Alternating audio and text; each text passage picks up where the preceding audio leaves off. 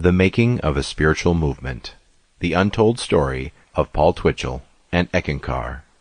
Written by David Christopher Lane. Narrated by Seth Habhager. Note to reader. I have wanted to update this book for many years, but other projects have taken up my time, and with the birth of my two boys in 2000 and 2006, being a hands-on father took first priority. However, I have received many letters around the world asking me to republish The Making of a Spiritual Movement, despite that it was written when I was quite young, and focuses mostly on the life and work of Paul Twitchell.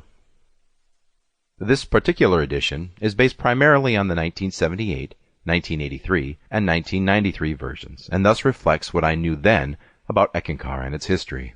In the past 25 years, much more information has come out about Paul Twitchell, particularly due to the work of Ford Johnson, an Ekist of long standing, who has become one of Eckankar's harshest critics, and Doug Marmon, who is perhaps the premier apologist for all things Twitchellian, and who has done valuable research on Paul Twitchell's early life. I have done some new work on Eckankar in the interim, and for many years in the 1990s, engaged in vigorous debates on the alt.religion.eckankar forum for how best to interpret Eckankar's whitewashing of its history. Along that pathway, I have garnered my fair share of critics who have encouraged me to double up my efforts and present more findings on Paul Twitchell's plagiarism and other troublesome issues. That I have done, but not as much as I would like. Since finally getting this new printing done, and also the audio version, see audible.com, I am planning on publishing a small series of books that include research that is not found here. The first title is called Gakko Came from Venus, which will cover several letter debates I have had over the years with Darwin Gross, Doug Marmon, and others who have a pro-Eckankar agenda. Hopefully, this series will prompt others to do more work on the biography of Paul Twitchell. Though he has been dead for nearly 50 years, the founder of Eckankar remains a truly fascinating, even if enigmatic, character in the history of new religions. A number of researchers have discovered that Paul Twitchell's plagiarism was much more extensive and widespread than I even first imagined, since it turns out that he had appropriated complete sentences and paragraphs from a variety of books outside of Radhaswami and Sant-Mat circles. In light of the internet and sophisticated scanning applications, it is now possible to track down most of Twitchell's sources word by word. Twitchell wrote at a time when he most likely did not suspect that his massive plagiarisms would be discovered, but today it is relatively easy to see where the founder of Eckankar got his inspirations and where he indulged in literary piracy. Moreover, Twitchell's attempt to hide his past has come undone, with new documents and information showing that he never traveled to Europe or Paris at the times he claimed. Despite Twitchell's duplicity, there are many who feel that he was a master compiler and a spiritual smash-up artist before his time. As for myself, I find Paul Twitchell to be one of the most interesting religious leaders to have emerged from the 1960s. September 1st, 2017, Huntington Beach, California. Publication history, circa 1983. This book was originally circulated in manuscript form throughout North America, Europe, and India in 1977 and 1978. A number of Ekists, who later left the movement, photocopied Lane's senior thesis on Eckankar, written in 2 drafts at California State University, Northridge, and distributed the paper via a wide network of concerned followers. In 1979, Brian Walsh, a graduate student at the time in consciousness studies at John F. Kennedy University, published several hundred copies of The Making of a Spiritual Movement. The work sold out in weeks. Between 1979 and 1983, the manuscript was reprinted twice. In 1983, Brian Walsh, via Delmar Press, published the first paperback version of the book. Subsequently, Delmar Press periodically published newer editions in limited print runs. It should be noted that The Making of a Spiritual Movement, in both its manuscript and Delmar Press versions, has served as the basis for a major revision of Eckankar's official history. As Dr. J. Gordon Melton notes in his Encyclopedic Handbook of Cults, quote, Eckankar grew steadily and quietly, in spite of internal controversies which surrounded Darwin Gross, until David Christopher Lane began to look into Twitchell's writings for a term paper. That exercise led to a lengthy investigation of Twitchell's life. Lane charged Twitchell with covering up his relationship with former teachers. Further, Lane has charged Twitchell with largely plagiarizing several of his books from the writings of San Mott author Julian Johnson. Eckankar has not attempted to answer the substantive case put forth by Lane, The long-term effect of his criticism is not yet predictable." Unquote. The making of a spiritual movement caused such a tremendous uproar within the membership of the group that Eckankar issued a special notice to all Ek-Chilas, dated December 27, 1979, attempting to squelch the persisting controversy surrounding Lane's findings. The following excerpt reveals in a nutshell Eckankar's official opinion of this book and its findings. Quote, "It does not tell the straight story, was not completely researched, and is untrue. These people," David Lane, Mark Albrecht et al., "are being used by the call, negative, forces to dismantle Eckankar and are referred to by Sri Paul Twitchell in a private tape he made shortly before he translated. Paul said, 'These pagans and heathens are in a conspiracy to destroy Eckankar, not only in the physical, but in the psychic worlds. Those who are bracketed within the category of these people are actually against us. They have been, since the beginning of mankind or the formation of the lower worlds. All these people are under the call forces. Sri Darwin, second living Ekmaster, asked that Lane's research, as found in the 1979 SCP journal, be destroyed." Unquote. Obviously, Eckankar does not agree with Lane's findings. However, as Dr. J. Gorton Melton notes, quote, "The evidence that David Lane uncovered of Twitchell's creating a false history of his rise to leadership of Eckankar indicates extensive corruption. That the leadership has done nothing to correct Twitchell's false claims, yea, have perpetuated them, indicates a significant problem at the heart of that organization." Forward. Professor Mark Juergensmeyer, Dean, SHAPS, University of Hawaii. The new religious movements of this generation have responded to the social and spiritual tensions of our times with creativity and originality that may be perceived as revelation by those within the movement and as hucksterism by those outside. That is true of every religious tradition, of course, but what is different about new movements is that they are doing their creativity in the glare of modern investigative journalism and under the scrutiny of scholarly analysis. In such light, the claims of the leaders may pale or radiate a somewhat different hue than might earlier have been advertised. This study of Paul Twitchell and the Eckankar movement is a case in point. Twitchell was obviously attempting to make original statements, and perhaps he did, but less original than initially they may have appeared. As this book demonstrates, Twitchell's ideas are clearly tied to those of the Radhaswami movement in India, itself a modern manifestation of the medieval Sant tradition from which Sikhism also emerged.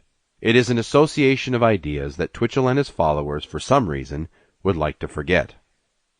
As an exercise in religious sleuthing, David Lane has done an absolutely first-rate job. He tracks down Twitchell's past and locates his intersection with Radhaswami masters. He traces many of Twitchell's ideas to those of other authors, and Lane's meticulous detailing of the similarities, paragraph by paragraph, will dispel the slightest doubts as to the connection. Along the way, Lane's study gives insight into the fascinating character of Paul Twitchell, who, like his hero, L. Ron Hubbard, the founder of Scientology, shifted from one thing to another until coming up with a role and a religious formulation that succeeded in having mass appeal.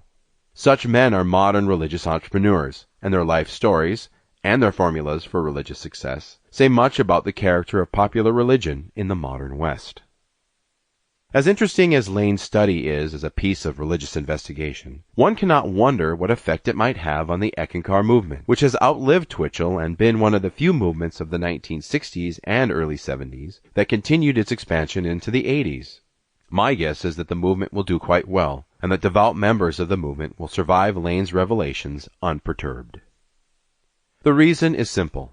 At the heart of every religious construct is the element of faith, a trusting relationship established between the faithful and that person or power through which the cosmic dimension is thought to be projected.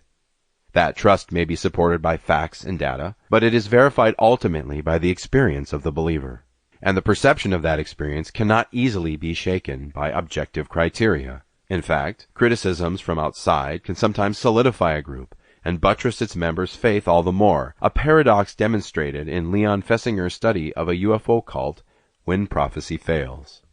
This has also been the experience of every religious tradition. For what appears as an article of faith to those who believe looks like a fantastic artifice to those who do not. Miracles, Mythical beings, phrases, and stones borrowed covertly from other traditions, these have been elements of all religious histories, from the most ancient times, and as the story of Paul Twitchell and the Eckankar demonstrate, they continue to be so in the new religions of the present. Yet, in all instances, the significant aspect of religion, the meaning which such men and their ideas impart to seekers' lives, survives the discrepancies discerned, but not quite conquered, by the lesser faculties of reason. Preface. A brief description of Eckankar. Eckankar started in 1965 under the creating hand of the late Paul Twitchell.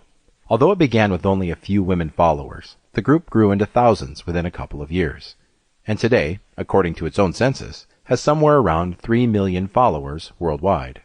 This figure, however, includes anyone who has read an Eckankar book or attended an Ek seminar. The actual number of people belonging to Eckankar, those with paid memberships, is somewhere between 40 and 60,000. The original center of operation was in Las Vegas, Nevada. Footnote. Paul Twitchell originally started Eckankar in San Diego, California. However, he quickly moved his center of operation to Las Vegas, Nevada, for tax purposes. End footnote. But later, with the death of Paul Twitchell and the advent of Darwin Gross, the second master in the lineage, the center was moved to Menlo Park, California. Today its main headquarters is in Minneapolis, Minnesota. The movement has published a series of periodicals, including the Mystic World and the Ek World News, an international monthly publication. Besides the some 35 books printed by Illuminated Way Press, owned by Eckankar, the group also sells taped discourses, jewelry, and portraits of the past Ek masters. As to the name of the movement, Eckankar is a word which, according to Twitchell, comes from the Tibetan Pali language meaning all-inclusiveness with God. Footnote. Eckankar is a Punjabi word. Twitchell most likely learned of the term and its usage from Kirpal Singh. Eckankar was a word used extensively by the Sikh gurus to describe the one true God in their holy writings, the Guru Granth Sahib. In fact, Eckankar is the very first name for God in Guru Nanak's Japji, 16th century. In a personal letter to Brad Steiger, Professor John E. Sutphin of Mississippi writes, quote, "The historical source of the term Eckankar is a favorite name for God used by Nanak, founder of Sikhism. It is sometimes spelled as two words, Ek-Ankar, and literally translates as the undifferentiated. You can find this in Nanak's book, Japji, translated by Kirpal Singh." Unquote. End footnote. The term itself has taken on a different connotation within the group. The first syllable Ek has several meanings, one of which is the sound current, a central principle in the teachings of the movement. Twitchell registered the words Eckankar and Ek as trademarks of the group. When asked to explain in light of the movement's name the teachings of Ek, Twitchell replied, quote, "Eckankar is neither a religion nor a philosophy, but the direct path to God. Eckankar offers the way with only three parts. 1. The living Ekmaster. 2. The sound wave or current. 3. Spiritual freedom here and now." Unquote. The preceding elements are also called in Eckankar terminology the three jewels of Ek. Twitchell claims that Eckankar is the oldest path to God known to man. It allegedly dates back some 6 million years to the Ekmaster Gakko, who brought the teachings from the planet Venus. From Gakko on, the line of Ekmasters has been continuing unbroken to the present day. The current Ekmaster, Harold Klemp, also claims to be a direct descendant in the same line, the order known as the Vairagis. According to Twitchell, the Ekmasters belong to the only pure line of spiritual masters in the world. One of the main attractions in Eckankar is what is known as soul travel. By doing this practice, an initiate supposedly can leave his/her body and visit the higher regions of consciousness. Thus, the student of Ek can learn more about the God worlds and eventually, after self-realization, become God-realized. At this point, he or she becomes a co-worker with the highest lord, the Sugmad. In order to become a second initiate in Eckankar, there are a total of 12 initiations given in the Sariyat Ki Sugmad. One must first study the teachings. During this time, the student receives his/her first initiation via the dream state, where the Mahanta, inner master, visits him/her. After the completed study, the Chila, initiate, of Ek is then open to take his or her second initiation. It is the second initiation, according to Twitchell, which is the turning point in the Chila's life. For from that point on, the student of Ek starts his/her homeward journey toward the great Sugmad. Brad Steiger, the famed psychic and occult explorer, writes at the very onset of Twitchell's biography, In My Soul I Am Free, that he considers the founder of Eckankar to be an enigma. This word is perhaps the best description of a man whose life was filled with a multitude of paradoxes. Woodrow Nichols and Mark Albrecht of the Spiritual Counterfeits Project have labeled Twitchell, quote, a one-eyed man who lacks both depth perception and peripheral vision, unquote.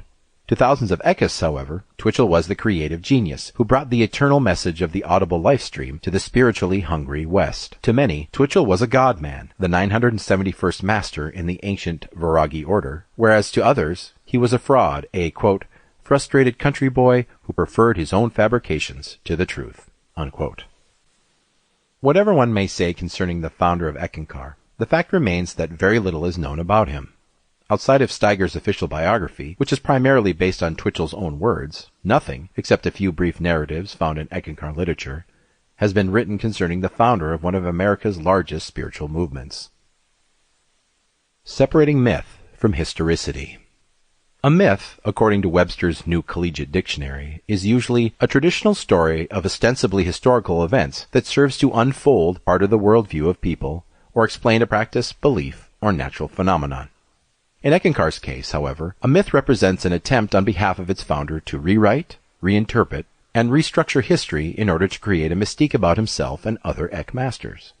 Twitchell has tried to invent an elaborate mythology, with himself as the central hero, which is, by the way, factually untrue, so that his readers and his followers may believe that he is a genuine religious prophet in an authentic spiritual tradition. In this regard, Brad Steiger has been a key instrument in designing, solidifying, but finally naively endorsing the myth of Paul Twitchell. Steiger did not write a critical biography of Twitchell when he did his book, In My Soul I Am Free. Rather, he reported, almost verbatim, what Paul Twitchell wished to reveal about himself and his work. Before Steiger had met with Twitchell, the founder of Eckankar had already created a legend about himself, one which Eckists would later accept not as an exaggerated religious myth, relating some facet about Eckankar's occult worldview, but as historical fact. And it is here where the study of Twitchell's life crosses the border of man versus myth to fact versus fiction. For the question of legend and myth-making does not arise in the narrow purview of historicity, a point Professor John E. Sutphin of Mississippi drove home when he wrote, Letter to Brad Steiger, dated April 5, 1975, quote, there is very likely some truth within Eckankar. Mircea Eliade has suggested that even myths reveal the structure of reality. Truth is quite apparent in literary works, such as Alice in Wonderland, Jonathan Livingston Seagull, and the parables of Jesus and Gibran. However, these are not presented as factually true, as Paul has had you do with his life story. In attempting to write an accurate and clear account of Paul Twitchell's life and work, one runs the risk of falling into either two pitfalls. 1. Giving a watered-down official version of him, which Steiger has done, or 2. Writing a polemical and prejudiced narrative of the spiritual leader, as Woodrow Nichols has done in his paper, Eckankar, The Ancient Science of Deception, unquote. To avoid the pitfalls, I have endeavored to view Twitchell's life not as one of the master or as the charlatan, but rather to reduce the master to a mortal, and to lift the charlatan to a man, and in this way, hopefully, gaining a clearer insight into the puzzling character of Paul Twitchell. The main body of this study is on what I have termed the hidden side of Twitchell's life and work.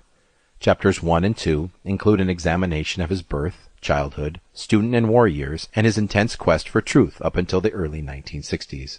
Chapters 3 and 4 focus on the formation of Eckankar as a spiritual sect in the mid-1960s.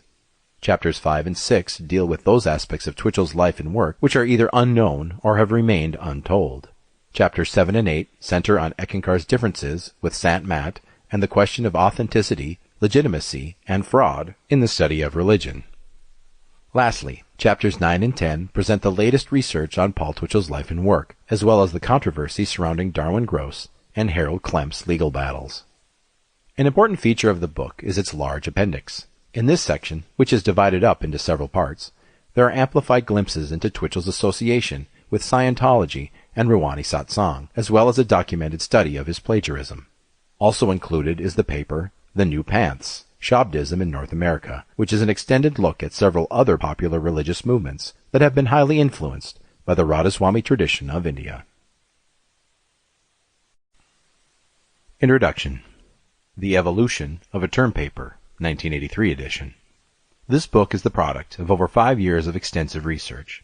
It began quite simply as a term paper for a religious studies class at California State University, Northridge. However, after sending my first paper to Eckankar's headquarters and receiving a letter from their attorneys threatening me with a lawsuit if I published my work, the project quickly evolved into a full-time investigation. The controversy over the paper primarily stemmed from my findings on the early life of Paul Twitchell, the movement's founder. They were completely contrary to what Eckankar had written. After about a year more of study, I wrote a second paper, The Making of a Spiritual Movement, The Untold Story of Paul Twitchell and Eckankar. Little did I realize then that the work would cause such an intense dispute within Eckankar. Through a process which I do not completely understand, and which is probably best described as through the grapevine, the manuscript found its way throughout different parts of America, and even went so far as Europe. The large response that the paper elicited is best indicated by the fact that Darwin Gross, then the living Eckmaster, had to devote part of his October 1978 article in the Mystic World concerning it. Quote, "Those who have withstood the attacks have not been affected by the material written by people who have not done their research or homework and gotten the facts straight. These attackers are on a very low scale of spiritual, according to the survival scale." Unquote. Quote, "There have been some manuscripts being passed around that are trying to degrade Eckankar, its teaching as well as its present spiritual leader and past spiritual leader." Unquote. In Arizona, where the work had its most significant impact, Darwin Gross wrote a personal letter to all Eckists in order to try to squelch the controversy. Asserts Gross, quote, "My biography is coming out sometime this year, and will put a lot of things straight. Don't get involved with people who gossip or have things to say about Eckankar that are defamatory. This is true also about the David Lane manuscript that has been circulating amongst many of the Chilas. His untruths will eventually catch up to him." Unquote. My paper had caused such a tremendous rift among the Eck disciples that Eckankar hired a business consultant to review the manuscript, trying to find any possible loopholes in the research. But because the work was thoroughly documented, Eckankar could not take any legal action. This did not stop them, however, from pursuing legal action against individuals whom I quoted in the text. In 1979, Eckankar tried to take a $2.5 million lawsuit against Professor Ed Gruss of the Los Angeles Baptist College for allegedly publishing a highly defamatory term paper by James M. Peebles, a fellow classmate of mine at California State University, Northridge.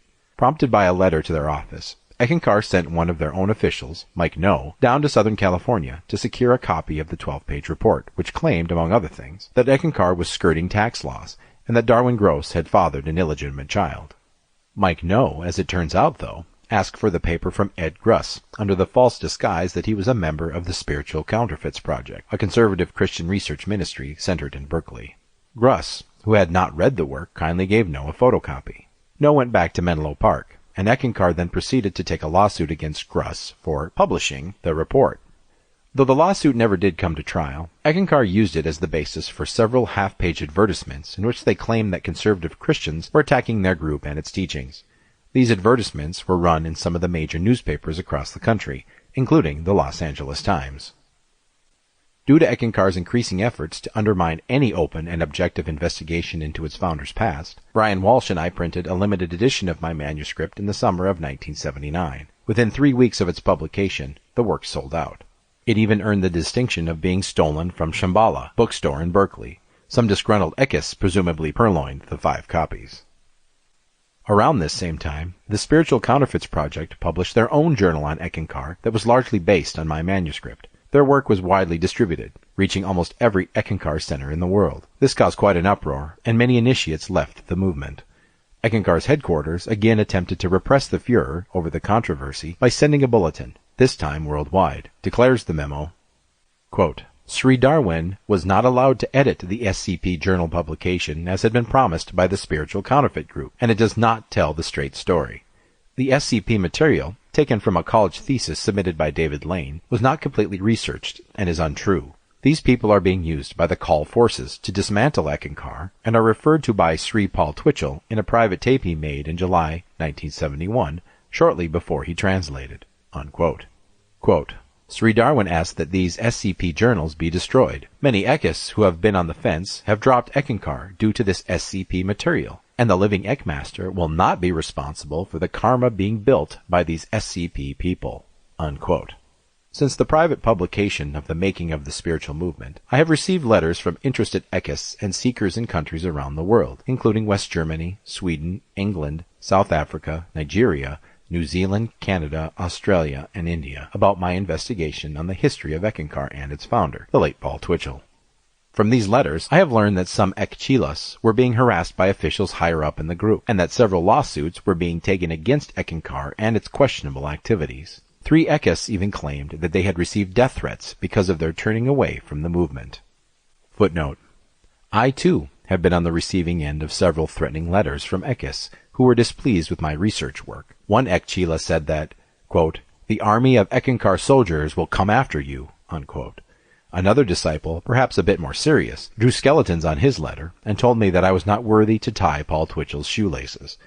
From what I have seen over the past 4 years, I am not in the least surprised by Ekkists claiming that they have received death threats. It may not be a reflection on the movement as such, but on the fanaticism of a few who get carried away. End footnote. In light of this disturbing news and in response to the growing number of requests for my manuscript, I decided to revise and update the work, making it more uniform both in appearance and content. This book is a result of that endeavor. Although I cannot possibly thank all the people who have helped me in this research, I would like to express my gratitude to the following individuals: James M. Peebles, Mark Albrecht, Brooks Alexander, Ed Peason, Steve Morrow, Paul Gajewski, Neil Tesler, Robert Leverant, Daniel Caldwell, Michelle Gray, Kimball A. Lane, Joseph A. Lane, Michael S. Lane. Professor John E. Sutphin of Mississippi State University, Professor Mark Juergensmeyer of the University of California, Berkeley, for his scholarly advice and pertinent foreword, Louise Lane for her enthusiasm, support, and concern, Brian Walsh, without whose help I could not have possibly finished this book. Chapter 1. The Early Years of Paul Twitchell. Determining a birth date. There are 5 contrasting accounts of the birth date of John Paul, the second and last son of Jacob and Dorothy Effie Troutman Twitchell. October 22nd, 1922. This birth date appears on Twitchell's death certificate, dated September 27, 1971. The informant to the Ohio Department of Health, Division of Vital Statistics, was Gail Atkinson. The later, more unreliable sources, which include Gail Atkinson, second wife of John Paul Twitchell, Jack Jarvis, the late reporter for the Seattle Post-Intelligencer, and Brad Steiger, placed Twitchell's birth date in the early 1920s. Jack Jarvis, in an article entitled Paul Twitchell, Man of Parts, wrote that Twitchell, a mild-mannered guy, had just turned 40 years old. Jarvis wrote the article for the Seattle Post-Intelligencer in July 1963. Brad Steiger, although he does not give an actual birth date, bases Twitchell's biography, In My Soul I Am Free, on the premise that Twitchell was still within his teens at the outbreak of World War II. The 1920 or 1922 date, as put forth by Gail Atkinson, cannot be accepted, however, in light of Twitchell's college record. Stephen D. House, registrar at Western Kentucky University, writes that John Paul Twitchell entered college in September 1933, at the recorded age of 22. If this record is to be rejected and Gail Atkinson's accepted, it makes John Paul Twitchell 10 years old on entering college. Steiger, coincidentally, makes no reference whatsoever to Twitchell's college career in his biography. October 22, 1912. This birth date is found on Paul and Camille Below, Twitchell's marriage certificate, dated September 1942. It also appears on Twitchell's delayed birth certificate, which was compiled by his father, Jacob, on September 17, 1941. It would appear as though October is the correct month for John Paul's birth date, as all reliable documents mention it. The year 1912, which appears on John Paul's first marriage certificate and on his delayed birth certificate, they were married on August 12, 1942 in Providence, Rhode Island, however, cannot be substantiated because the birth record for John Paul in Paducah, Kentucky, the place of his birth, was compiled 3 decades later. Moreover, Twitchell's birth record is inconsistent with other facts relating to his earlier life, such as his entrance in college. Nevertheless, these 2 documents do summarily indicate that the 1922 birth date was a fabrication made years later by Paul, presumably to convince his young wife, Gail, that he was not too much older than herself. The delayed birth record was sent to me by an Eckist in Washington, who wishes to remain unnamed. October 23, 1909. This birth date is recorded in the book Genealogy of the Twitchell Family, record of the descendants of the Puritan Benjamin Twitchell, Dorchester, Lancaster, Medfield, and Sherborne, Massachusetts, 1632 to 1927. Compiled and edited by Ralph Emerson Twitchell of Santa Fe, New Mexico, New York, privately published for Herbert K. Twitchell, 1929. According to the genealogy of the Twitchell family, compiled and edited by Ralph Emerson Twitchell, John Paul, known as Paul in the book, was born on October 23, 1909. This work, which was privately printed for Herbert K. Twitchell, though, was published in New York in 1929. 1908. Library of Congress, Biographical Information on Authors. As there are apparently no birth records for Paul Twitchell in Paducah, Kentucky prior to 1912, I owe this information to Professor John E. Sutphin, chairperson of the Philosophy and Religion Department at Mississippi State University. Furthermore, some Eckankar officials do not accept any of these dates. Instead, they propose that Paul Twitchell was really born as Peter Zask before the Great Southern Earthquake of 1812. This is by far the most unusual account, and subsequently the most difficult to prove, concerning Twitchell's birth date and birthplace. The source for this story comes from Twitchell himself in one of his later books, The Spiritual Notebook, San Diego, Illuminated Way Press, 1971, wherein he writes on page 195, quote, "Following him, Sudar Singh, is Peter Zask, the spiritual name of Paul Twitchell, who was born on a packet boat in the midst of the Mississippi River, a few minutes after a great earthquake shook the Mid-South and formed a great lake in this region." Unquote. The 1908 birth date of John Paul, as put forth by the Library of Congress and Paul Iverlet, Twitchell's brother-in-law, K.D.'s husband, cannot be proved. October 23, 1910. According to George Tipton Wilson, author of From Paducah to Eckankar, A Kentuckian Strange Odyssey, and a personal friend of Paul Twitchell since the 1930s, Twitchell's family Bible lists Paul's birth date as October 23, 1910. Wilson's article was published in the Courier-Journal magazine in Kentucky on January 10, 1982. This article is replete with valuable information on Paul Twitchell's early life. It also lists his first name as Jacob, apparently after his father, and not John. The 1912 delayed birth record also lists Twitchell's first name as Jacob, not John. The reliability of this document, though, is questionable. Even family documents can be filled with errors, since they often rely on memory. Regardless, it should be seriously entertained as an important piece of biographical information, as Camille Below, Paul's first wife, indicated that her first husband was born around 1910. The 1922 birth date, as we have noted, is untenable, and the 1912 birth date does not have a birth record made during that year to support it. Hence, it seems likely that both dates are of John Paul's making. However, the 1908, 1909, and 1910 birth dates fit in chronologically with the real-life events of John Paul, thus making them stand as the most reliable dates for Twitchell's actual birth date. Nevertheless, it is safer to assume that John Paul's birth took place somewhere between 1908 and 1912. The birthplace of John Paul Twitchell. According to the genealogy of the Twitchell family, the first son born to Jacob and Effie Twitchell was named Rupert. His birth date was November 24, 1901. Catherine, otherwise known as K.D., who was the first and only daughter of the Twitchells, was born on July 8, 1904. This birth date also appears on Catherine Iverlet's death certificate. Howard Clyde, known simply as Clyde in Steiger's biography of Twitchell, was born in either 1906 or 1907. Paul Iverlet, Catherine Twitchell's husband, places Howard Clyde's birth date in the year 1906. The genealogy of the Twitchell family, however, places it in 1907, March 24th. Rupert, Catherine, and Howard Clyde were born on the west side of Paducah, Kentucky. Although there's agreement on the birthplace of Jacob and Effie's first three children, there is some discrepancy concerning the birthplace of John Paul, the fourth and last child born to the Twitchells. All accounts, except those connected with Eckankar, such as Brad Steiger's, agree that John Paul was also born on the west side of Paducah, Kentucky. Both Paul Iverlet and the genealogy of the Twitchell family agree on the birthplace of John Paul Twitchell. Steiger writes that Twitchell was born out of wedlock to a Mrs. Folger, who was allegedly having an extramarital affair with Jacob N. Twitchell. It is unclear in Steiger's book what actually took place. Yet John Paul does not consider Jacob to be his legitimate father, as evidenced by the fact that he calls him my foster father. Paul Iverlet, however, strongly disagrees with Steiger's account of the Twitchell family and calls it an atrocious lie.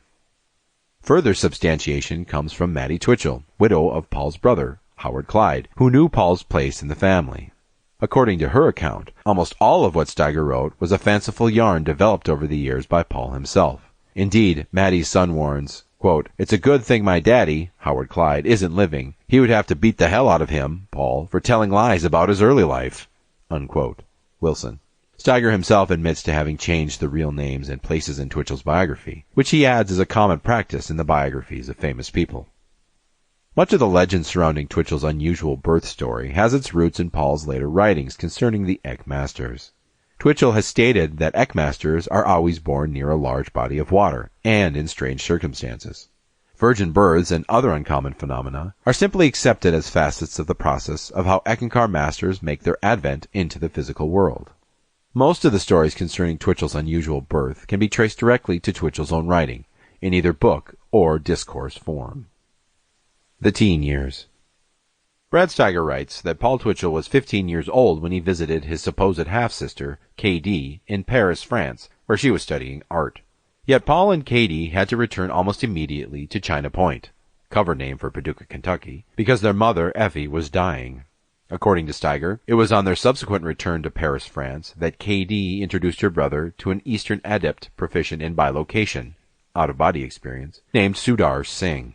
Concerning this period in his life, Twitchell writes, quote, "Years later, while in Paris visiting my half-sister who was studying art, I found her seriously interested in an Eastern adept, Sudar Singh from Allahabad, India, who taught the ways to higher consciousness was via soul travel. Fortunately, the two of us were able to follow him to India and live for a year in his ashram, learning much about out-of-body traveling." Unquote. Steiger later mentions that K.D. and Paul arrived home in China Point shortly before World War II. Conversely, Paul Iverlet and friends of K.D. deny that she ever visited Paris, France, much less Allahabad, India. Interestingly, Iverlet, K.D.'s husband, states that his wife never left the United States in her entire life. Also, he claims that John Paul never left North America until the Second World War. A research librarian at the Paducah Public Library, who worked with Catherine Iverlet for many years, told me in a telephone interview, 1977, that to her knowledge, Catherine never went to France or India. In confirmation of Iverlet's statements, Steiger's dates seem chronologically out of order with the real-life events of John Paul. For some reason, Twitchell has led Steiger and others, including Gail Atkinson and Jack Jarvis, to believe that he was born in the early 1920s, specifically October 22, 1922, when in actuality he was born much earlier, 1908 to 1912. Thus, when Steiger writes that Twitchell visited France at 15, the year is somewhere between 1936 and 1939. And on Paul's subsequent visit to India and return to the United States, he is just approaching his 20s. But, as our earlier research indicates, the registrar at Western Kentucky University has Twitchell as being 22 in 1933, thus making John Paul 30 in 1940. If we accept the 1908 to 1912 range of birth dates for John Paul, it places his visit to India between 1923 and 1927. But Steiger writes that after a year's stay in India, making the year 1924 to 1928, Paul and K.D. returned to the United States shortly before the outbreak of World War II. This would make a gap of 11 to 15 years before World War II. If Twitchell visited India, as Steiger claims, the question arises, does Steiger consider 11 to 15 years to be shortly before the outbreak of World War II? In the book The Conjure, The Words and Wisdom of Paul Twitchell, Las Vegas, Illuminated Way Press, 1968, Twitchell claims that he gave a talk in Dublin, Ireland, in August 1928. An excerpt from that talk reads, quote, "My greatest problem with people is dealing not with skeptics or non-believers, but those with failure consciousness." Unquote. Presumably, if the 1922 birth date is accepted, Twitchell was remarkably intelligent at 6 years old. Even if the 1908 birth date is accepted, there is no proof to support Twitchell's claim that he was in Ireland or India. Effie Troutman Twitchell died on April 26, 1940, of a liver disorder. Hence, when K.D. and Paul flew home from Paris, France, to attend to her, the year would have been 1940. According to Steiger's account, it would have been late 1941 before K.D. and Paul would arrive home from India. It is evident, therefore, that Steiger uses the 1922 birth date of John Paul Twitchell as a working base. Noting that the birth date is a fabrication, Steiger's whole account of Paul and K.D.'s travels becomes highly questionable. Brad Steiger, in a personal telephone conversation with the author, 1977, mentioned that all the files at the Eckankar office were open to him. Steiger also claimed that he had an assortment of pictures of Paul Twitchell. Some of these pictures were supposedly taken at various spots around the world, thus supporting Twitchell's self-claimed travels. However, one note should be added here. Steiger makes no references to Twitchell's first marriage with Camille Below, his association with Kirpal Singh, nor his membership in Scientology. Evidently, these files were not open to him. Finally, there is no evidence, documentary or otherwise, to support Steiger's claim, given to him by John Paul, that Twitchell visited Paris, France, or India before World War II.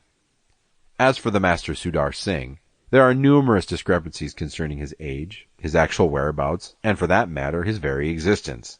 We will deal with him at length, however, in later chapters in this book. The War Years. Very little is known of Paul Twitchell's life from 1935 to 1940, except for the fact that he published 2 small books of poems, entitled Green Memories and Coins of Gold in 1939 in Paducah, Kentucky. Coins of Gold was republished by Illuminated Way Press, owned by Eckankar. According to George Tipton Wilson's article, From Paducah to Eckankar, Twitchell was a prolific writer in the 1930s and 1940s. Writes Wilson, quote, "Not since Ivan Shrewsbury Cobb graduated from Knee Pants had Paducah produced a writer whose words turned up more regularly in print. Ripley's Believe It or Not, probably in response to Twitchell's own publicity drumbeating, heralded the amazing fact that he had sold an article every day. The Courier-Journal magazine, where Twitchell's byline appeared with some regularity, increased his purported output, reporting that he had sold some 1,800 stories and articles in 3 years. The Hardin County Independent in Elizabethtown, Illinois, reported on August 10, 1939, that a New York publishing house had accepted Twitchell's novel Broken Petals, though no one today knows the fate of the book. Almost as a footnote, the newspaper added that his recent volume of poetry, Coins of Gold, has pushed him into the limelight.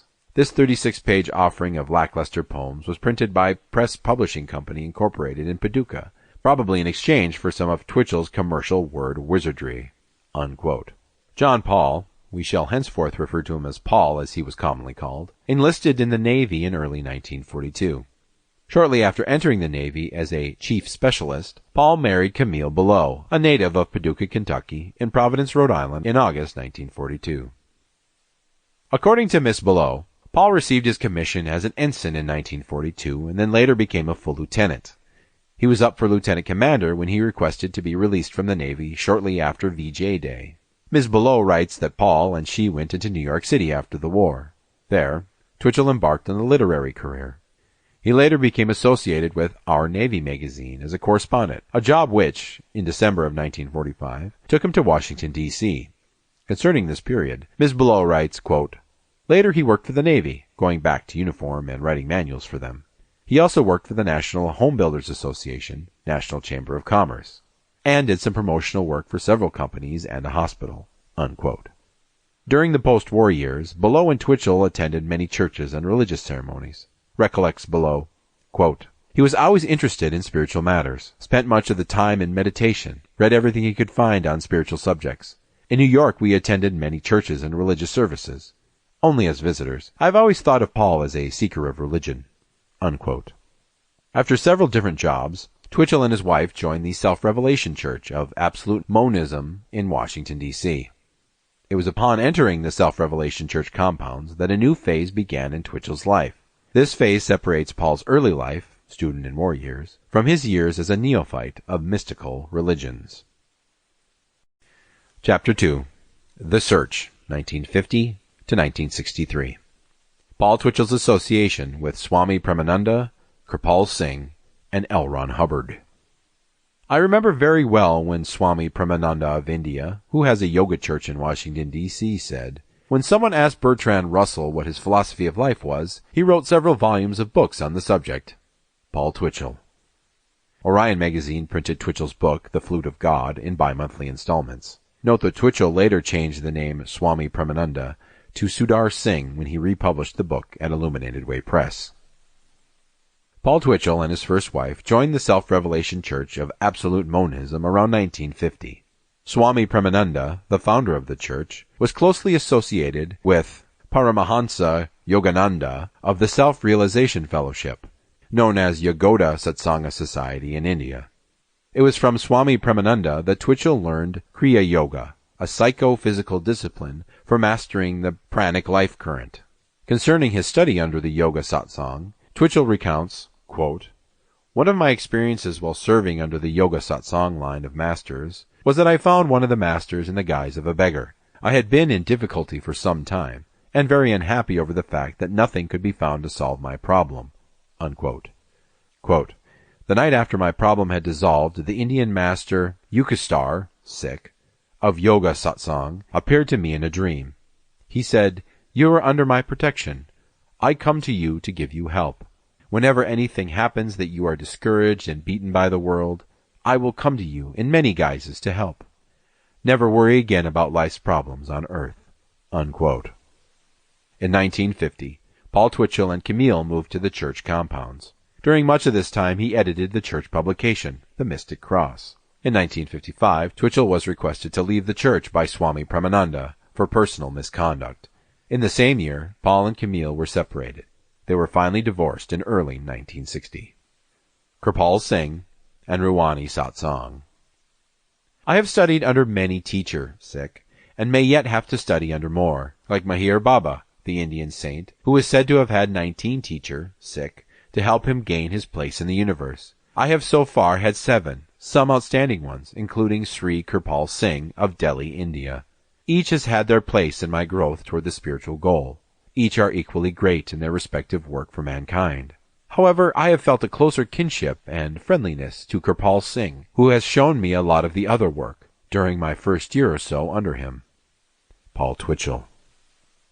After leaving the Self-Revelation Church in Washington, D.C., Twitchell came in contact with Kirpal Singh, the founder of Ruwani Satsang. It was Kirpal Singh who was to have the greatest influence of any teacher on Twitchell's spiritual life. In fact, years later, Twitchell would create his own movement, Eckankar, based almost entirely on the teachings of Kirpal Singh and Ruwani Satsang. Kirpal Singh was a disciple of the Radhaswami Satsang B's master, Sawan Singh. He was initiated in 1924 and served his guru steadfastly for over 24 years. Kirpal Singh was a disciple of the Radhaswami Satsang Beas master, Sawan Singh.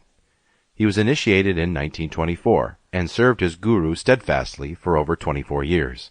In 1948, after Sawan Singh died and bequeathed his spiritual ministry to Jagat Singh, Kirpal Singh claimed that he was the true heir to his guru's mission. Subsequently, he founded a new movement named Ruwani Satsang, which was a center for imparting purely spiritual teachings and training for mankind, irrespective of class barriers, such as caste, color, creed, sect, age, education, or avocation. It was in the year 1955 that Kirpal Singh made his first tour of the United States. In that same year, Twitchell was initiated and became a follower of Kirpal Singh and his satsang. For over 8 years, Twitchell kept in friendly contact with Kirpal Singh.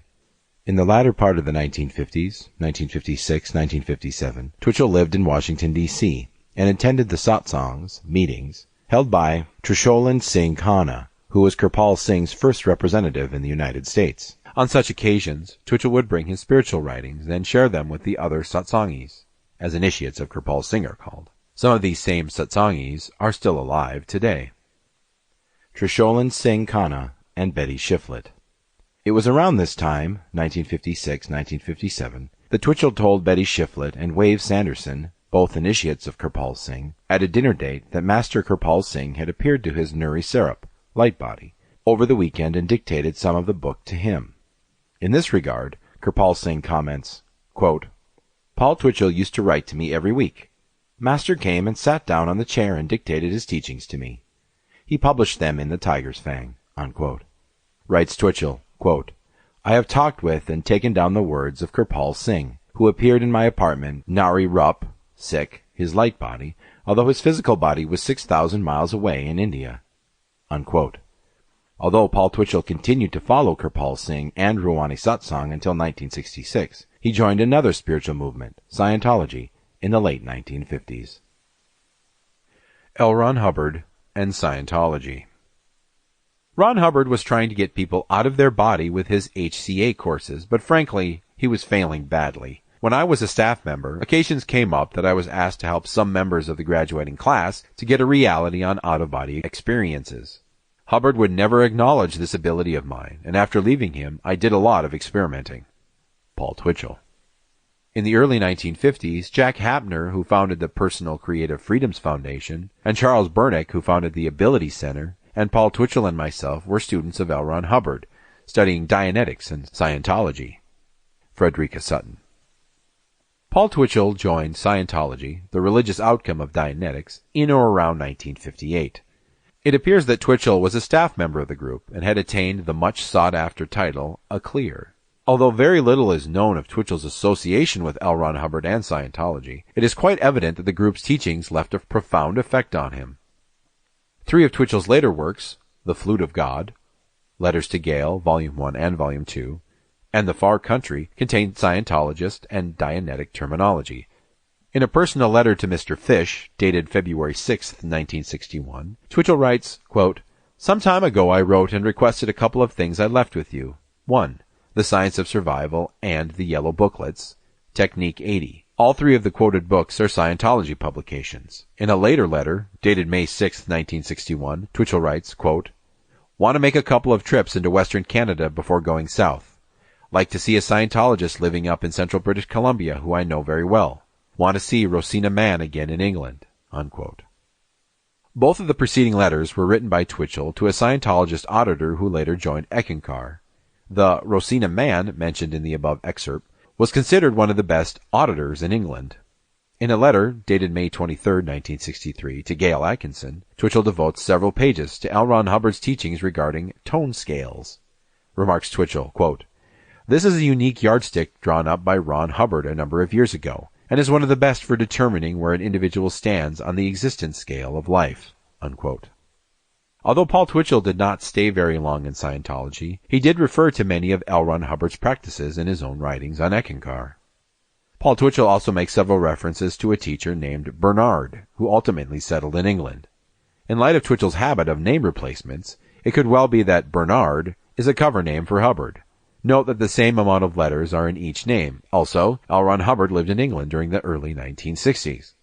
However, it may be that Bernard was one of the Self-Realization Fellowship monks whom Twitchell had close contact with. Gail Atkinson. After an assortment of jobs, which included working for the Seattle Post-Intelligencer, Twitchell met Gail Atkinson, a young college student. Recalls Twitchell, quote, "We met in the Seattle Public Library in 1963. She had a part-time job there while she attended the University of Washington as a full-time student. I wouldn't marry Gail until she turned 21. I wanted her to understand that our marriage would be for keeps. She persisted, and I persisted. I went to San Francisco in late November of '64 and left her in Seattle. Then I couldn't stand it there without her, so I drove back to her home near South Bend, Washington, and married her." Unquote.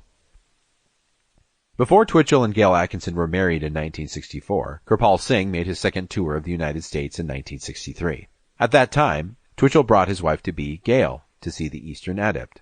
She attended the satsangs held both in San Francisco and Seattle. Finally, Paul presented Gail to the Ruwani satsang master, and she received initiation into the path of Surat Shabd Yoga. The records of both Paul and Gail's initiation under Kirpal Singh are currently unfiled at Sawan Kirpal Ashram in Old Delhi, India. For a number of years I could not trace Twitchell's initiation records. For example, Thakkar Singh, one-time spiritual head at Sawan Ashram, wrote to me in a personal letter dated October 10, 1977, quote, "It is regretted, Sikh, to inform you that the record regarding Mr. Paul Twitchell is not available over here. There has been a search so many times, I feel no hope of finding it now." Unquote. The files at Sawan Ashram have been subject to a variety of mistreatment since the death of Kirpal Singh in 1974. In some cases, the records of initiates were destroyed, in others, misplaced. When I visited Sawan Ashram in the summer of 1978, I found the classification system to be in total disarray. It is not surprising, therefore, that Twitchell's file could not be traced. However, after Thakkar Singh's removal from Sawan Ashram, there is a continuing controversy over Thakkar's systematic abuse sexually and violently of women. The records were recently discovered. For more on this, see The Delhi Connection. Although Twitchell had brought Gail Atkinson to see his spiritual mentor in 1963, He broke off formal ties with Kirpal Singh and his group shortly thereafter. The Tiger's Fang, a Broken Tooth. Master Kirpal Singh spoke briefly of these masters when he took me through the several invisible worlds in 1957. The Sotri, of this trip has been recorded in my book, The Tiger's Fang. Paul Twitchell. In 1963, Paul Twitchell sent in manuscript form his book, The Tiger's Fang, to Kirpal Singh in Delhi, India. Kirpal Singh did not approve of the work because the inner experiences Twitchell described having were not complete or accurate. Reno H. Serene, in a personal letter to the author, dated February 22, 1977, writes Serene, quote, Master Kirpal Singh told me that he did not return the manuscript, The Tiger's Fang, because many of the inner experiences he described were not complete or accurate. Unquote. About this episode, Kirpal Singh comments, quote, I tell you one American was initiated by me. I've got the initiation report in his own handwriting. Then he wrote to me, the master's form appears to me inside. That form used to speak to him, dictate to him, inside. And all that dictation was put into a book, and the manuscript was sent to me in 1963. Later he sent me another letter.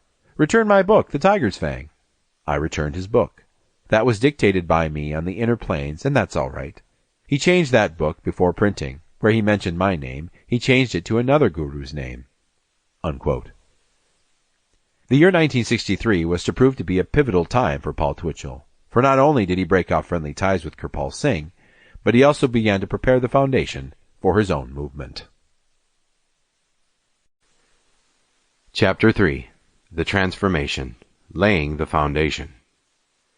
After Paul Twitchell severed his association with Kirpal Singh, he began to formulate the basis for his own movement.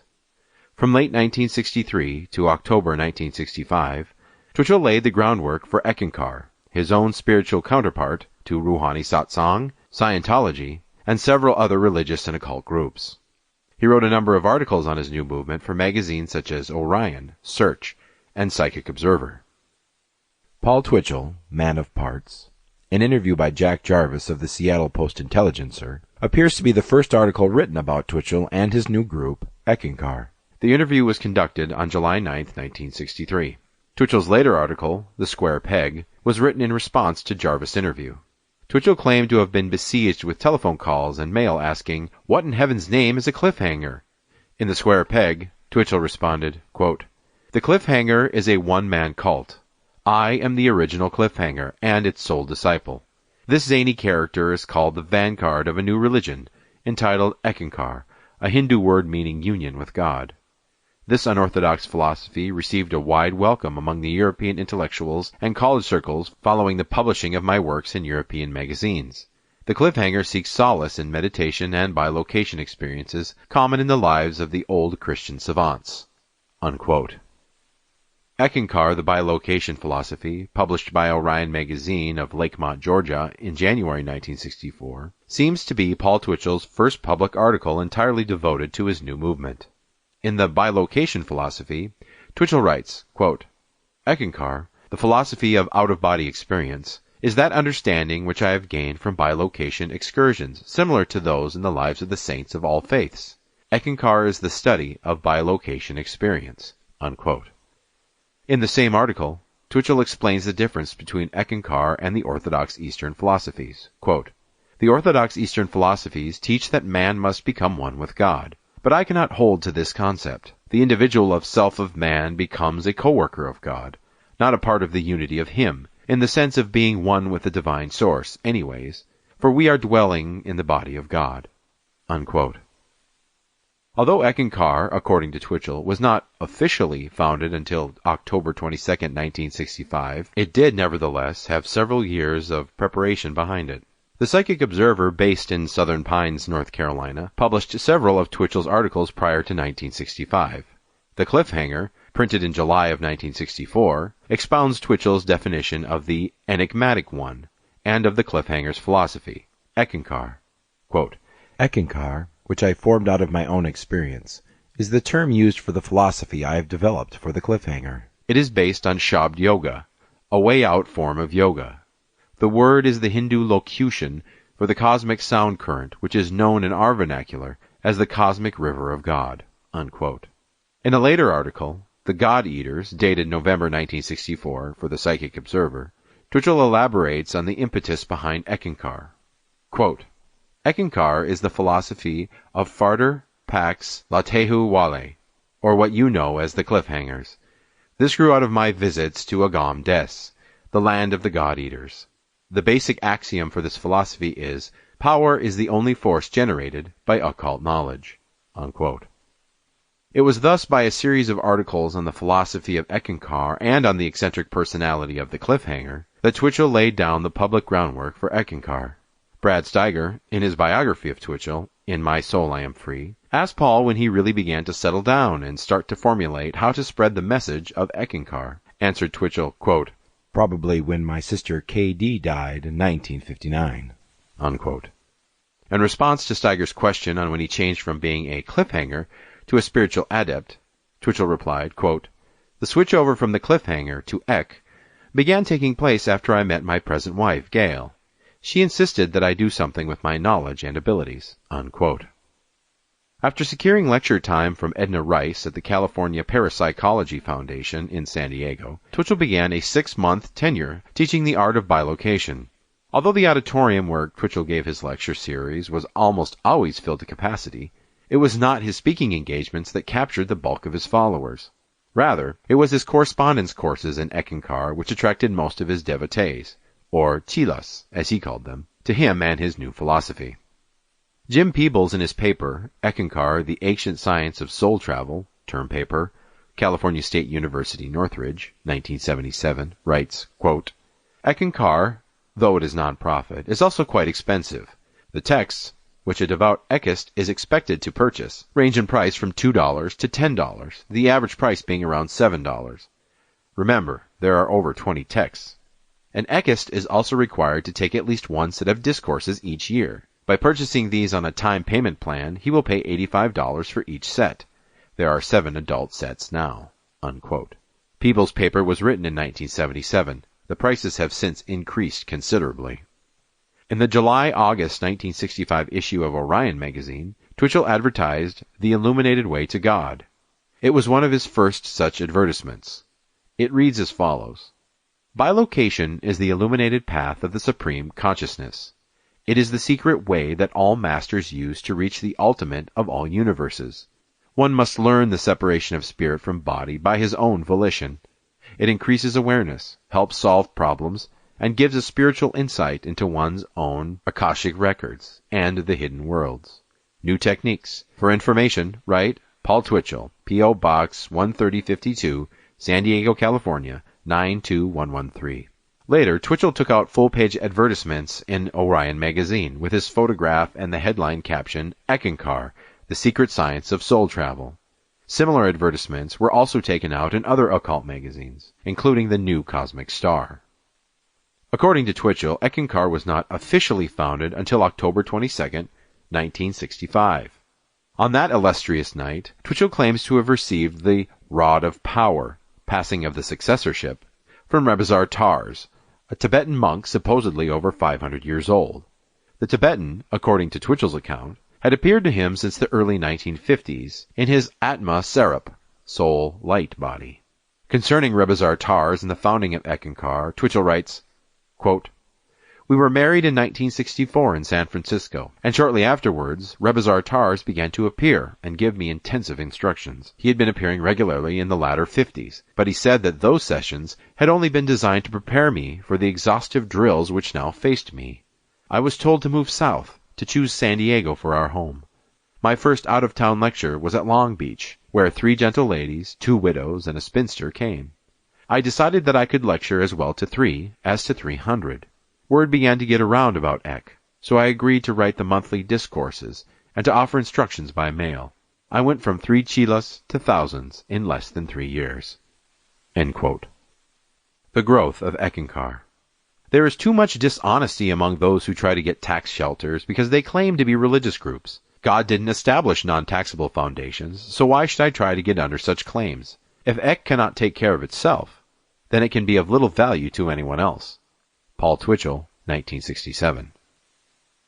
After his first out-of-town lecture and the inception of his mail correspondence courses, Twitchell began to attract a large following. It was with the great influx of seekers and the money that came with them which prompted Twitchell to incorporate Eckankar as a business organization under license in the state of Nevada. Twitchell had previously moved his original center of operation from San Diego, California, to Las Vegas, Nevada, in order to avoid heavy taxation. In response to Steiger's question concerning the business status of Eckankar, Twitchell replied, quote, "I do not run Eckankar as a non-profit organization.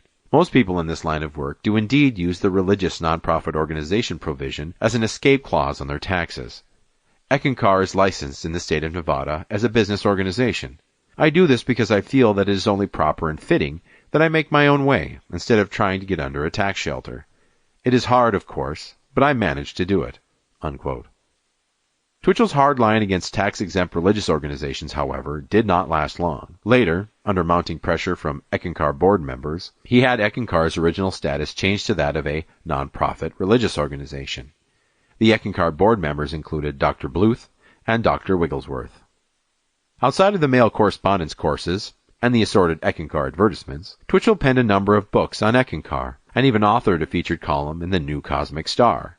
Twitchell's first 3 books, The Tiger's Fang, The Flute of God, and An Introduction to Eckankar, appeared to have all sold well. However, it was not until Steiger's chapter on Twitchell in The Enigma of Reincarnation, 1967, that Twitchell's name caught hold of the general reading public. Steiger claims to have had tremendous response from his readers to the 2 chapters he included on Paul Twitchell. Shortly thereafter, Steiger wrote Paul's official biography, In My Soul I Am Free, for Lancer Books, Incorporated. Later, Twitchell had contractual problems with Lancer Books, Incorporated. Evidently, he was given royalty on only 25,000 books, when in actuality, Lancer Books had sold over 100,000 of Twitchell's books.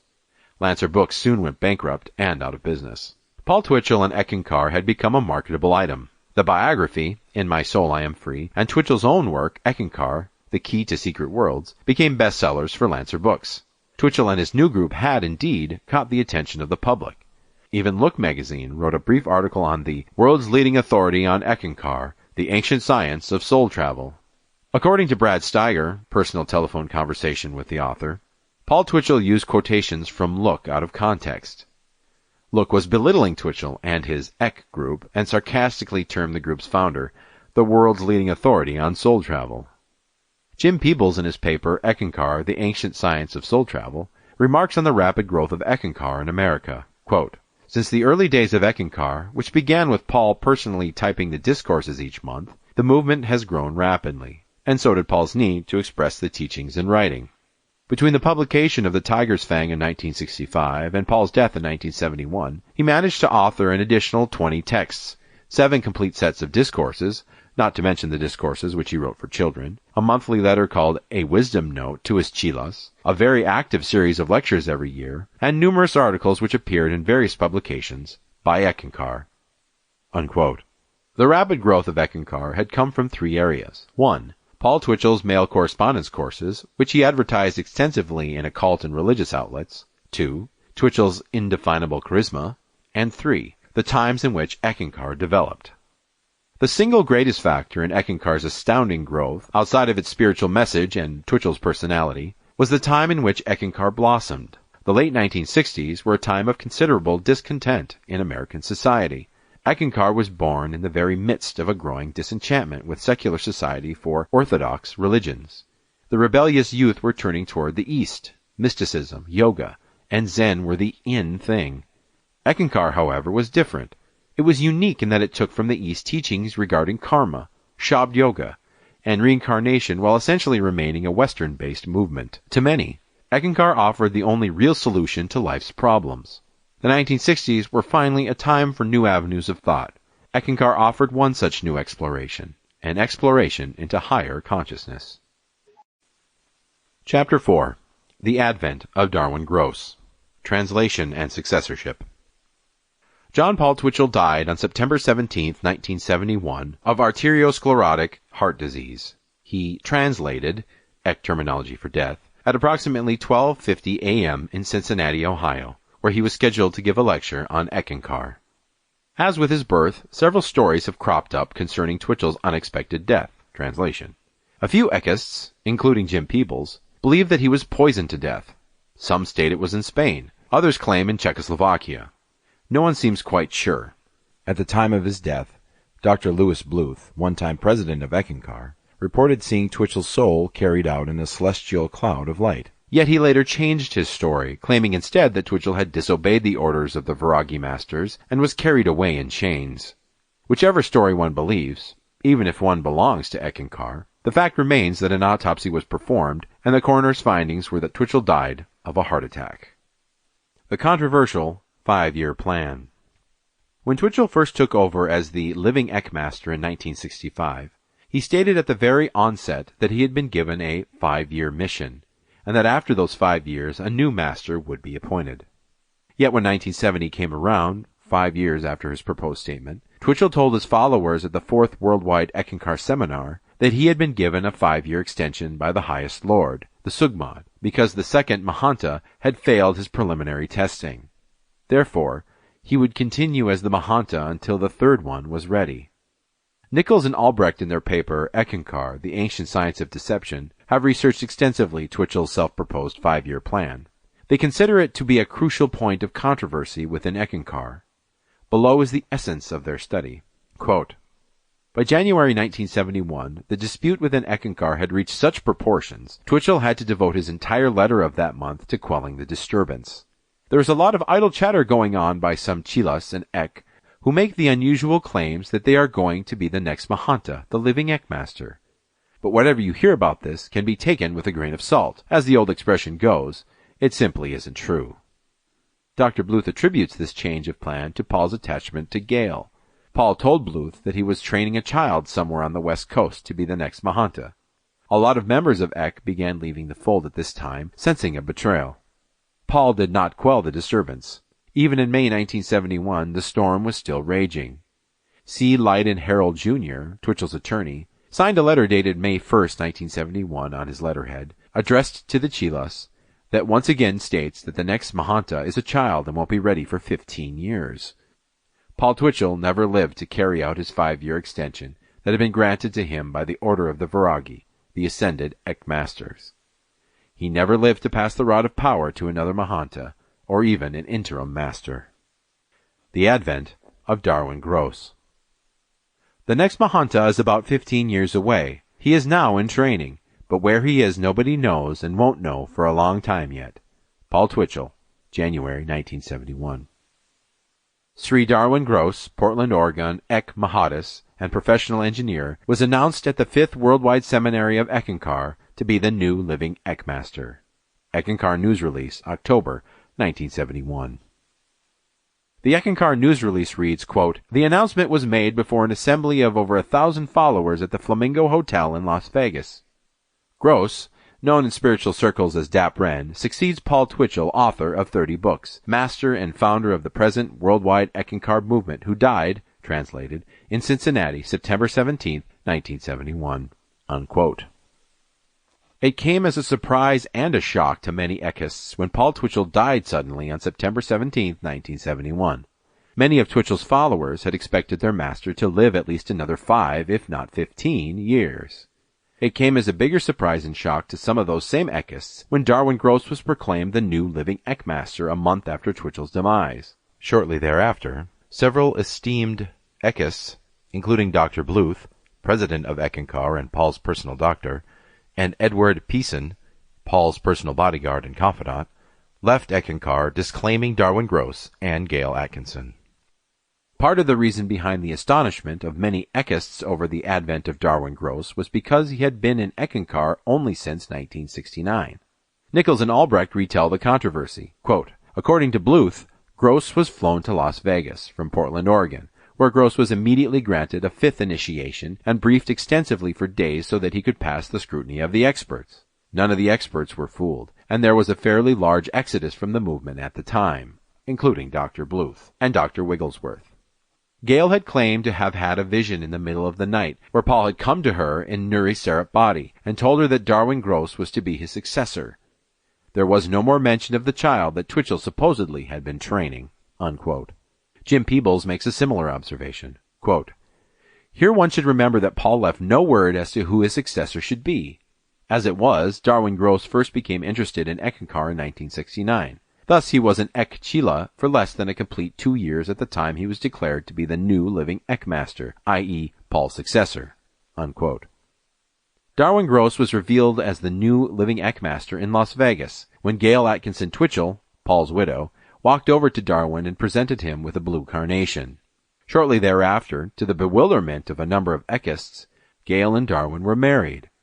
However, their marriage was short-lived. In early 1978, Darwin sent a personal letter to every Ek Chila in the world informing them that he and Gail were getting divorced. A couple of years later, Darwin got remarried, but it only lasted a few months and he got the marriage annulled.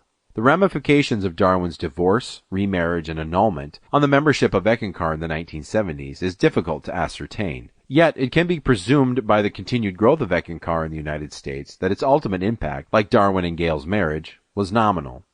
Gail Atkinson, according to the personal letter sent to all Ekists, is still a member of Eckankar and will continue to support the activities of the Ekmaster and the group. Post-Twitchell Eckankar. I have used the term post-Twitchellian because I think it best emphasizes the crucial importance of Paul Twitchell on Eckankar. The growth of Eckankar since the death of its founder Paul Twitchell and the advent of Darwin Gross has been remarkable. Although Darwin has only authored a few books, including the small booklet Eckankar, A Way of Life, as compared to Twitchell's enormous output, over 60 texts, Eckankar has increased its membership almost triple. The exact figures have not, as of yet, been released by Eckankar, but in 1970 the membership was reported not to exceed 20,000. In 1991 it is estimated that the number is somewhere between 40,000 and 60,000 core members. Since Darwin's acceptance of the mantleship, Eckankar established its headquarters in Menlo Park, an impressive $1 million building. Now under the leadership of Harold Klemp, the central headquarters is in Minneapolis, Minnesota. Yet the most enterprising of Darwin's projects was to build a spiritual center in Sedona, Arizona. The project, however, had to be abandoned due to lack of finances, and a devastating lawsuit taken against Eckankar over property rights in the Sedona area. The third living Ekmaster, Harold Klemp. In October of 1981, Darwin Gross passed on the mantleship of Eckankar to Harold Klemp, a long-standing Ekist. The event took place in Los Angeles, California, at the Worldwide Seminar. For many members, the announcement came as an abrupt transition. Apparently, to ease in the appointment of Harold Klemp, Darwin Gross agreed to work at the international office in Menlo Park in an advisory capacity. But all did not go well, and in 1983 a severe break occurred between Darwin Gross and Harold Klemp, which led to Gross' removal and subsequent excommunication from the fold. See Chapter 9 for a detailed examination of this most unusual chapter in Eckankar's history. Although we have examined briefly Paul Twitchell's life and work up to his death and the successorship of Darwin Gross and Eckankar, we have not, as of yet, studied the most crucial and controversial aspect of Eckankar, namely the untold story of Paul Twitchell. The first two parts have served as an introduction, for what follows is the most intriguing, yet the most disputed, aspect of Twitchell's life and work. Chapter 5. The Cover-Up. Who is Sudar Singh? Paul Twitchell claims he had two teachers who taught him the path of Eckankar. The first was Satguru Sudar Singh, who, according to Twitchell, made his residence in Allahabad, India, until the late 1930s or 1940s. Twitchell does not seem sure. Footnote. In the book, In My Soul I Am Free, Twitchell claims that Sudar Singh was 105 years old when he died, while in another work, he alleges that the Guru died in his late 90s. Curiously, in the book Eckankar, The Key to Secret Worlds, Twitchell writes that Sudar Singh was a very young man when he met Rebazar Tars in Agra, India, in 1885. If we accept Twitchell's claim that Sudar Singh died at 105 years old in either the late 1930s or 1940s, it makes the Allahabad Guru over 40 years old in 1885. The implications are obvious. Does Twitchell consider 40 years old or more to be a very young man? Further suspicion about the actual existence of Sudar Singh arises when we learn that Twitchell's account of his master is based upon the life story of Baba Jaimal Singh, the founder of the Radhaswami Satsang at Beas, referred to the appendix on plagiarism. Although it is only conjecture, it would appear that Twitchell coined the name Sudar from the longer name Sudarshan, who was a nephew of Shiv Dayal Singh, the originator of the Radhaswami path. This same Sudarshan Singh also resided for a time in Allahabad, India. In summation, Twitchell has used the name Sudar Singh, which he most likely lifted from Julian P. Johnson's book With a Great Master in India, since it contains a section on Sudarshan Singh, as a cover name for several different teachers, but most notably for Kirpal Singh. End footnote. The second was Rebazar Tars, a Tibetan monk reputedly over 500 years old. With the latter, there is no way to verify his existence because Twitchell alleges that the Tibetan monk can only be visited via soul travel. As stated earlier, Twitchell maintains that he first met Sudar Singh in Paris, France, when he was in his teens. Later he states that he and his sister went to Sudar Singh's ashram in Allahabad and lived with the guru for over a year. Although Twitchell readily recounts his experiences with the Indian adept, he curiously gives no dates, except one found in Eckankar, the key to secret worlds, concerning his visit. Footnote. Writes Twitchell, quote, I found this to be true of Sudar Singh, the strange mystic of Allahabad, in the summer of 1938, when I visited him with my stepsister. Unquote. This confirms that he was the source for his fictitious 1922 birth date. An interesting sidebar here, connected to our previous footnote, Sudarshan Singh, the nephew of Shiv Dayal Singh, died in 1936 at Swamibah, just outside of Agra city. End footnote. According to Steiger's account, which also gives no dates, it would be in the late 1930s, early 1940s, when Twitchell visited India. Yet according to Twitchell's actual birth date, 1908 to 1912, it would have to be the late 1920s when he visited India. In both cases, however, there is no proof, documentary or otherwise, to support Twitchell's self-claimed travels to India. The doubtful nature of Twitchell's travels gains further support when we learn that the first mention of his guru Sudar Singh is not until the January 1964 issue of Orion magazine. Before that time, Twitchell makes no reference to the elusive Indian master. Footnote. In none of Twitchell's writings before 1964 is there any mention of Sudar Singh. However, Twitchell does refer to Kirpal Singh, Swami Pramananda, and L. Ron Hubbard before this date. End footnote. As Twitchell's travels to India at a young age are extremely doubtful, his account of Sudar Singh, who he claims to have met at the same time, also becomes highly questionable. There is no indication in Twitchell's actual life, versus his created one, or written works that Sudar Singh is a real person. The true identity of Sudar Singh is intimately tied with Twitchell's efforts to cover up his past associations with certain teachers. This cover-up was started by Twitchell in January 1964, and continues today under the present living Eckmaster, Harold Klemp. Today, in Eckankar's extensive literature, there is no mention whatsoever of Swami Pramananda or Kirpal Singh. Most Eckists have never even heard of either of these two gurus. The reason why is because from 1964 to 1971, in a slow but finally accelerated process, Twitchell had both names which appeared throughout his original writings, The Tiger's Fang, The Flute of God, and other assorted articles, edited out. He replaced the names of his actual teachers, Swami Pramananda and Kirpal Singh, with the names Sudar Singh and Rebazar Tars. And although Twitchell spent a total of 8 years studying under Kirpal Singh, he denied in 1971 that he was ever initiated by him. The cover-up was commenced by Twitchell after the Tiger's Fang incident in 1963. It was in his preparation for founding Eckankar that led Twitchell to create a whole new mythology, a mythology that included a new biography for himself. Twitchell's biography included new teachers, new travels, and new insights. Yet Twitchell could not destroy all of his previous articles, associations, or his family heritage. These remnants were too vast and too scattered to eradicate. It is from these records that we find the old Paul Twitchell. Cover-up. First phase.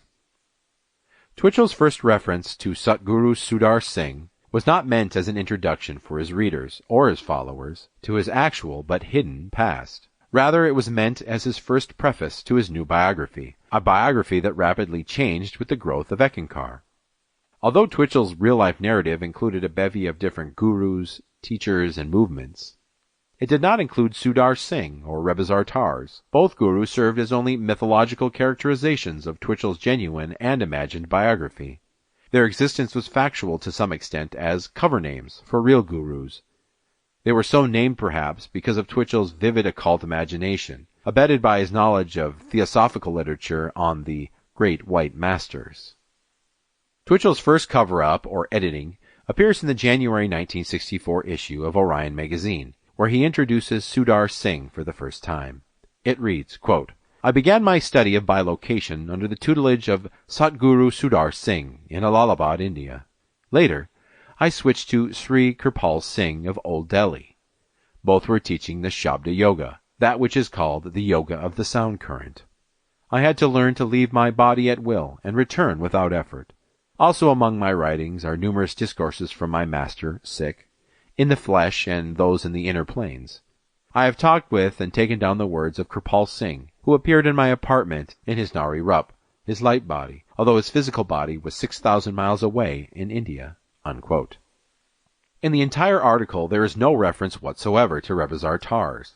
Yet in 1966, when Twitchell republished the article almost verbatim in the booklet Introduction to Eckankar, he changed the words bilocation and Shabda Yoga to Eckankar, and the 2 times he mentions Kirpal Singh he changes to Rebizar Tars and Sudar Singh respectively. The original article, although edited later and more thoroughly, was itself a product of editing, for the name Sudar Singh is actually a cover name for Swami Pramananda, who was Twitchell's first yoga teacher. Refer to the appendix on cover-up for a detailed study of Twitchell's editing. Of the several articles reprinted in Introduction to Eckankar, most have undergone name replacements. A total of at least 8 names have been edited out and replaced with a hierarchy of Ek masters. The list of names edited out includes Sawan Singh, Kirpal Singh, and Swami Pramananda.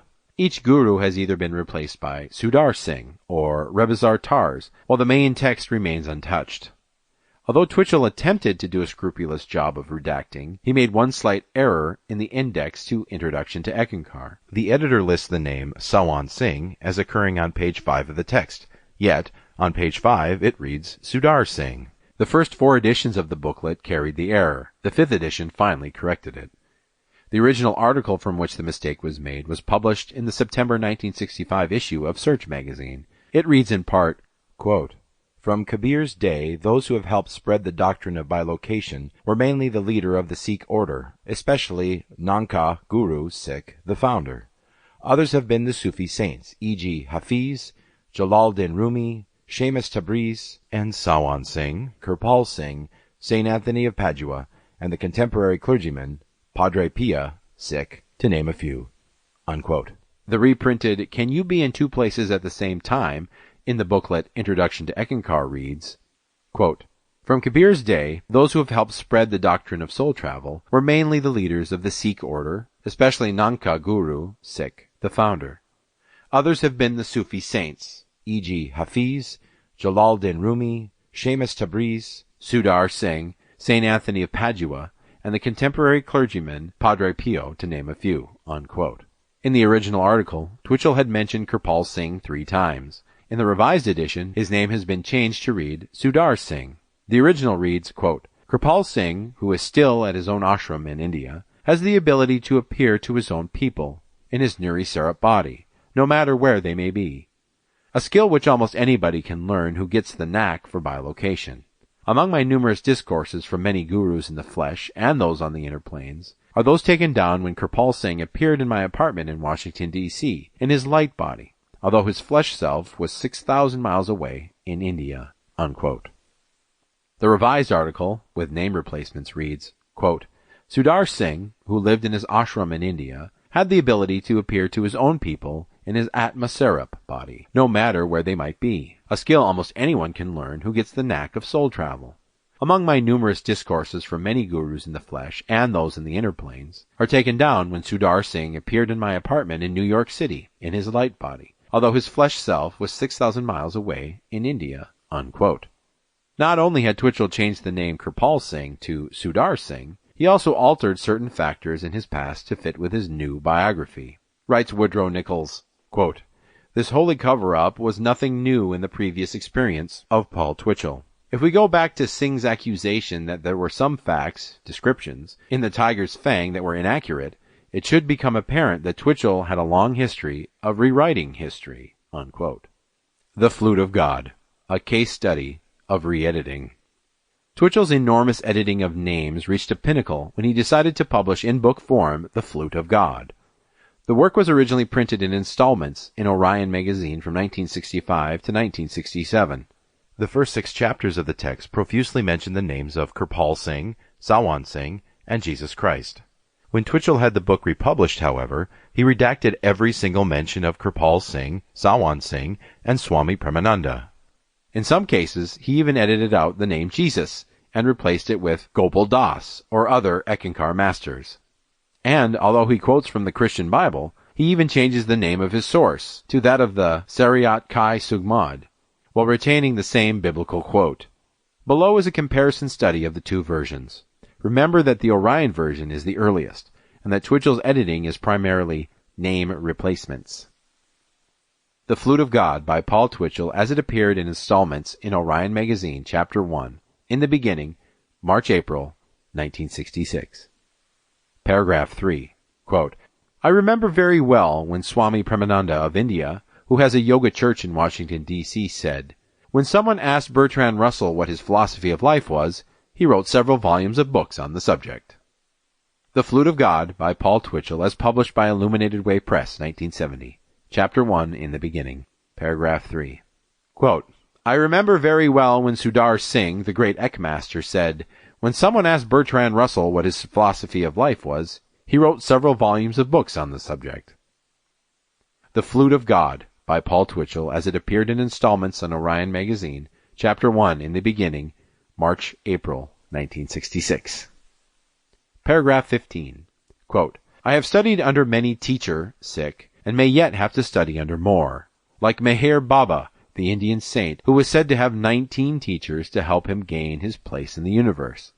I have so far had 7, some outstanding ones, including Sri Kirpal Singh of Delhi, India. Unquote. The Flute of God by Paul Twitchell as published by Illuminated Way Press, 1970. Chapter 1 in the beginning. Paragraph 16. Quote, I have studied under many Ek-masters, only they have led me to the highest truth. Like Fubby Quantz, the ex-saint, who was said to have 19 teachers to help him gain his place in the universe. I have also had several, each outstanding, one being Sudar Singh of India. The Flute of God by Paul Twitchell, as it appeared in installments in Orion Magazine, Chapter 1 in the beginning, March-April, 1966. Paragraph 16, quote, Each has had a place in my growth toward the spiritual goal. Each are equally great in their work for mankind. However, I have felt a closer kinship and friendliness to Kirpal Singh, who has shown me a lot of the other work during my first year or so under him. Since we have parted, he keeps an impartial view toward me and my research. Therefore, if I quote him in these pages, it is because I feel that he is sympathetic and interested in my work. Unquote. The Flute of God by Paul Twitchell as published by Illuminated Way Press, 1970. Chapter 1 in the beginning. Paragraph 17. Quote, Each has had a place in my growth toward the spiritual goal. Each is equally great in his work for mankind. However, I have felt a closer kinship and friendliness to Sudar Singh, who showed me a lot of the other work during my first year or so under him. Since we have parted, he has retained an impartial view toward me and my research. If I quote him in these pages, it is because I feel that he is sympathetic and interested in my work and led me to Rebizar Tars. Unquote. The Flute of God by Paul Twitchell, as it appeared in installments in Orion Magazine, Chapter 1 in the beginning, March-April, 1966. Paragraph 32. Quote, Life fascinates me. Certain details of life to be worked out are strange. Lying on the bed late at night, I watch the pattern of shadows weaving about the room. In the presence of familiar night visitors like Kirpal Singh or Rebizar Tars, a Tibetan Lama, who come often in their nuri syrup, or others, some strangers, some friends, I wonder about life. Unquote. The Flute of God by Paul Twitchell as published by Illuminated Way Press, 1970. Chapter 1 in the beginning. Paragraph 34. Quote, Life fascinates me. Certain details of life that have to be worked out are strange. Lying on the bed late at night, I watch the pattern of shadows weaving about the room. In the presence of familiar night visitors like Sudar Singh or Rebizar Tars, the Ek-masters who come often in their nuri syrup bodies, or others, some strangers, some friends, I wonder about life. Unquote. The Flute of God by Paul Twitchell, as it appeared in installments in Orion Magazine, Chapter 2, The Symbol of the Princes. Paragraph 12, quote, Therefore, the principle, involved here is, we live and have our being in the Supreme Being. Jesus said it in another way as, "We move and have our being in God." Other savants, e.g. Jalaluddin, Maulana Rumi, put it another way. Divine grace is not limited by the conditions of ability, but ability, in fact, is conditioned by divine grace. Unquote. The Flute of God by Paul Twitchell, as published by Illuminated Way Press, 1970, Chapter 2, The Symbol of the Princes. Paragraph 11. Quote, "Therefore, the principle involved here is, we live and have our being in the Supreme Being. Lai Tzu, the Chinese Eckmaster, said it this way, we live and move and have our being in the Sugmad. Other savants stated in a slightly different vein. For instance, Jalaluddin, Maulana Rumi, put it another way. Divine grace is not limited by the conditions of ability, but ability, in fact, is conditioned by divine grace." Unquote. The Flute of God by Paul Twitchell, as it appeared in installments in Orion magazine, Chapter 2, The Symbol of the Princes. Paragraph 48. This is what Kirpal Singh speaks of in his discourses. We must become the conscious co-worker of God, meaning, of course, that once man is freed of his imbalances, he inherits the throne and does his work for the whole. Unquote. The Flute of God by Paul Twitchell, as published by Illuminated Way Press, 1970, Chapter 2, The Symbol of the Princes. Paragraph 45. Quote, "This is what Sudar Singh spoke of in his dialogues. We must become the conscious co-workers of God." Unquote. The Flute of God by Paul Twitchell, as it appeared in installments in Orion magazine, Chapter 3, Purification of the Princes, September-October, 1966. Paragraph 37, quote, "All masters of earlier days, to name a few, Buddha, Guru Nanak, Christ, Mohammed, Zoroaster, Lao Tse, George Fox, Sawan Singh, Confucius, Krishna, and Shankaracharya exhort us to know ourselves. Kabir says the same thing. Learn to die 100 times daily, not once." Unquote. The Flute of God by Paul Twitchell, as published by Illuminated Way Press, 1970, Chapter 3, Purification of the Princes. Paragraph 37, quote, "All Eckmasters of earlier days exhorted us to know ourselves. Gorpal Das says the same thing. Learn to die 100 times daily, not once." Unquote. The Flute of God by Paul Twitchell, as it appeared in installments in Orion magazine, Chapter 3, Purification of the Princes, September-October, 1966. Paragraph 38. Christ said, "Blessed are the pure of heart, as they shall see God." Guru Nanak said, "Be pure, that truth may be realized." Unquote. The Flute of God by Paul Twitchell, as published by Illuminated Way Press, 1970, Chapter 3, Purification of the Princes. Paragraph 38, quote, "Jesus said, 'Blessed are the pure of heart, for they shall see God.' Reb Zartar said, 'Be pure, so that truth may be known.'" Unquote.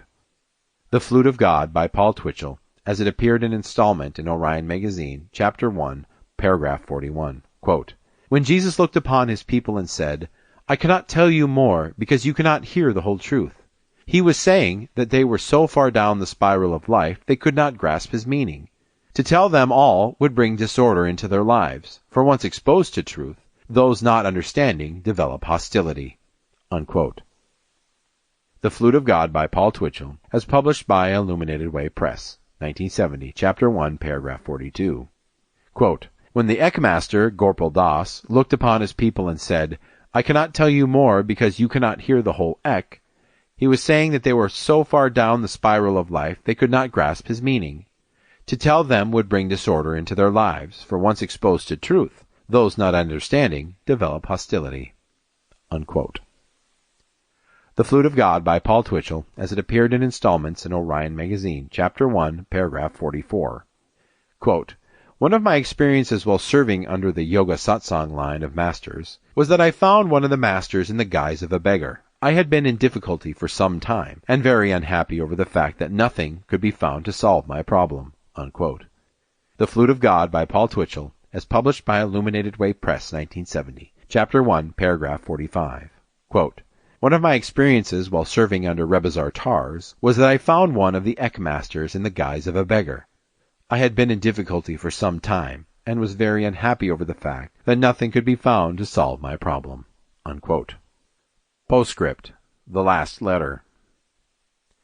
I have never recognized you as a master, or that you gave initiations, and that your work is not in the best interest of spirituality. Your teachings are orthodox, and as a preacher you are not capable of assisting anyone spiritually.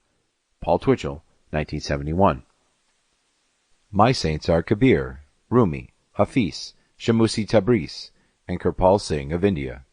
Paul Twitchell, 1964. Master Kirpal Singh spoke briefly of these masters when he took me through the several invisible worlds in 1957.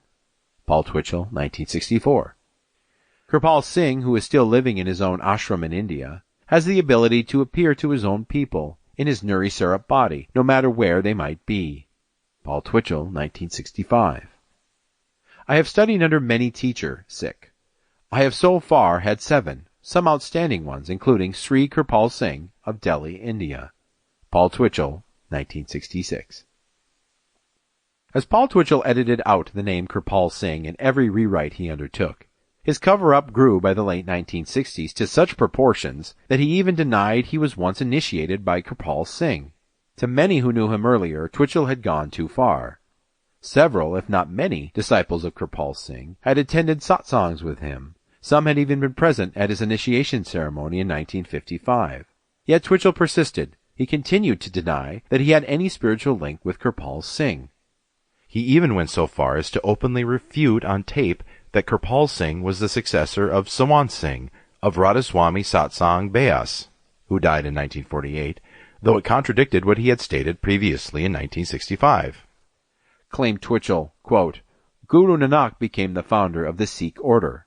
Sawan Singh was the last of the Swami group of masters, and Kirpal Singh claimed to become a follower in the same line of masters, and also Charan Singh, who was a nephew, Sikh, Charan Singh is a grandson, of Sawan Singh, but neither one are masters because the mastership of this line stopped at Sawan Singh. Unquote. Yet only 5 years previously, Twitchell wrote, quote, These few who are following the ancient science do so loosely. However, Kirpal Singh, a living guru, teaches the art as closely to the ancient teachings as possible, at his ashram in Old Delhi, India. The art of exteriorization was revived by Kabir, the Hindu mystic poet, in the 16th century, and passed through a succession of savants, by secret initiation until Sawan Singh openly started giving initiation to anyone who came to his ashram. When he passed his spiritual mantle to Kirpal Singh, the instructions were to carry out this policy. Unquote. The inherent contradictions in Twitchell's denial of his association with Kirpal Singh were too blatant for some Ruwani satsang initiates to ignore. Several knowledgeable disciples began to give out the actual details of Twitchell's involvement with Kirpal Singh. Even the Ruwani satsang master himself commented on Twitchell's unusual actions. Quote, Yes, too much propaganda. I tell you one American was initiated by me. I've got the initiation report in his own handwriting. That is what such like people will do. They had some little thing, got stuck fast there. Now he's carrying on propaganda. He said he was never initiated by me. He was initiated in 1955. Some people get stuck fast on the way. This little ego is very difficult to get rid of unless there's some kind of protection. This is a living example. He has written other books. I need not mention his name. Unquote. It is unclear how Twitchell finally heard of Kirpal Singh's comments about him. Nevertheless, by whichever means he heard, through tape, letter, or word of mouth, the fact remains that Twitchell was highly displeased. The reason why is obvious. If word got out that Paul had indeed been initiated by Kirpal Singh but was denying it, it would imply that the founder of Eckankar was lying. A master who would lie, or deceive, or cover up, is to many spiritual seekers no master at all. Thus, in a strange but predictable maneuver, Twitchell sent a letter bombasting Kirpal Singh, denying that he was initiated by him, and threatening, totally without legal basis, a lawsuit if Kirpal Singh pressed the matter any further. Around the time that Kirpal Singh received the portending letter from the founder of Eckankar, Paul Twitchell died unexpectedly from a heart attack. It was a curious turn of events, for Twitchell departed only months after claiming that he would live at least another 5 years, if not 15. A copy of the letter that Paul Twitchell sent to Kirpal Singh shortly before his death is still in the possession of Gail Atkinson. According to several Ruwani satsang initiates who were present in India when Twitchell's letter was received at Sawan Ashram, Kirpal Singh made the following comment, quote, We are all born with a large noose around our neck. He hasn't much rope left. Unquote. Shortly thereafter, Twitchell died. Cover-up. Second phase.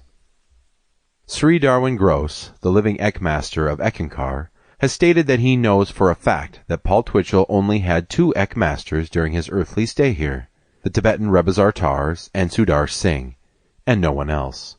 They are the only masters to initiate Paul Twitchell. Bernadette Berlin, Personal Secretary to Darwin Gross.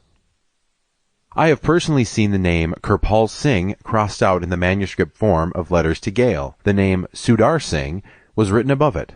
I believe that Gail did the editing. Former editor of the Ek World News. Footnote. David Stewart, personal telephone interview with the author in 1977. I should add that David Stewart was under severe pressure not to talk with me or see me. I remember vividly when Brother Joseph Cannell, president of Moreau High School, and myself went to Eckankar's international headquarters for a friendly chat with David Stewart. Mr. Stewart was very shaken and fearful when we met him at the headquarters. Apparently he was frightened of losing his job and being the subject of harassment. I never saw David Stewart again. Weeks after talking with me, David Stewart resigned from his position and went back to Texas. End footnote. After Twitchell's demise, the cover-up concerning his involvement with Kirpal Singh continued unchecked. The posthumous publication of Twitchell's manuscripts were all thoroughly scanned. No work published after his death mentioned the name Kirpal Singh, even though the original manuscript, Letters to Gail, Volumes 1 and 2, a collection of letters written by Twitchell to his wife before their marriage in 1964, contained several references to the Ruhani Satsang master. For example, an excerpt from the original letter of May 30th, 1963 reads, quote, Kirpal Singh used the readings from the Sikh Bible and a few from the Indian scriptures in his nightly meetings, unquote. Yet the revised letter replaces the name Kirpal Singh with Sudar Singh, while leaving the main content of the letter intact. It appears almost certain that the original Letters to Gail makes no reference to Sudar Singh whatsoever. Oddly, though, the present revised letters contain innumerable references to him. It can be assumed that whenever the name Sudar Singh appears in Letters to Gail, it is a cover name for Kirpal Singh, whose name appears in the original. In the 1970s, the international headquarters of Eckankar vehemently denied that their founder was ever initiated by the late Kirpal Singh, or that Twitchell considered the Ruhani Satsang adept a master. In pursuance of Eckankar's official stand on this issue, I sent a letter of inquiry to their headquarters in Menlo Park.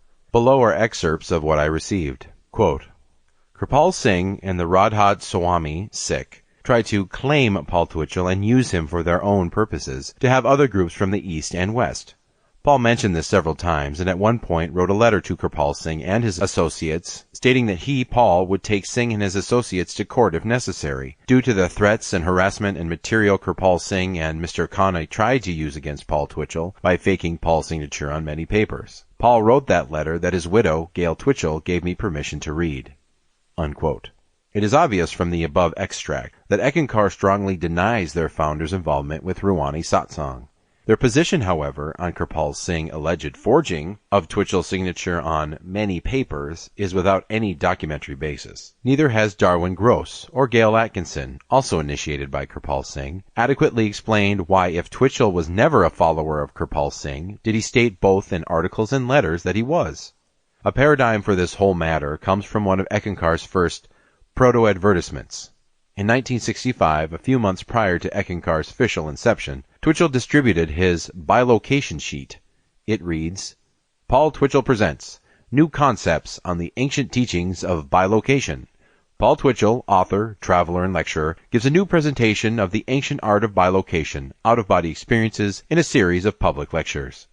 He has studied under Swami Premananda, Self-Realization Order, Washington, and Kirpal Singh, to name a few. The full impact of Ruhani Satsang and its parent Radhaswami Satsang Beas on the teachings of Eckankar are not fully appreciated until one understands the connection between the writings of Julian P. Johnson and Paul Twitchell's. Without a thorough understanding of Twitchell's sources, Eckankar's origins will remain a mystery. The one person who had undoubtedly the greatest effect on Twitchell's own spiritual life was Kirpal Singh of India. But the one person who had the most pivotal influences on Twitchell's writings was a Kentuckian, Julian P. Johnson. Chapter 6. Lost Antecedents. Retracing the Roots of Eckankar.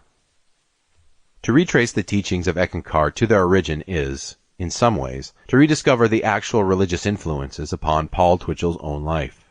For Eckankar, although it has its basis in many different religious traditions, is, in the final analysis, a Paul Twitchell creation. In creating his new movement, Twitchell drew extensively from his own personal experiences. He took graphs, each of varying degrees, from the many mystical and occult groups he had encountered, finally blending his knowledge of these traditions into what is now known as Eckankar, the ancient science of soul travel. While several movements have had a major impact on Twitchell's development of Eckankar, three spiritual traditions are of primary importance. 1. Theosophy, as founded by Madame Blavatsky. 2. Self-Realization Fellowship, as presented by Swami Premananda. And 3. Dianetics and its religious outcome, Scientology.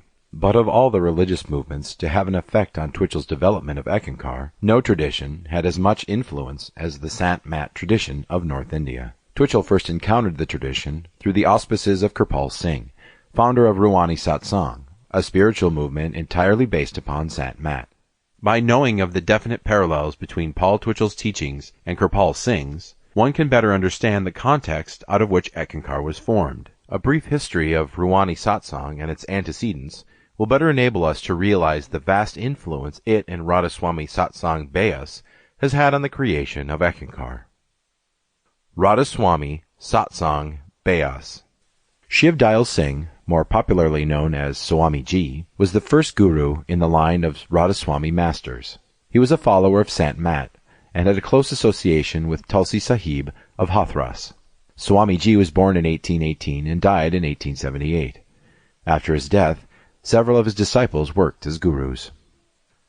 The four main successors were Ray Siligrim, who taught within Agra, Seth Pratap Singh, who was the younger brother of Shiv Dayal Singh, and was stationed at Swami Ba, Garib Das, a blind sadhu who settled in Delhi, and Jaimal Singh, who founded the Radhaswami Satsang at Beas in the Punjab. One of the successors to Shiv Dayal Singh was Jaimal Singh. Babaji, as he was affectionately called, was initiated by Swamiji in 1856 at the tender age of 17. He was a celibate his whole life, and was very much respected for his holy ways. After serving as a master for over 19 years, he passed on the mantleship to his most devoted disciple, Sawan Singh. Sawan Singh, known as the Great Master, attracted an exceedingly large following to his teachings. He initiated over 125,000 people into Sant Mat. He reigned as the master of the Radhaswami Satsang Beas colony in India for over 45 years. A number of books were written during his tenure, the most important Punjabi work being Gurmat Siddhant, otherwise known as the Philosophy of the Masters. After Sawan Singh died, his mission was carried on by Jagat Singh and later Charan Singh in the Beas colony. Kirpal Singh, who also claimed succession, started his ministry, Ruhani Satsang, in Gurmandi, Delhi. Ruhani Satsang. The teachings of Ruhani Satsang are almost exactly the same as those taught by the Radhaswami Satsang Beas. The differences are slight. Kirpal Singh explains the essence of Ruhani Satsang. Quote, Ruhani Satsang is neither an intellectual nor scholastic system of philosophy, nor is it merely an ethical code of rigid moral virtues, though to a certain extent it partakes of both.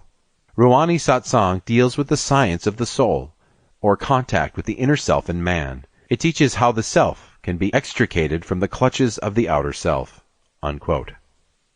According to Kirpal Singh, Ruhani Satsang is the science of connecting the individual soul with the sound current, also known as the Shabd, Nad, or audible life stream. This is done by a perfect adept. Vegetarianism plays a central role in the moral ethics of the group. All initiates of Kirpal Singh are pledged to a vow of vegetarianism, which includes abstaining from meat, fish, and eggs. In addition to the strict diet, initiates are asked to abstain from alcohol and narcotics, and to give a minimum of 2 hours daily in meditation. Initiates are also asked to keep a regular diary in order to record their efforts on the path. Footnote. Kirpal Singh died in 1974. He was succeeded by his son, Darshan Singh, who has established his headquarters in Vijaynagar, Delhi. Others have also claimed succession, including Thakar Singh and Ajaib Singh. Three things are of elementary importance in the teachings of Kirpal Singh, as well as in Sant Mat and Radhaswami. 1. Satguru, both as the absolute Lord, Nirguna, and the living human master, Saguna. 2. Shabd, which encompasses both Varnatmak, that which is spoken or written, and Dhvaniatmak, inner spiritual sound, beyond expression, the primal current of the Supreme Lord, Sat Purush. 3. Satsang, externally the congregation of the earnest devotees of the truth, and internally the communion of the soul, Surat, with the Satguru and Shabd. Julian P. Johnson. The greatest influence the Radhaswami faith, the parent of Ruwani Satsang, had on Paul Twitchell and Eckankar came in the form of a book entitled The Path of the Masters.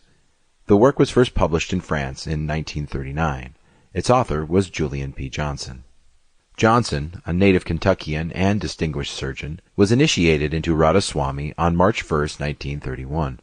The next year, Johnson left his medical practice in California and traveled to Beas, India, in order to serve his guru, Sawan Singh. From 1933 to 1939, Johnson devoted much of his time to writing about his master and his experiences in the Radhaswami path. He first helped Sewa Singh in translating the Hindi book Sar Bachan, prose, into English. Later, he authored 4 of his own books on Radhaswami. Johnson's first work, With a Great Master in India, was a compilation of letters he had written to Americans about his first 18 months in India studying under the master. His next 2 books, Call of the East and The Unquenchable Flame, were semi-autobiographical accounts of himself and his future wife, Elizabeth Bruce.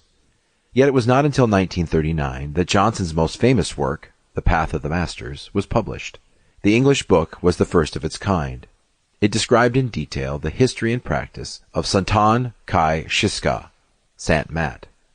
The work was Johnson's magnus opus, and today is considered a classic in Oriental mysticism. It should be noted that Johnson never saw the book in its final published form, as he died in 1939 shortly before it came out. A number of rumors have cropped up concerning Julian Johnson's death, and this may be a good place to clarify what actually happened. Apparently, Johnson got into a fairly heated debate with a younger friend of his named Paul, not Paul Twitchell, over health treatments.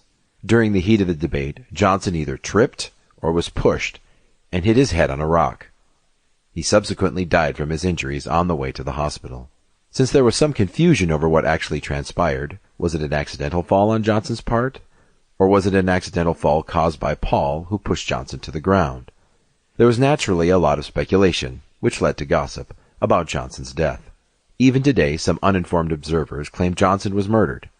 According to witnesses who were in India at the time, though, Johnson's death was a tragic accident and nothing more.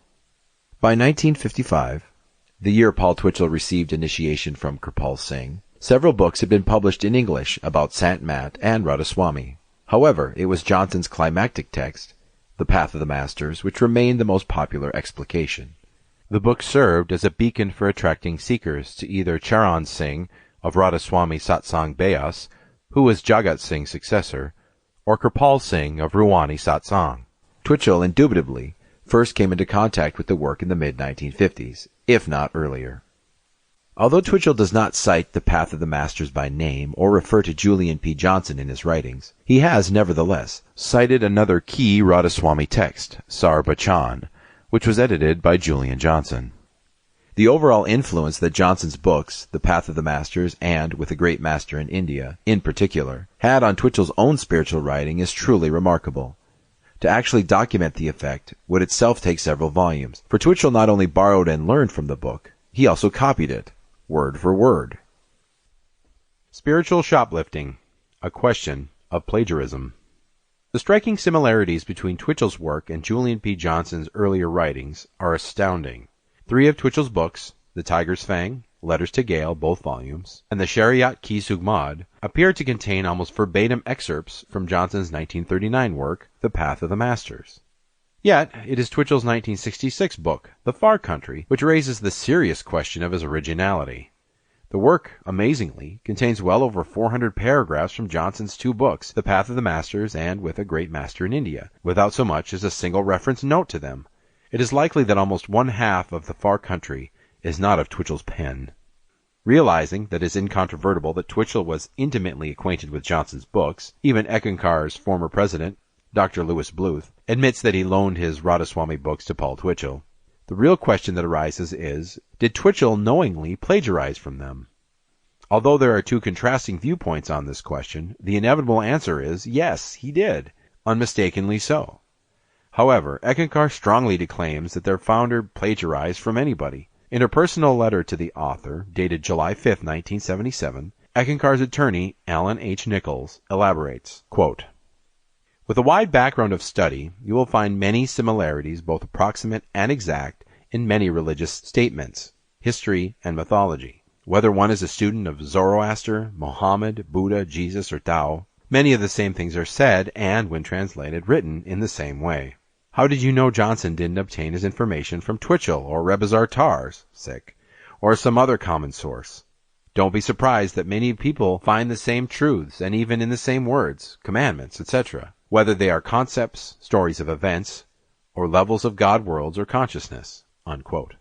I should mention here that the purpose of Nichols' letter was to stop me from publishing my results on Paul Twitchell's nefarious past. Although I was only 21 at the time, I realized that Eckankar was hiding a devastating truth about the origins of their group and its founder.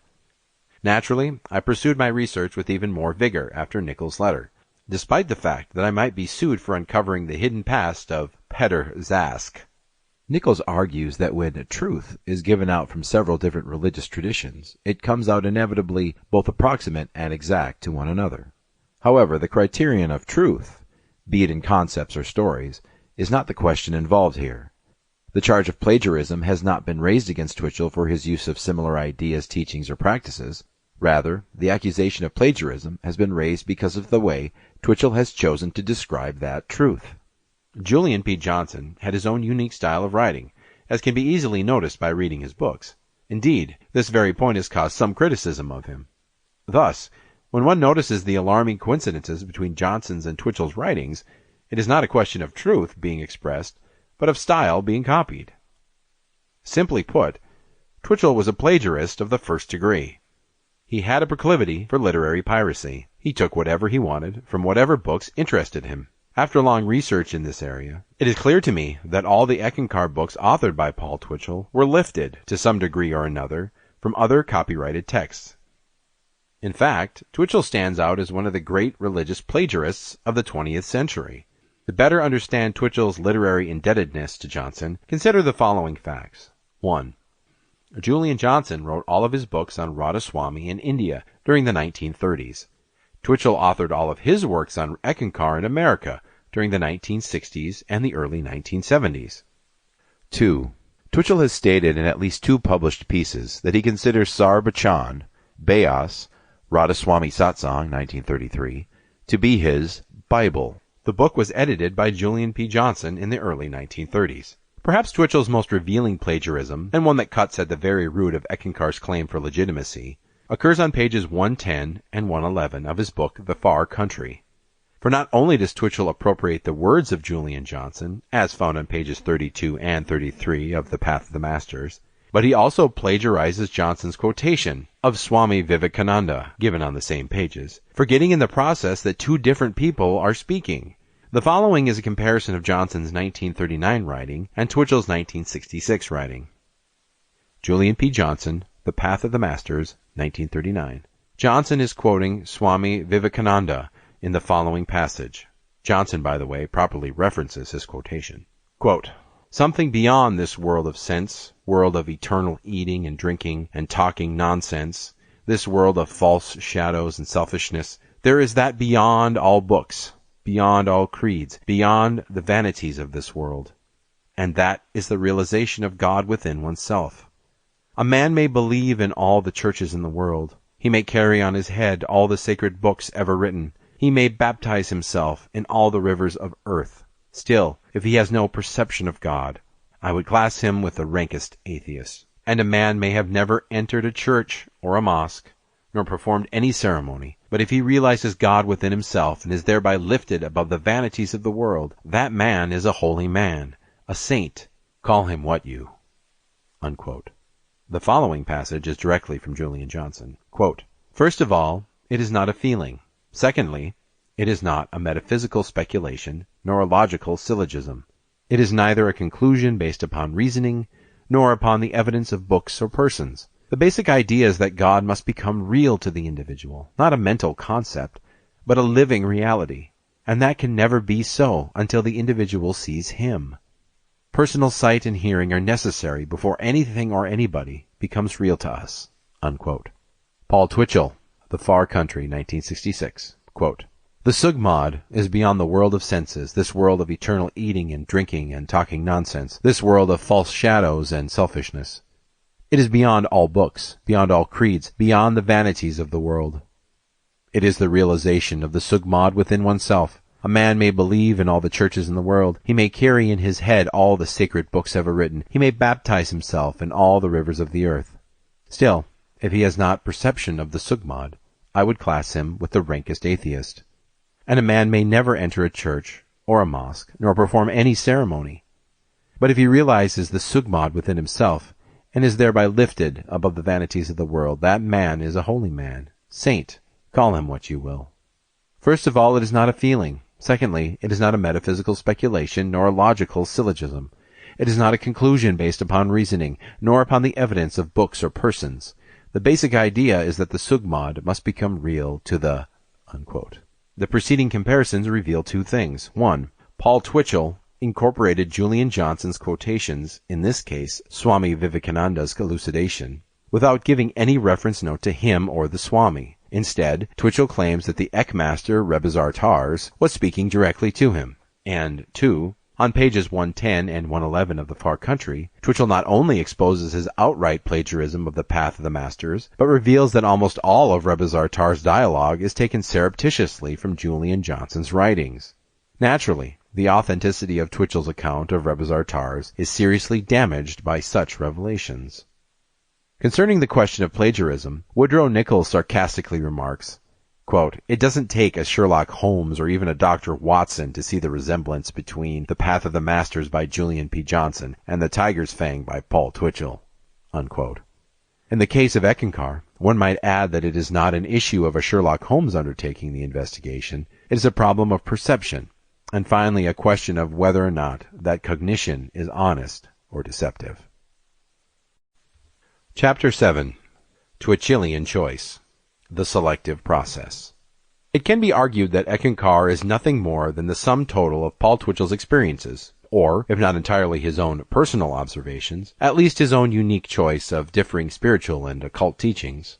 Thus, the following study is designed to show how Eckankar is the result of an ongoing selective process, what I have termed the Twitchellian choice. Cosmological superstructures. Most of what Twitchell teaches, aka Eckankar, is garnered from Ruwani Satsang. The differences, however, between the two movements are not only distinctive, but fundamental. The variances, which in part can be traced to Twitchell's inclusion of alternative spiritual concepts, from tone scales to golden temples, reveal some crucial points of departure for Eckankar from the ethical and practical foundation of Ruwani Satsang. One significant change that Twitchell brought about in Eckankar was his restructuring of the traditional Sant-Mat 8-plane cosmology. Twitchell did this, though, only after having used the original Sant-Mat cosmology in several of his earlier books, most notably The Tiger's Fang and The Far Country. The intriguing aspect is that Twitchell's revised and copyrighted 12-plane cosmology, which is given in the Spiritual Notebook and was standard in Eckankar by 1971, contradicts his previous 8-plane one. The following is a comparison chart of the two cosmologies. Original. Based upon the Sant tradition, depicted in Twitchell's first books on Eckankar. 1. Sahasra Dal Kanwal. Sounds, bell and conch. 2. Brahm Lock. Trikuti. Sounds, big drum, thunder. 3. Deswan Dwar. Sounds, violins, sarangi. 4. Banwar Gufa. Sounds, flute. 5. Sak Khand. Sounds, veena, bagpipe. 6. Alak Lock. 7. Agam Lock. 8. Anami Lock, Sugbad. Revised, as given in the Spiritual Notebook and Standard by 1970. 1. Elam, physical, sounds, thunder. 2. Sat Kanwal Anda, astral, sounds roar of the sea. 3. Mahakal Par Brahm, casual, sounds tinkle of bells. 4. Brahmanda Brahm, mental, sounds running water. 5. Satnam, soul, sounds single note of flute. 6. Alak Lok, sounds heavy wind. 7. Alayalok, sounds deep humming. 8. Hukaikat Lok, sounds thousand violins. 9. Agam Lok, sounds music of woodwinds. 10. Anami Lok, sounds whirlpool. 11. Sukmad Lok, sounds music of universe.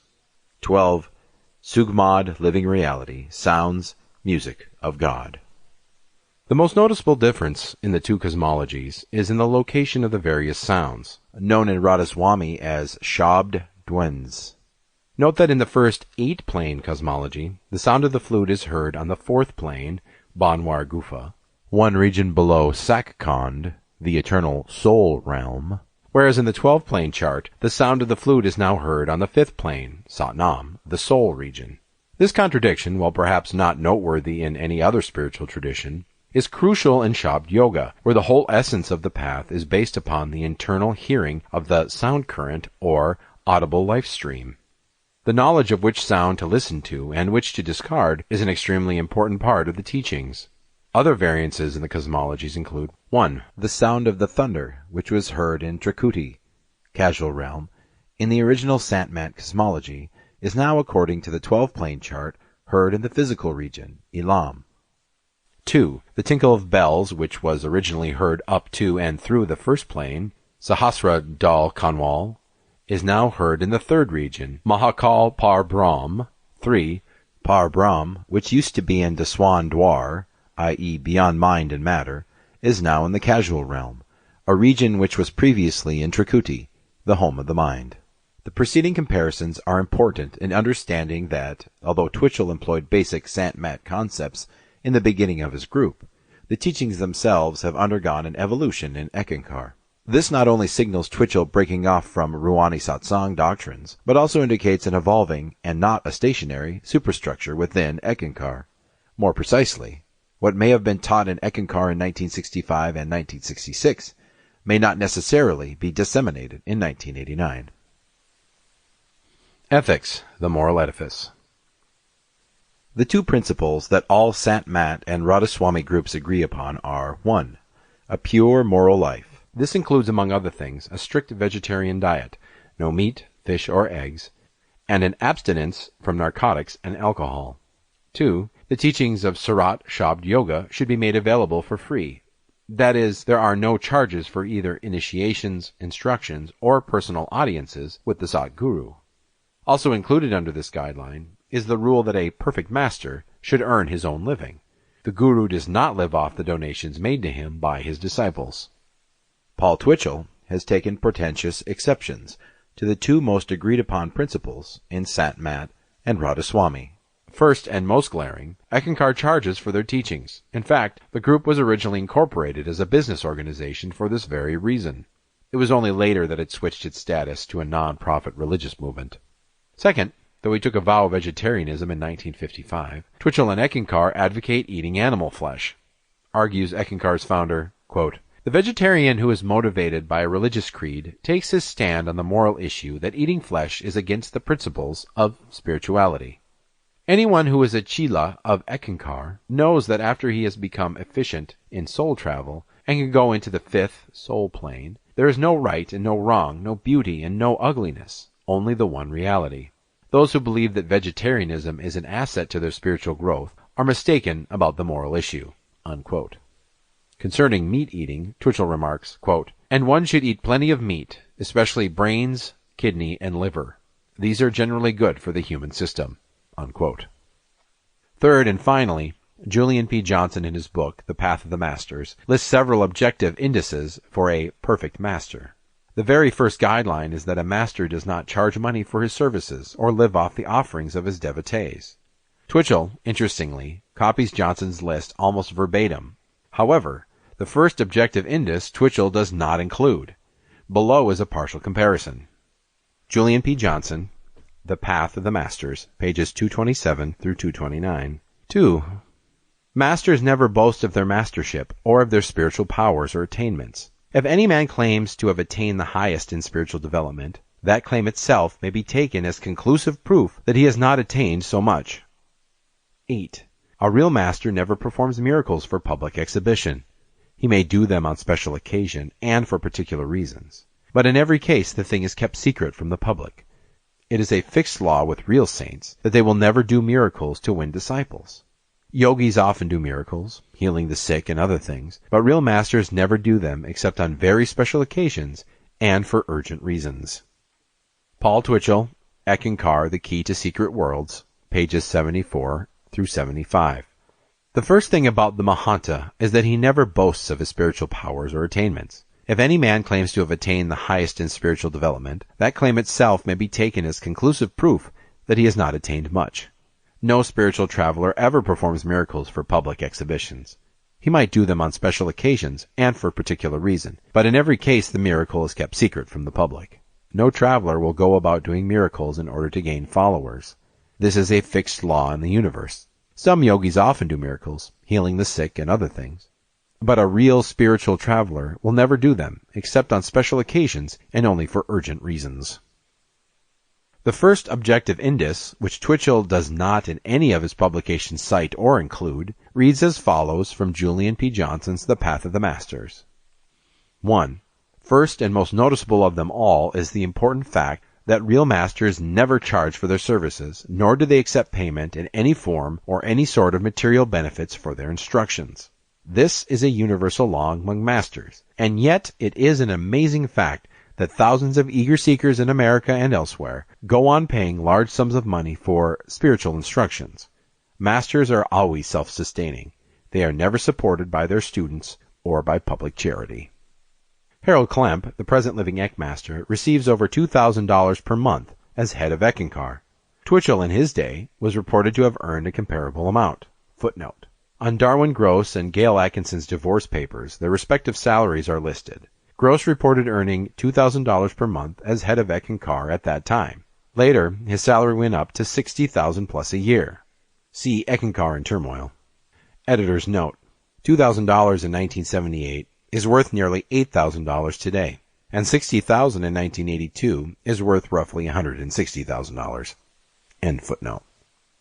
To have a personal audience with the Eckmaster can cost anywhere from $100 to $500. The seminars held around the world by Eckankar also charge admission fees. The proceeding clearly indicates that although Eckankar has similarities with Sant Mat and Rawani Satsang, it is ultimately different. Talk to God. Prophecy, Sex, and Liberation. Dear Guru, things are so bad for this country that I must ask you to talk to God about the political future. I'm asking as a loyal reader of Candid Press. Jan Baldheim. Dear Jan, I didn't want to make any predictions on certain events, but you caught me on a technical point. I did promise to answer the questions of all Candid Press readers. I predict a bad year for my competitor, Jean Dixon, as she will have illness and financial loss. The war in Vietnam will increase until late in 1968, when the doves of both sides come to the negotiating table. In 1968, Johnson and Humphrey will run against Romney and Percy, and win again. I have spoken. Paul Twitchell. Perhaps the most controversial document to surface about Paul Twitchell's hidden life is his featured column, Talk to God, for Candid Press in 1967. In the column, Twitchell claims to speak directly with God about readers' personal and spiritual problems. The founder of Eckankar always ends his words of advice, which he states comes from God himself, with the bold statement, I have spoken. The article raises some serious questions about Twitchell's personal motives for founding Eckankar, for not only does Twitchell make erroneous prophecies, as in the preceding quotation, Johnson never did run for office in 1968 as Twitchell predicted, nor did his proposed running mate Humphrey win the race. Nixon, not Romney, as Twitchell wrongly prophesied, finally won the presidential election. But he also indulges in satirical sexual admonitions. A few graphic examples will best illustrate the latter. Dear Mr. Twitchell, my penis is too long. Can you ask God to shorten it for me? Big Peter. Dear Peter, why? That's what God said when he heard you wanted a smaller sex organ. God says that we can all be happy with what he gives unto us, and you shall be happy too. I have spoken. Paul Twitchell. Dear Guru, I have the strange desire to wear lace panties. As I am a normal man in every other way, I want to know if God thinks this is bad. Frilly Fred. Dear Frilly, he doesn't think it is good. We talked over your fetish, for that is what you have. We both feel that your fetish is due to a lack of female companionship. You wish to secure a relationship with a woman whose initials are P.I. Do not ask how I know, nor shall you question this advice, which I now saith unto you. Call her and ask her for a date. She will accept. Do not wear your panties on the date, and you shall never again have a desire to wear panties. I have spoken. Paul Twitchell. Dear Learned One, my penis is too small for a man my age. Can you talk to God and make my penis grow? Tiny Man. Dear Tiny, God and I talked about your penis, and God has good news for you. He says that your penis is of an average size, and that you only believe it is too small, for you failed to satisfy one woman when you were 19. Because it is of the proper size, there is no need for God to make it grow. I have spoken. Paul Twitchell. In the midst of Twitchell's incorrect prophecies and sexual innuendos, he also talks about Rebizar and Eckankar to his candid press readers. One can't help wondering, however, how serious Twitchell is in presenting his bilocation philosophy with such a humorous and mordacious context. Below are a few excerpts from the column on Eckankar. Dear Ek Teacher, after learning bilocation, I sent my soul being, sick, to Vietnam to visit my son who is stationed there, and he didn't recognize me. Why? Mrs. Helen Inez. Dear Mrs., I was with you that day, and I wanted so to allow your son to see you, but I was hopeless to help you. You see, Eckankar is only able to function as a path to God, and as such, it is no good if learned for ulterior motives. You bought my book, Introduction to Eckankar, just so you could visit your son.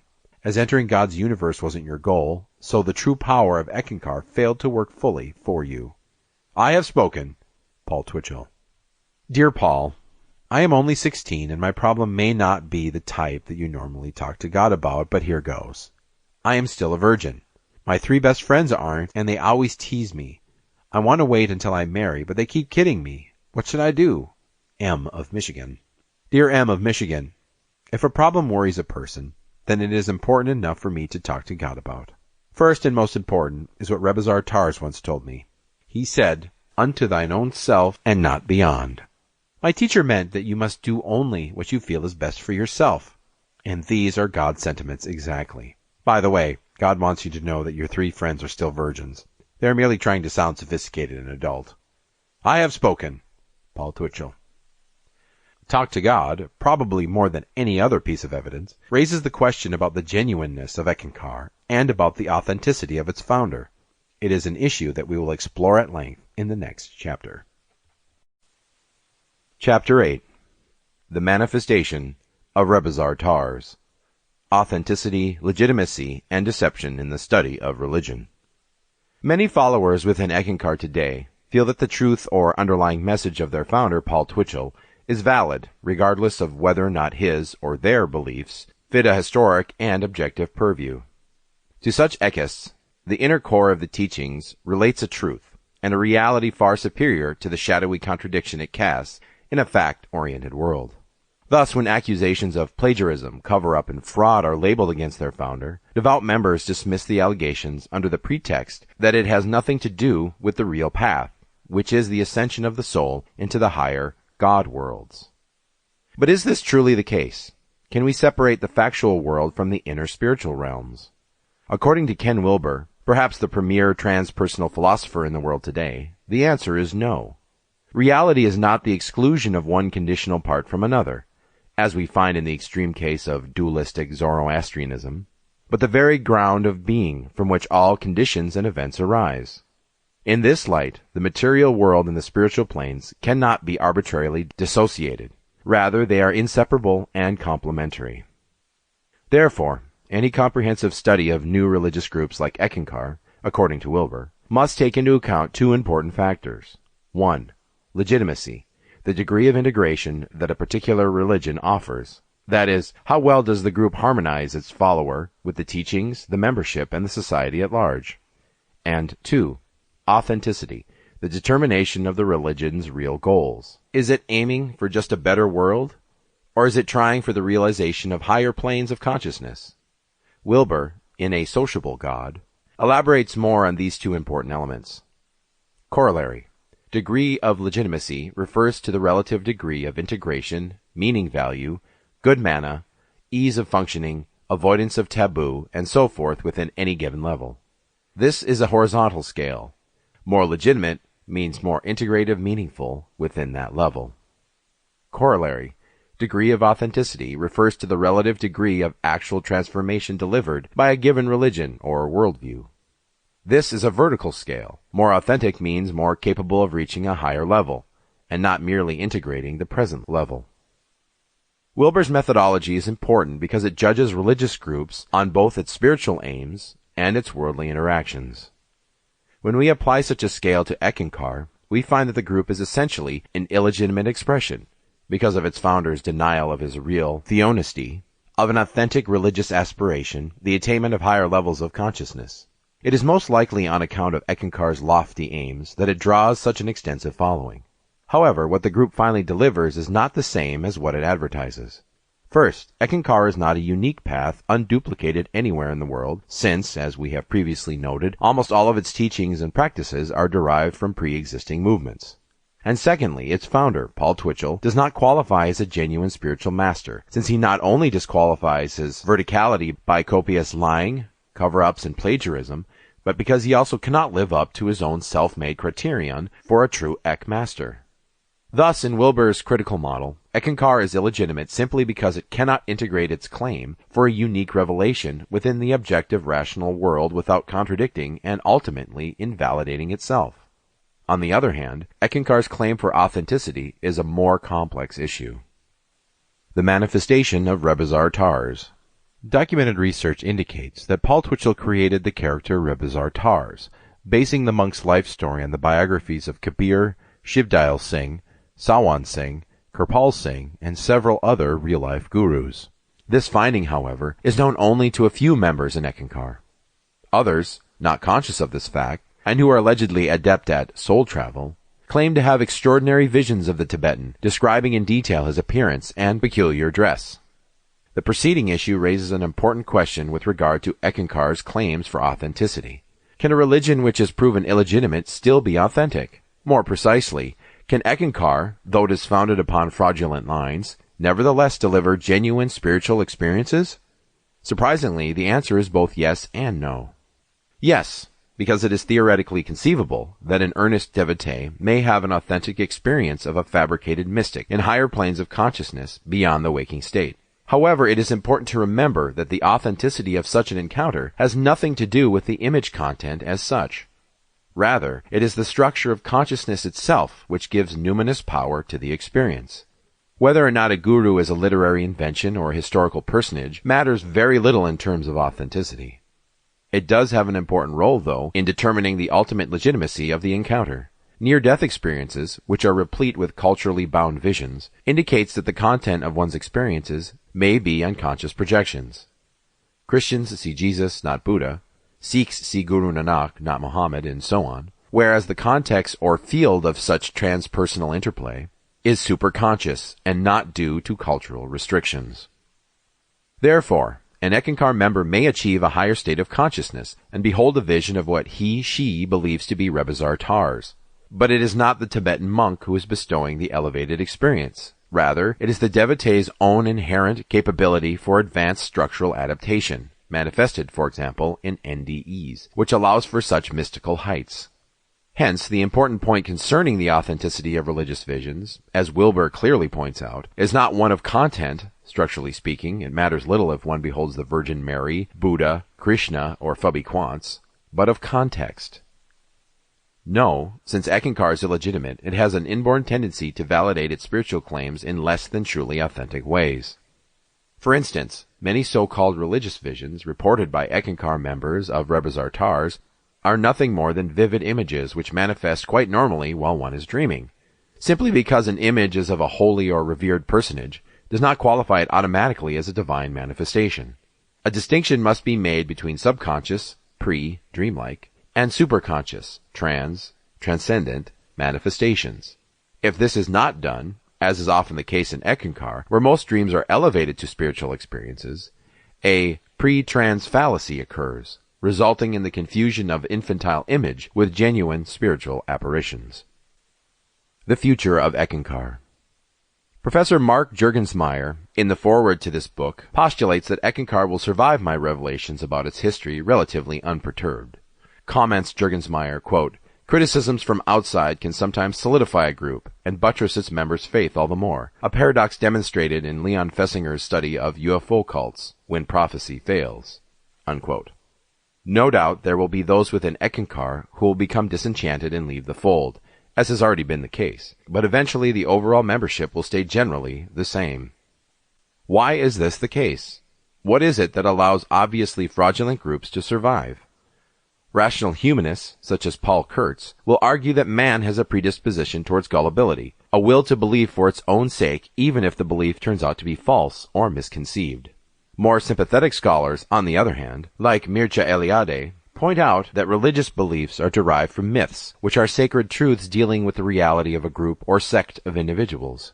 It is not an indagation, these scholars contend, to determine if there was actually an Adam or an Eve, or, in Eckankar's case, if Rebizar Tars really exists, because myths transcend scientists' quest for origins. Hence, in such academic circles, the driving and always reappearing question of, is it really true, or did it actually happen, is sidestepped, parenthesized, or called the fallacy of demystification.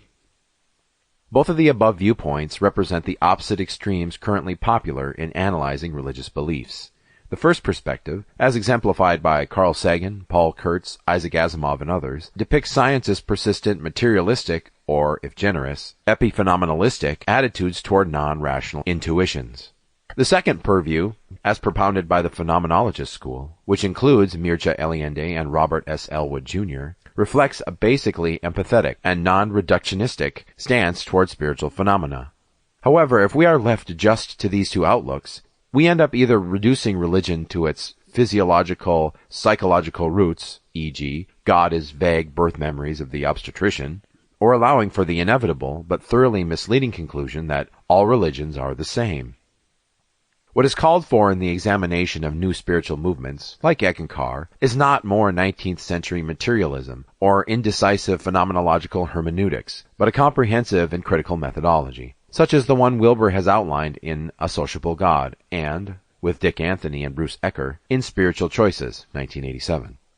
Only then can the claims of mysticism move out of the darkness of occultism and into the light of rational scrutiny. In conclusion, since Eckankar has never really encouraged open and unbiased research into its founder's life and work, I don't envision any invitations for scholars to do so in the future. But if Eckankar remains in such a guarded position, then it will automatically castrate future researchers and objective seekers from its fold. In the end, a religion which does not open itself to logical inquiry cannot, with any form of reasoning, ask its followers to believe in its genuineness. Chapter 9. When God Gets Dethroned. The Downfall of Darwin Gross. When Darwin Gross appointed Harold Klemp as the living Eckmaster in 1981, he had no idea that 2 years later his successor would excommunicate him from Eckankar, ban his books from sale, and instigate a lawsuit against him for business impropriety and copyright infringement. But that is exactly what happened. In a personal and confidential letter dated January 4, 1984, Harold Klemp informed Darwin Gross of his removal from Eckankar. Dear Darwin, the Order of the Viragi Eckmasters no longer recognizes you as an Eckmaster. As the agent of the Eck, I have removed all your initiations in Eck as well as terminated your membership in Eckankar. You are not capable or authorized to act or speak for or about the Viragi Eckmasters, Eckankar, or the Eck teachings. Nor are you to hold yourself out as an Eckmaster or Eck member. Do not directly or indirectly associate yourself or your activities with the sacred teachings of Eck or Eckankar in any way. I have refrained from coming forth with this pronouncement sooner, for the sake of those new to the path and still getting their spiritual foundation. Dap Ren, spiritual name for Darwin Gross, served the Ek well at one time, but the negative forces were allowed in through lack of vigilance and discipline, causing spiritual decay. No one has done this to you. You have brought this upon yourself. Will the meaning of this discipline come clear, or will you remain like an actor lost in his role? You have been given many opportunities to avoid this, but you have continued your unseeing actions, forsaking the good of the whole for the whimperings of the little self. Your misuse of the sacred trust, your self-serving mismanagement of Eckankar, your acts against the Mahanta, the living Ekmaster, and against other initiates, your false statements, all of this misconduct is the result of a fall from grace. No one, including an Ekmaster, is exempt from the laws of spirit. And so it stands. The divine plan continues unfolding while the ages roll by and souls make their way home to Sugmod. It will receive you through the Mahanta, the living Ekmaster, when you are ready. Sincerely, Sri Harold Klemp, the Mahanta, the living Ekmaster. Naturally, Darwin Gross did not accept Klemp's excommunication, since it was Gross himself who appointed Klemp as the living Ekmaster. In a letter dated February 1984, and widely distributed amongst interested Ek Chilas, Darwin Gross presented his own version of the breach between Klemp and himself. Dear one, many individuals who are spiritually awake are concerned about the misguided information coming out of Menlo Park. The Viragi Masters do recognize me as a Viragi Master. My initiations cannot be removed by Harold or anyone else. Harold Klemp does not have that authority.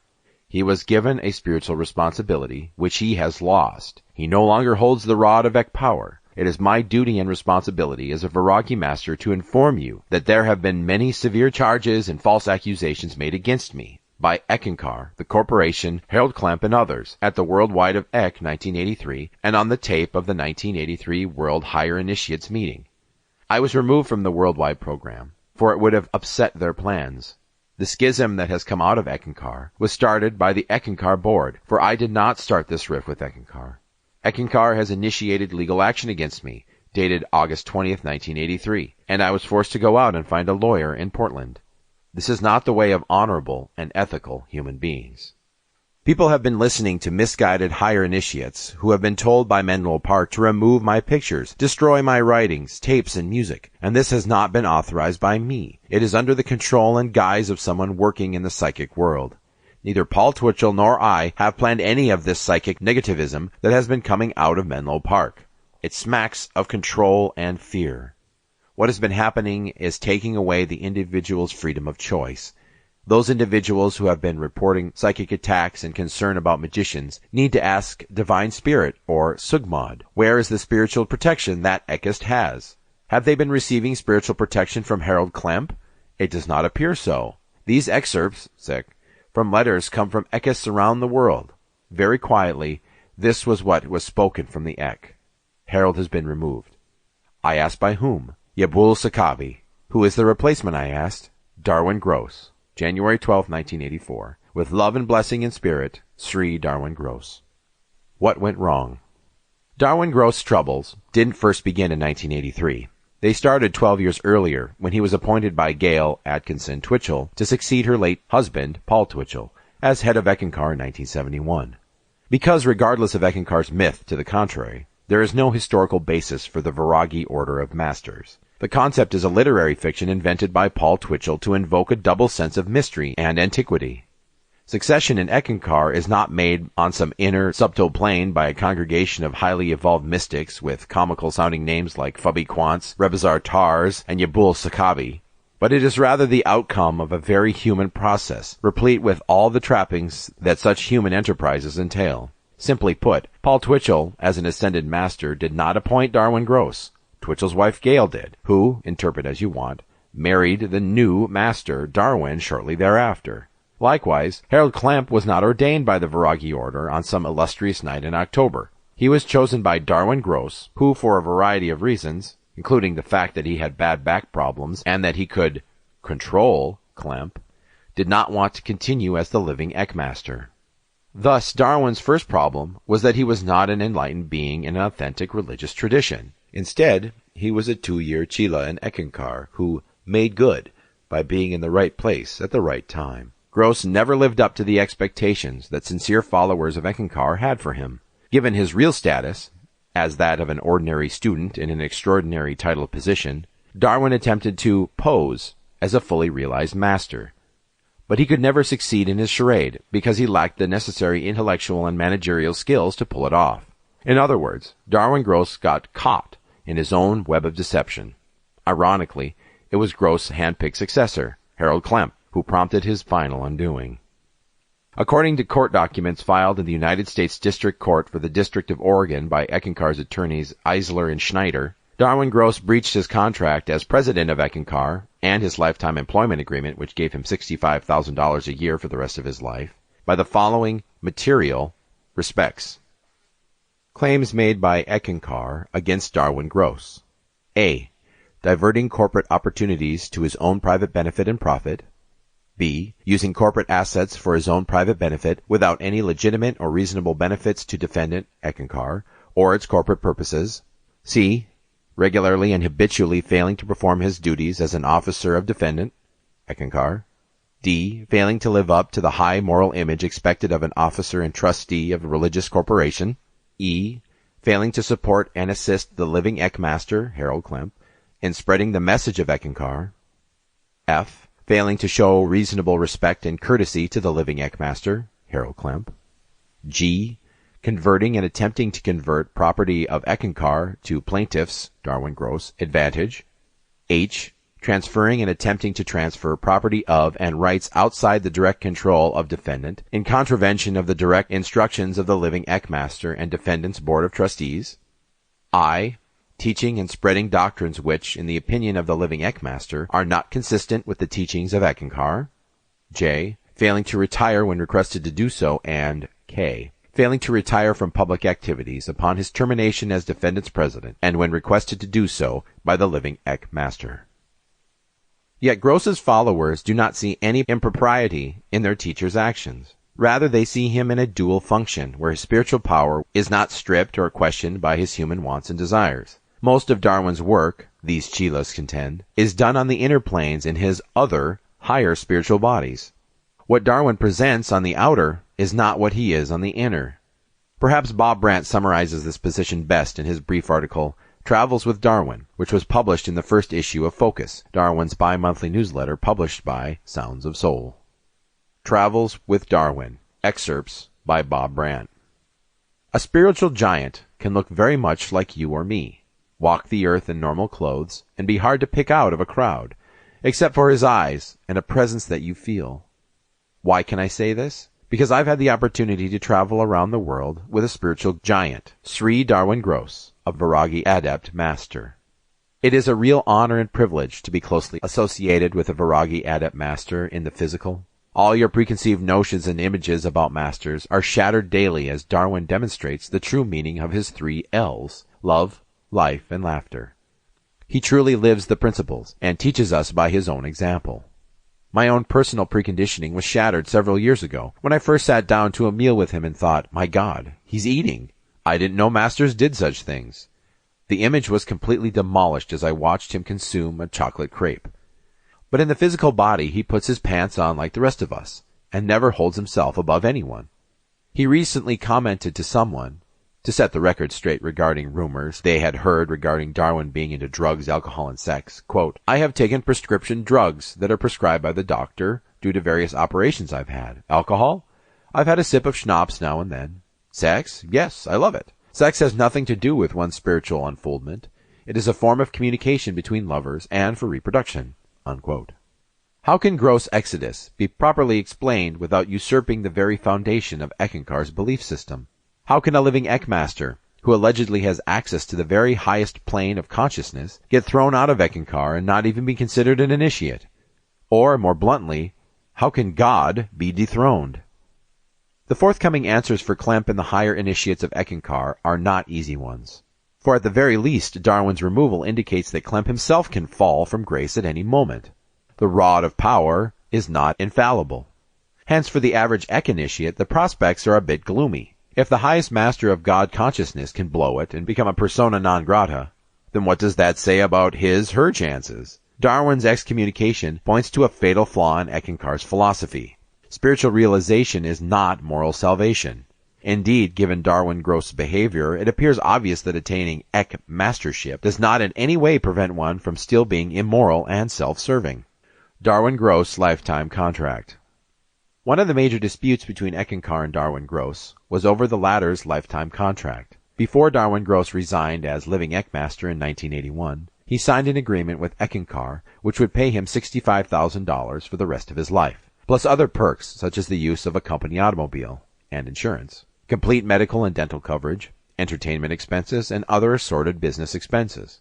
Unquestionably, the contract is a lucrative one, which is both beneficial to Gross before and after retirement. In August of 1983, however, Gross' contract with Eckankar was terminated. Today, Darwin Gross has no official connection with the movement he once led for 10 years. Below are pertinent excerpts from the 1981 Employment Agreement. Employment Agreement.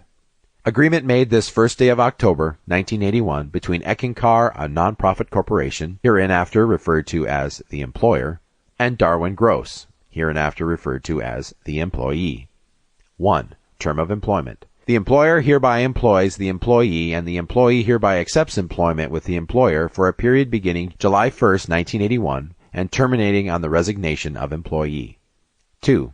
Duties of employee. The employee shall serve as president of the employer. He shall do and perform all services, acts, or things necessary or advisable to manage and conduct the business of the employer, subject always to the policy set by the board of directors, and act as chief executive officer.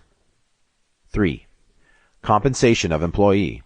3.01. Salary. As compensation for services hereunder, the employee shall receive salary at the rate of $65,000 per annum, payable in semi-monthly installments, or in such other installments as may be generally applicable to employer's business during the employment. 3.02. Deferred compensation. If the employee remains in the employ of the employer until age 65, or on his earlier retirement at the option of the employee shall be entitled to receive from the employer a sum of $65,000 a month, sick, payable on the first day of each month, commencing with the first full month after he attains such age or reaches earlier retirement, and continuing for the remainder of his life. 3.03. Salary continuance during disability. If the employee becomes disabled during the employment term because of sickness or mental disability or for any other reason, so that he is unable to perform his duties hereunder, the employer agrees to continue the employee's salary during such disability for the life of the employee. 4. Employee benefits. 4.01. Use of automobile. Coverage, including the employee in the minimum amounts of $2 million for bodily injury or death to one person in one accident, and $50,000 for property damages in one accident. 4.02. Medical and dental coverage. 5. Business expense. Entertainment expenses. The services required by the employer will require the employee to incur entertainment expenses on behalf of the employer, and the employer hereby agrees to make annual to the employee for this purpose the sum of $2,400 per annum, payable in such amounts and at such times as the employee shall request. Chapter 10. The Saga of Harold Klemp. How to dismantle Eckankar gracefully. Here's the scenario. You are a devoted and long-standing member of a new religious movement. After slowly moving up the ranks, you secure a good position in the religion's publishing division. After 10 years in the group, you write a well-received book about your great experiences following the spiritual masters. Then, in a surprising turn of events, word comes that you have been appointed to be the leader of the group. You now find yourself the object of devotion among thousands of disciples. But there's a catch. After assuming the mastership, you discover that the founder of your religion and his successor were corrupt. Not only did the originator plagiarize and cover up his past, but his successor misappropriated funds and led an immoral lifestyle. Now for the key question. If this was your situation, what would you do? Unbelievable as it may seem in fiction, the above scenario actually did happen in real life to Sri Harold Klemp, the third living Eckmaster. I realize that devoted Eckankar members would argue that there have been over 970 Eckmasters prior to Gross and Klemp, but it should be remembered that Paul Twitchell invented the number in order to impress his following that his newly founded religion was really ancient. The bottom line is that there is no galaxy of Eckmasters who hang out in obscure corners of the planet Earth waiting for spiritually advanced Ek-Chilas. Besides being one of the truly great plagiarists of the 20th century, Twitchell was also one of the century's great fibbers or yarn tellers. The only problem is that his numerous devotees don't know when to separate fact from fiction, genuine spiritual masters, like Kabir, from comic book Ek characters, like Fubby Quants, and authentic teachings, like listening to the inner sound current, from adolescent imagination, like temples of golden wisdom. In a bold move, but not a politically wise one, Klemp excommunicated Darwin Gross from the Ek fold, even rescinding his lower-level initiations. Klemp also tried to clarify Eckankar's dubious past by revising much of its official history. In a series of articles in The Mystic World and his public talks, Klemp admitted that Eckankar's founder, Paul Twitchell, was a follower of Swami Premananda, Kirpal Singh, and L. Ron Hubbard. Prior to Klemp's announcements, the official word through Eckankar was that Twitchell was not involved with these teachers. In an article for The Mystic World entitled, "Stop the World, I Want to Get Off," or "When Will You Leave Ek?" Harold Klemp wrote the following about his mentor, Paul Twitchell. Quote, "Here comes Paul Twitchell, a social rebel and spiritual giant in a single package. His personal life and habits were a jolt to people who thought a man of God should be of another order. Scientologists pelted Paul with letters. The advanced members, the clears, made an offer to advance him in spiritual matters for a large sum of money. Paul bought none of their sales pitch, because they had more problems than he did, an outsider." Although he claimed to have acted as Ron Hubbard's press officer for several years in the District of Columbia, he wanted no gas from these professional people. Paul's tie-in with Scientology during his training as God-man is another bitter mouthful to chew for some people. Even in Ek, one's cherished notions about the Master are dashed to the ground by the truth of spiritual things. For instance, all Ek masters do not hold the same high power from the Sugmod when they take the rod of Ek power." Unquote. Klemp even went so far as to admit that Twitchell's writings appear similar to Julian P. Johnson's, the author of the now famous The Path of the Masters, and other religious writers. Yet Klemp did not go far enough. Instead of honestly telling the truth to the Eckankar membership that Twitchell was a notorious plagiarist and a first-rate liar, he recoiled and sought to give a ludicrous explanation about how there is an Akashic library in the astral plane where writers like Johnson and Twitchell go to copy their books. In other words, Twitchell didn't plagiarize The Path of the Masters in its copyrighted form. He simply copied it word for word from the original astral version of the text. Klemp implies that Johnson copied his writings from the same text, too. With such a convoluted use of logic, it should then follow that anybody could copy from Eckankar copyrighted materials and not get in trouble for doing so. But such has never been the case. Even Darwin Gross, the former leader of Eckankar, was not exempt from allegations of copyright infringement when he used the terms Ek and Ek to describe his ministry. Simply put, Klemp has invented a story to cover up Twitchell's plagiarism, so that Eckankar can still get away with publishing stolen materials. If Twitchell's plagiarism was ever examined in a court of law, Eckankar would have to forfeit thousands of dollars in every book its founder wrote. There is not one Eckankar book by Paul Twitchell which does not contain lifted material from other authors. Harold Klemp also suffers under the delusion that even though Eckankar is fraudulently based, from start to finish, that he can now somehow keep the integrity of the movement intact. How can this be possible when Twitchell's own wife, and I would suggest co-founder, Gail, has privately admitted that Eckankar is a fraud? How can this be viable when the history of Eckankar's origins is a fanciful, literary, and at times borrowed fiction? The forthcoming answers are a sad indication of the state of some modern religions: money, blind faith, power, and ignorance. For if Harold Klemp was truly honest and sincere, he could only do one thing to Eckankar: dismantle it gracefully, but quickly.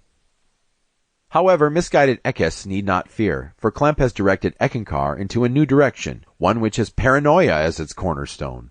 I don't think it is coincidental that the number of Ekkists who have had bad astral experiences has increased steadily since Harold Klemp published his article, Methods of the Black Magician, in the winter 1983 issue of The Mystic World.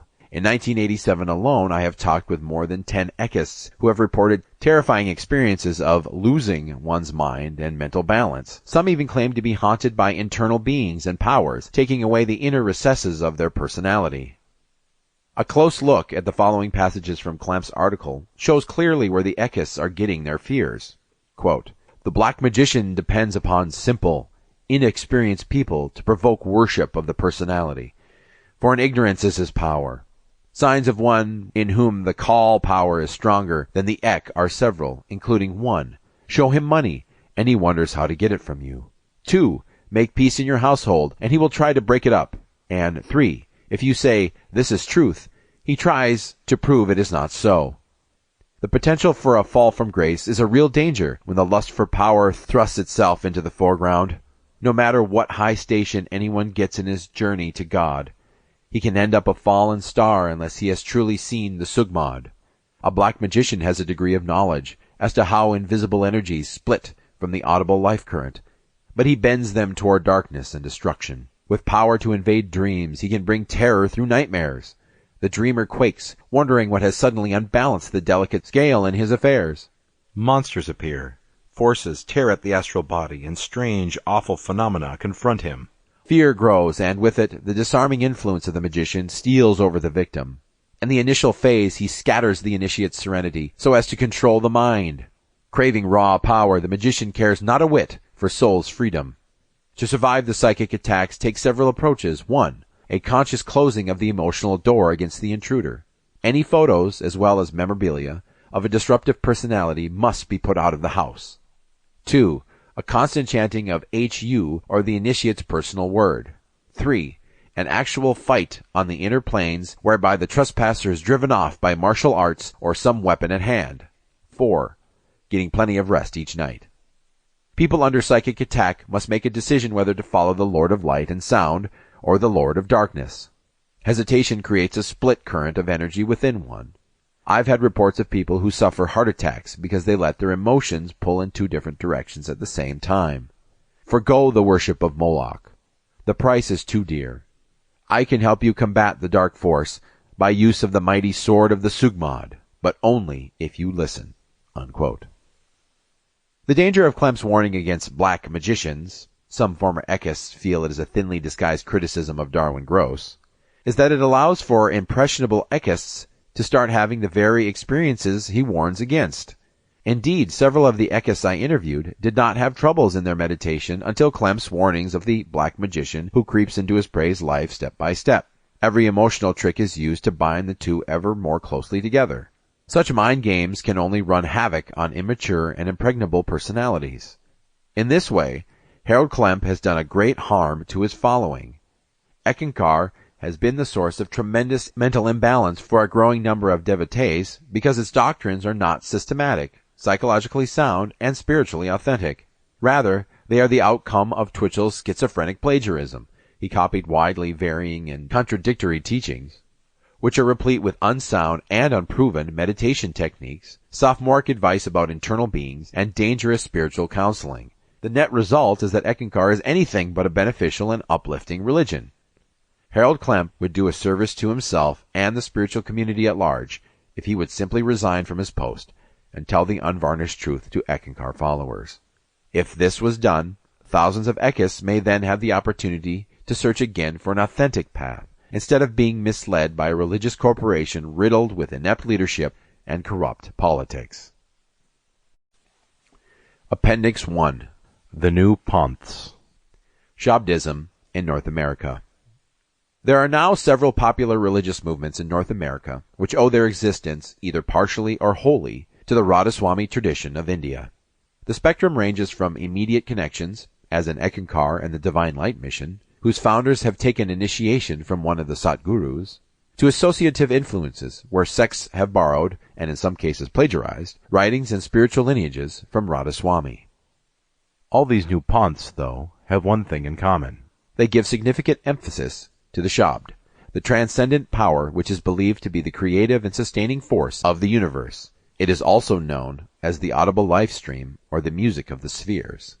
And though there are groups which speak of this sound current, which are both anterior and exterior to the Radhaswami tradition, all of the new movements under discussion have based their knowledge and writings on Radhaswami's own particular interpretation of Surat Shabd Yoga, the practice of uniting the soul with the internal sound energy. In this article, I will describe the relationship of these American religious movements to the Radhaswami tradition, and then we'll examine the reasons why there is such a strong tendency in these new panths to deny their living religious heritage. The Radhaswami Tradition of India. The name Radhaswami has been generally applied to those gurus and gaddis, the seat, residence of a saint, living or deceased, who trace their spiritual lineages back to Shiv Dayal Singh, 1818 to 1878, the proclaimed founder of the movement, who resided in the city of Agra, in the Uttar Pradesh district of India. Swamiji Maharaj, as Shiv Dayal Singh was called by his disciples, came from a family of Nanak Panthas, and was primarily influenced in his religious upbringing by the Nirguna Bhakti poetry of such saints as Kabir, Nanak, Paltu, and most significantly, Tulsi Sahib of Hathras. What distinguishes Swamiji's teachings, and subsequently those of the Radhaswami tradition, from Vaishnavism, Tantrism, Goraknathism, Saivism, and other forms of Indic piety, is essentially the emphasis he gives to three cardinal precepts. 1. Satguru, both as the Absolute Lord, Nirguna, and the living human master, Saguna. 2. Shabd, which encompasses both Varnatmak, spoken or written, and Duyunatmak, transcendent melody, expressions of the Supreme Lord, Sat Parush. 3. Satsang, the congregation of earnest devotees of the truth. Upon Swamiji's death, several of his disciples served as gurus, resulting in a proliferation of satsangs. Today there are at least 30 different Radhaswami centers in India with direct lineage connections to Shiv Dayal Singh. For the purposes of this paper, however, we will only be concerned with two of the largest and most influential of these, Radhaswami Satsang Beas and Ruwani Satsang. For it is these two sects which have been instrumental in the development of a number of popular American religious movements. Ruwani Satsang and its parent, Radhaswami Satsang Beas, trace their lineages back to Shiv Dayal Singh through Jaimal Singh, Swamiji's only Sikh successor, who eventually settled on the banks of the Beas River in the now thriving farm community of the Punjab. After Jaimal Singh's demise in 1903, his chief disciple and successor, Sawan Singh, 1858 to 1948, founded a spiritual colony in honor of his guru. It was Sawan Singh who has been the most pivotal force in the spread of Shabad Yoga-related panths in North America. His impact can be directly seen in the teachings and writings of the Divine Light Mission, Mishra's Yoga Society, Dr. Bhagat Singh Thin's metaphysical groups, and the Movement for Spiritual Inner Awareness, MSIA.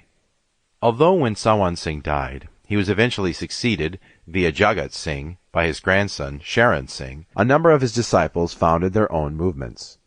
Eminent among these was Kirpal Singh, who established Ruwani Satsang in Gurmandi, Old Delhi.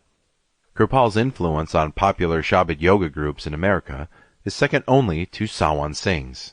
Both Walter Baptiste and Paul Twitchell, the late founder of Eckankar, were disciples of the Delhi master and have incorporated his teachings into their respective organizations. In the following section, we will examine some of the more prominent panths in America, which have an affiliation in one way or another to the Radhaswami tradition of India through the aegis of Sawan Singh or Kirpal Singh.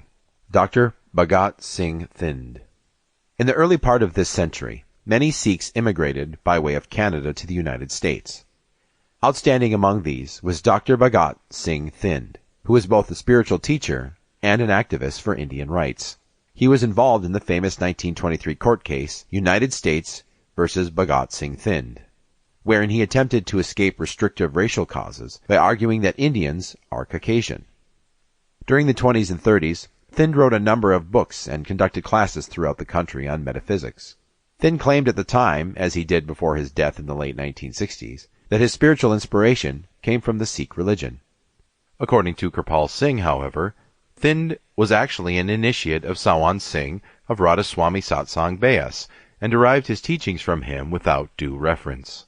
Instead of utilizing Sikh doctrines, Thind was allegedly borrowing Radhaswami precepts, and in so doing was covering up his real religious theonesty. Comments Kirpal Singh, quote, "When I went to America, there was one gentleman, he's passed away now, a Sikh gentleman who was giving talks on payment. His name was Dr. Bhagat Singh Thind. He married a French lady. He was initiated by Baba Sawan Singh, I know definitely.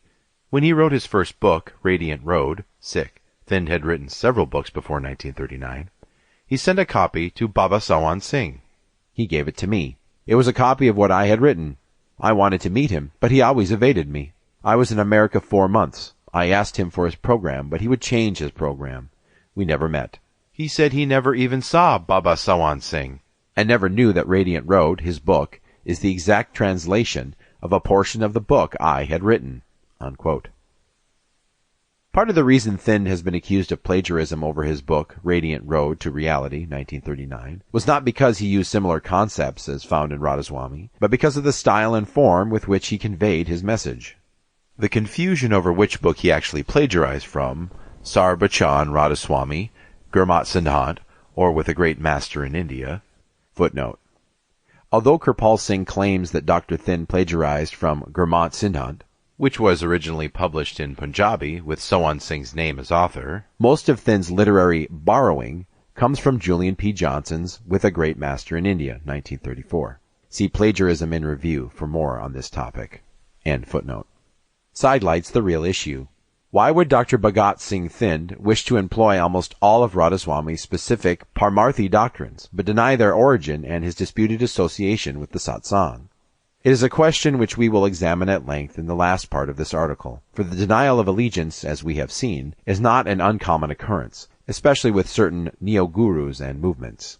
Footnote. In 1977, I talked with Mrs. Thind about her husband's relationship with Sawan Singh of Radhaswami Satsang Beas.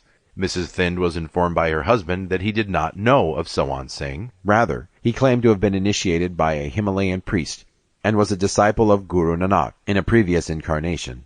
Although Mrs. Thind had met Kirpal Singh personally and knew about the supposed connection of her husband with the Radhaswami Satsang in Beas, she was never told by Dr. Thind that such a link ever existed. End footnote.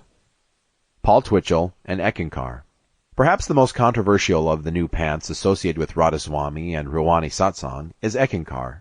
Today the group, under the leadership of Harold Klemp, the present living Eckmaster, and Darwin Gross, the previous master, does not admit that their founder, Paul Twitchell, 1908 to 1971, was initiated by Kirpal Singh in 1955, although there is overwhelming documentary evidence to support it.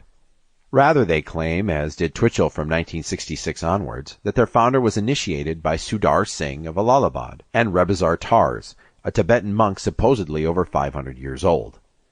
Though these claims would usually go by undetected, from lack of primary materials, this book, 1978, 1979, 1983, and 1988, and the SCP journal Eckankar, A Hard Look at a New Religion, 1979, have proven beyond a reasonable doubt that Paul Twitchell was indeed a follower of Kirpal Singh, as well as Swami Premananda and L. Ron Hubbard. Sudar Singh and Rebazar Tars, though their existence is factual to some extent as cover names for real gurus, are actually mythological characterizations of Twitchell's genuine and imagined biography. In order to start a new movement, Paul Twitchell attempted to cover up his previous association with Kirpal Singh, while continuing to use him and the books of Dr. Julian P. Johnson as his primary source, and tried to create a mythology which made him and his group, Eckankar, a fulcrum for a unique and superior spiritual revelation. Today the movement has somewhere between 30 and 50,000 paid members. Most Eckists, as followers are usually called, have never even heard of Kirpal Singh, Ruwani Satsang, Radhaswami Beas, or Dr. Julian P. Johnson. According to the materials published by the group, most members are informed that Eckankar is the fountainhead of all religions. Though its inception only traces back to 1965, the movement's living masters have taught that, if anything, Sant Mat, Radhaswami, Shabd Yoga, and other forms of Indic spiritual discipline, based upon the sound current, are offshoots from the ageless path of Eckankar. However, the hidden history behind Paul Twitchell's life and work has recently been becoming more well known to the reading public, which will inevitably lead to a confrontation between what is believed to be true and what is actually the case. John Roger Hinkins and MSIA. In 1968, John Roger Hinkins, a Mormon and ex-high school teacher, started his spiritual ministry. He was associated with Paul Twitchell and Eckankar, having been a male correspondent member, and, to Eckankar's records, a second initiate. In several long personal interviews with John Roger at his house in Mandeville Canyon, I learned that he did not see his connection with Paul Twitchell as a master-disciple or student-teacher relationship.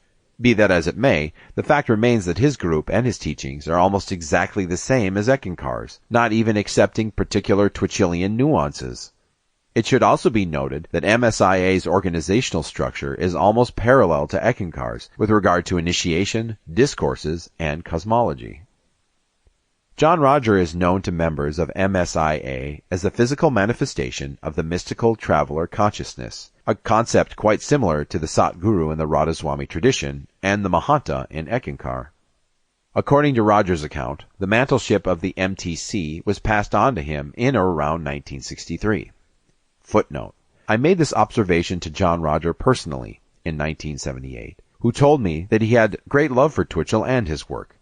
Roger went on to say that he does garner ideas and organizational procedures from other spiritual teachers and traditions, while remaining true to his own personal direction and understanding. John Roger has been the subject of an intense scandal for the past 10 years. See The J.R. Controversy and The Criminal Activities of John Roger Hinkins, UCSM Volume 1, Number 1, and Volume 2, Number 2, for more on J.R.'s nefarious escapades. End footnote.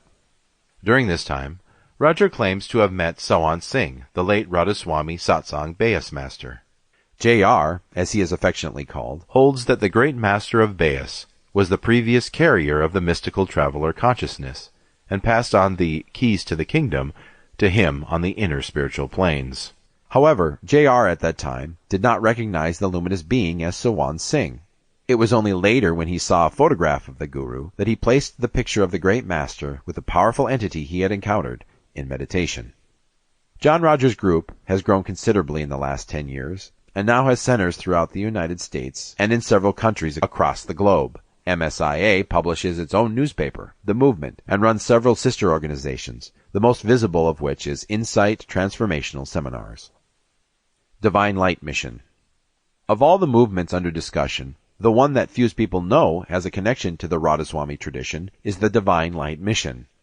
As Juergensmeyer notes, quote, it is reported that the Divine Light Mission of the boy guru, Sri Hans Maharaji, is derived from Radhaswami teachings and the Radhaswami community. According to some accounts, the father of the present boy guru has been a follower of one of the Radhaswami branches, but split off from them to start his own following. Footnote. Mark Juergensmeyer, Radhaswami as a Transnational Movement, unedited version, unpublished.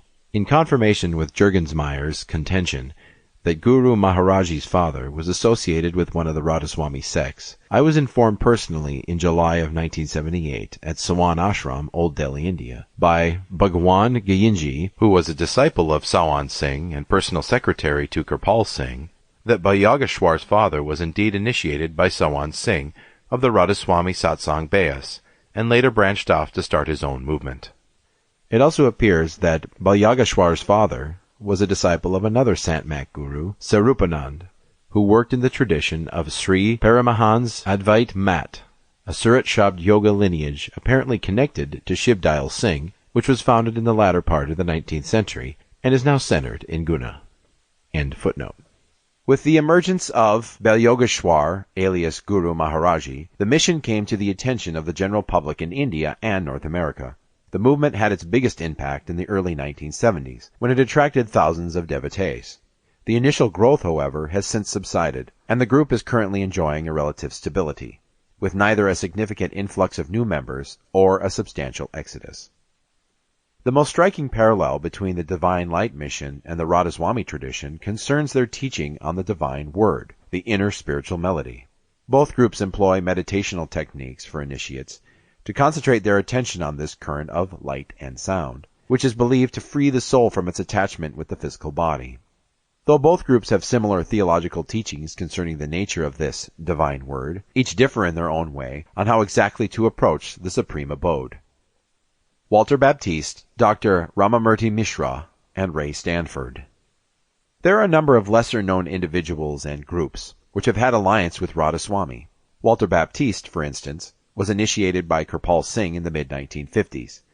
He now runs a yoga facility and a vegetarian restaurant in San Francisco, where his wife gives classes on Hatha Yoga. Baptiste also conducts spiritual counseling, and, I am informed, gives initiation using the same 5 holy names, Panchnam, that all Radhaswami satsangs linked with Jaimal Singh, including Kirpal Singh's Ruhani satsang, have given out as their meditation mantra. Other people have been influenced by Radhaswami, but in less dramatic ways.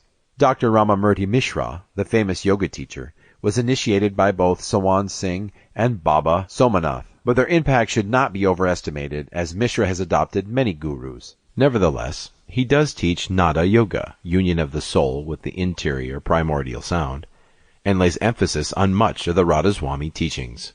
Today there exists a multiple of organizations which reveal a striking compatibility with Radhaswami teachings concerning the sound current, and though perhaps most of these movements have no direct link, they have somewhere along the line utilized practices or beliefs from many Radhaswami publications.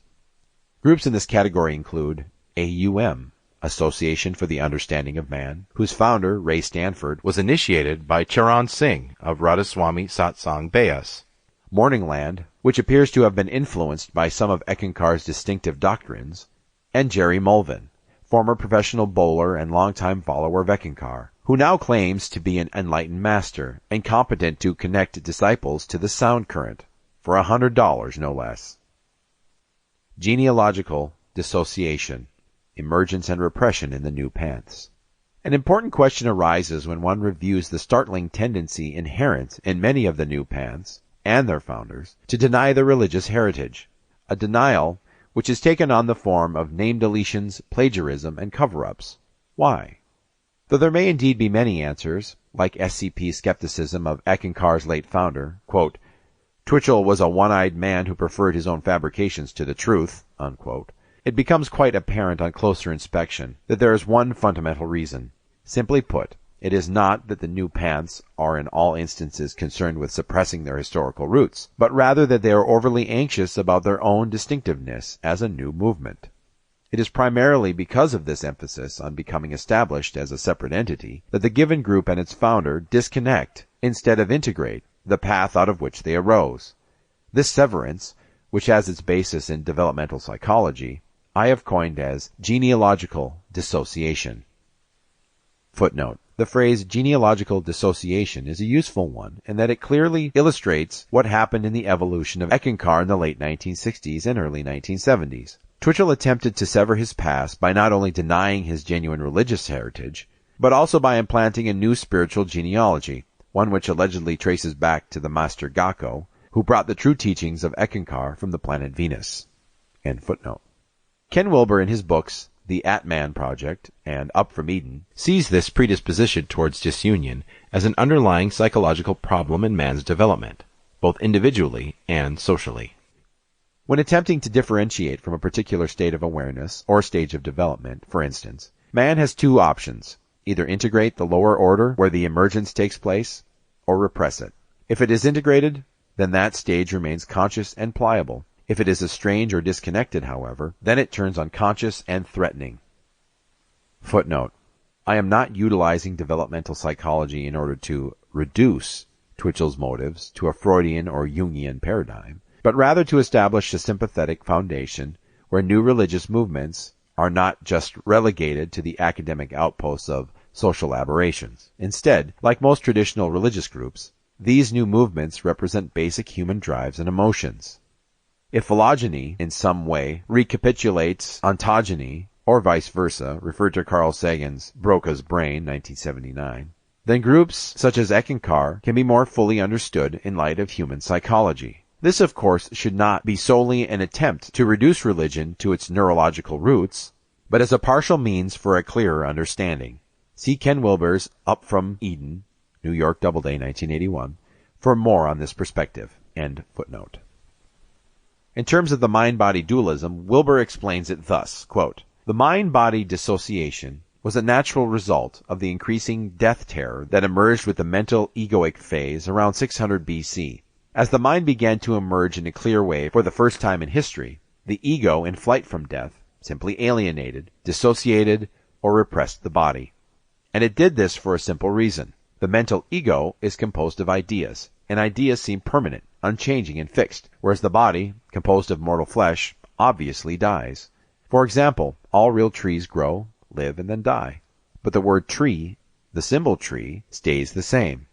So if ideas seem fixed and unchanging, whereas bodies are fleshy and mortal, and you're in flight from death, which of these two do you identify with?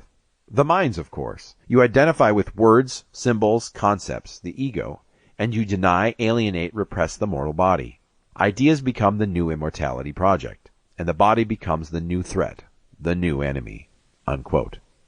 Applying Wilbur's elucidation to the development of new paths, specifically Eckankar, we can see that it becomes a fear of losing that emergence, that step forward, which prompts suppression or attempted annihilation of the lower order where the differentiation first took place. In our case, historical religious genealogical dissociation. This disunion in many of the new paths, e.g. like Paul Twitchell's denial of his association with Kirpal Singh and Ruhani Satsang, springs forward not so much out of ignorance, but out of hope for a separate, distinct, and lasting survival, an autonomous tradition.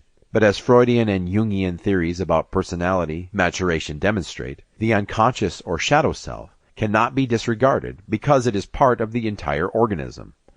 It quite simply must be dealt with. Religiously, we can see the attempt for integration in the early history of Christianity, especially with the influence of St. Paul. There was an effort on behalf of the newly emerging church to include, not obliterate, parts of the Judaic religion and culture. Thus, even today, Roman Catholicism acknowledges its indebtedness to the Jewish heritage. And so is the case with Radhaswami, particularly the Beas branch in the Punjab and so on Kirpal mission, toward Sant Mat. There is both an acknowledged link and a proud remembrance in Radhaswami and Ruhani Satsang of its ancestry with the medieval Nirguna Bhakti poet Sants. In the context of some of the new paths, however, there is an endeavor to dislocate, dissociate, and even destroy their antecedents. Instead of an admission to their actual religious heritage, we instead find a denial of it, even in the very face of incredible contradictory evidence. Take, as an illustrative example, the case of Paul Twitchell and Eckankar. When the group first started, Twitchell did not completely deny his association with his guru, Kirpal Singh. In fact, in many articles, Twitchell wrote at length about his admiration for the Ruhani Satsang master. However, from about 1966 onwards, we find an accelerating cover-up. What prompted this shift of allegiance? The answer is perhaps simpler than we might expect: the growing popularity of Eckankar. When Twitchell came to grasp the significance of his new religious movement, the fact that it could draw in thousands of followers, he decided to subvert anything which would hinder Eckankar's progression and potential popularity amongst the masses. He wanted his group to be self-determining, marking its own future course as a viable spiritual tradition. And the most serious threat to this much-desired autonomy, at least in Twitchell's purview, was his past. Hence, Twitchell invented a new mythology, one which intertwined fact, fiction, legend, and imagination into a confused complex that exhibited only one truly consistent theme: the living Eckmaster, in this context Paul Twitchell, as hero. Now, the disturbing problem in all of this is that Eckankar's attempt for a neo-mythology is not based upon some prior authenticated historical tradition, but upon its founder's own creative impulses. Impulses which at times plagiarized whole chapters from copyrighted Radhaswami Satsang Beas texts, lied about biographical details, and commenced vast cover-ups concerning the origin of Eckankar's doctrines. However, it is not solely a repression of the past that prompted Paul Twitchell to deny his spiritual roots, but rather his heightened concern for the future, for the continuing growth of his new movement. It was this obsessive anxiety which outweighed, instead of integrated, Paul Twitchell's authenticity to his actual past, the real heritage which brought forth his group Eckankar in the first place. Footnote: Twitchell's paranoid concern reached a pinnacle when he wrote a personal letter to Kirpal Singh in late 1971, threatening the Ruhani Satsang master with a lawsuit if he continued claiming that Eckankar was derived from Sant Mat teachings. Twitchell died of a heart attack shortly after the letter was received in Old Delhi, India. End footnote. Though the psychological modus operandi of emergence by repression is age-old and is itself instrumental in the evolution of religion, in the case of some of the new paths, particularly Eckankar, it remains an essentially immature and disunifying attempt for genuine autonomy. Final note: this paper was first presented to the American Academy of Religion's Western Region Conference at Stanford University on March 26, 1982. Appendix 2. The Scientology Connection. Paul Twitchell and L. Ron Hubbard. Paul Twitchell was highly influenced by L. Ron Hubbard and his religion, Scientology. Recently, a number of important documents have surfaced which shed more light on Twitchell's involvement with the group. A former Scientologist and friend of Paul Twitchell in the 1950s recollects, quote, Paul Twitchell was a writer hired by L. Ron Hubbard to be in charge of selecting articles on Scientology submitted by parishioners to be published in either Scientology publications or elsewhere as a testimony to the worth of Scientology. When Paul Twitchell found out about the inner workings of Scientology, I remember him saying, "Boy, there's a lot of money in religion." Unquote. Ex-Scientologist member, personal letter, June 23, 1987. Paul Twitchell regularly wrote for a Scientologist magazine entitled Ability, which was published in Silver Spring, Maryland. For instance, in issue 61 of Ability, Twitchell wrote an article called The Psychology of Slavery, and in issue 70, he composed a piece titled Outsight. In both articles, Twitchell speaks very highly of L. Ron Hubbard. Below are two pertinent excerpts that exemplify Twitchell's keen regard for the founder of Scientology. Quote, to build an attitude of defeat into the minds of the enemy is the constant goal of the dictators. Fortunately for the human race, there are capable individuals who, like L. Ron Hubbard, founder of Scientology, leader of one of the many groups, are working to help man free himself from such ruthless control. Freedom from artificial conditioning of ingrained reflexes against enslavement of the reactive mind makes such individuals dangerous to the totalitarians. Scientology can undo, fortunately, the poison of psychology the mass mind has been fed. Unquote. Quote, some religious teachings, especially the Hindu practices, affirm that one needs a guru, or teacher, for guidance even though the pupil can exteriorize at will. The difference between Scientology and these religious practices is that Ron Hubbard shows us what to do before and after exteriorization. Then, following exteriorization, we can have use of this ability of outsight at its maximum level. Unquote.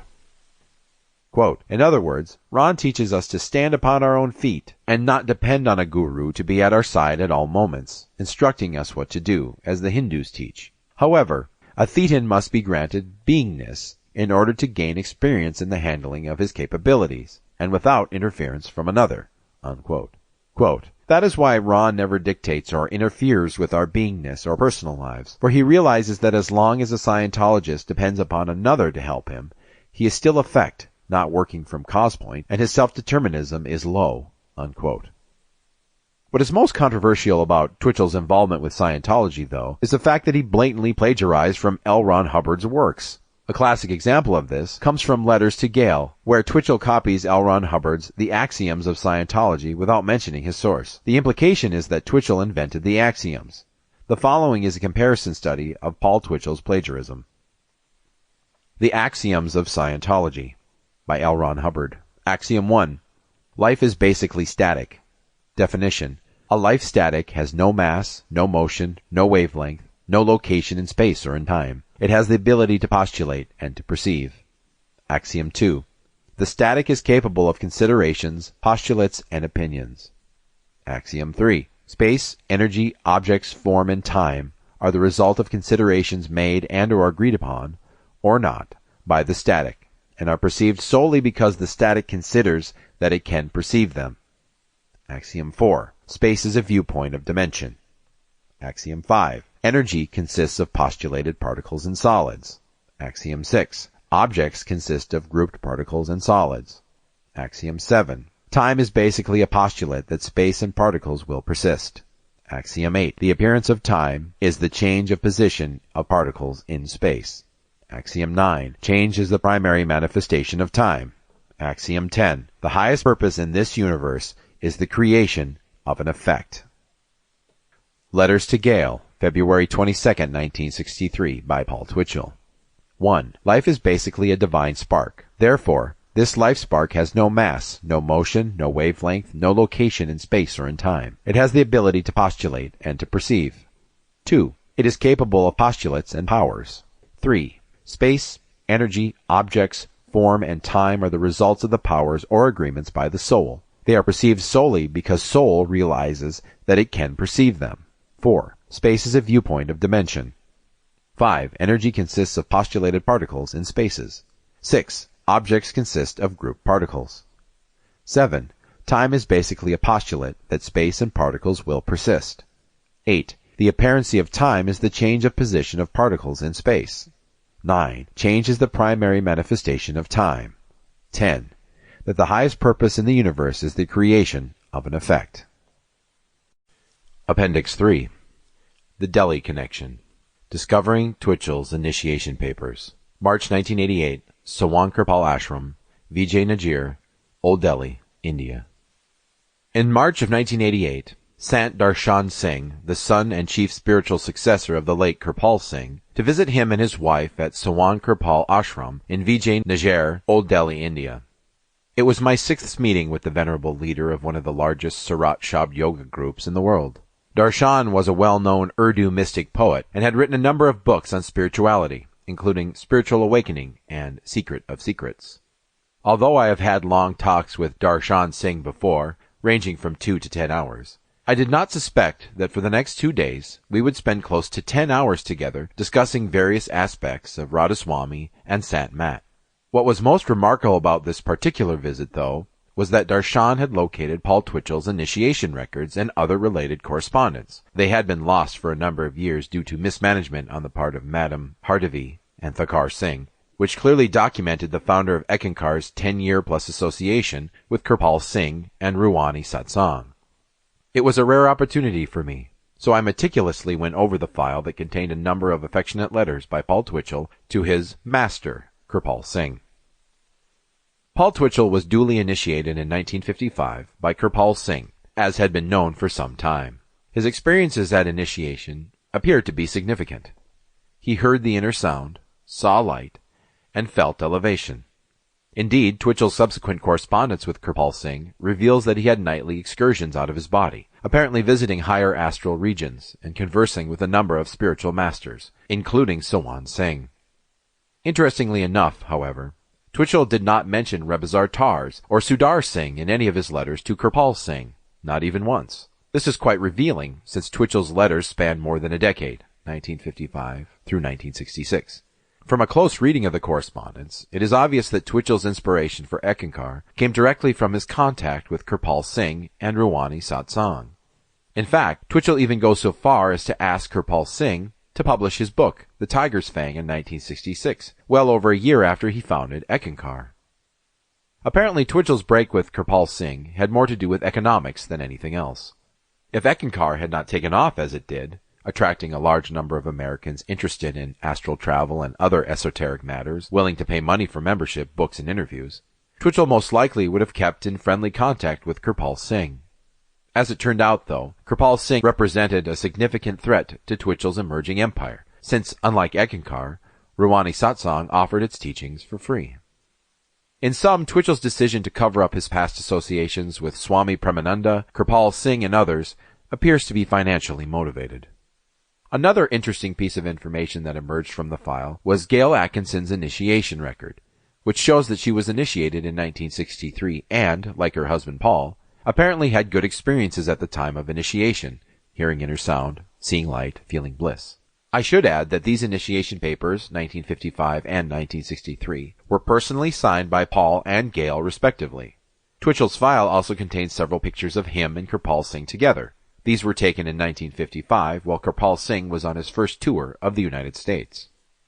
In 1955 alone, Twitchell had written 10 letters to Kirpal Singh, each one describing, albeit briefly, Twitchell's inner experiences in meditation. Concerning these experiences, a close reading of Twitchell's descriptions indicates that most of them occurred while he was asleep. That is, Twitchell's inner voyages are, for the most part, dream excursions, which may or may not have been consciously produced. One comes away with the impression that Paul's technique for inducing out-of-body experiences was to lie down and fall asleep, only to awaken minutes or hours later in a lucid, read astral, dream. It may have been precisely for this reason that Kirpal Singh dismissed many of Twitchell's inner experiences as inaccurate and incomplete. Kirpal Singh's responses were also revealing, since in none of the letters that I read did the Ruwani Satsang master reprimand Twitchell for his behavior.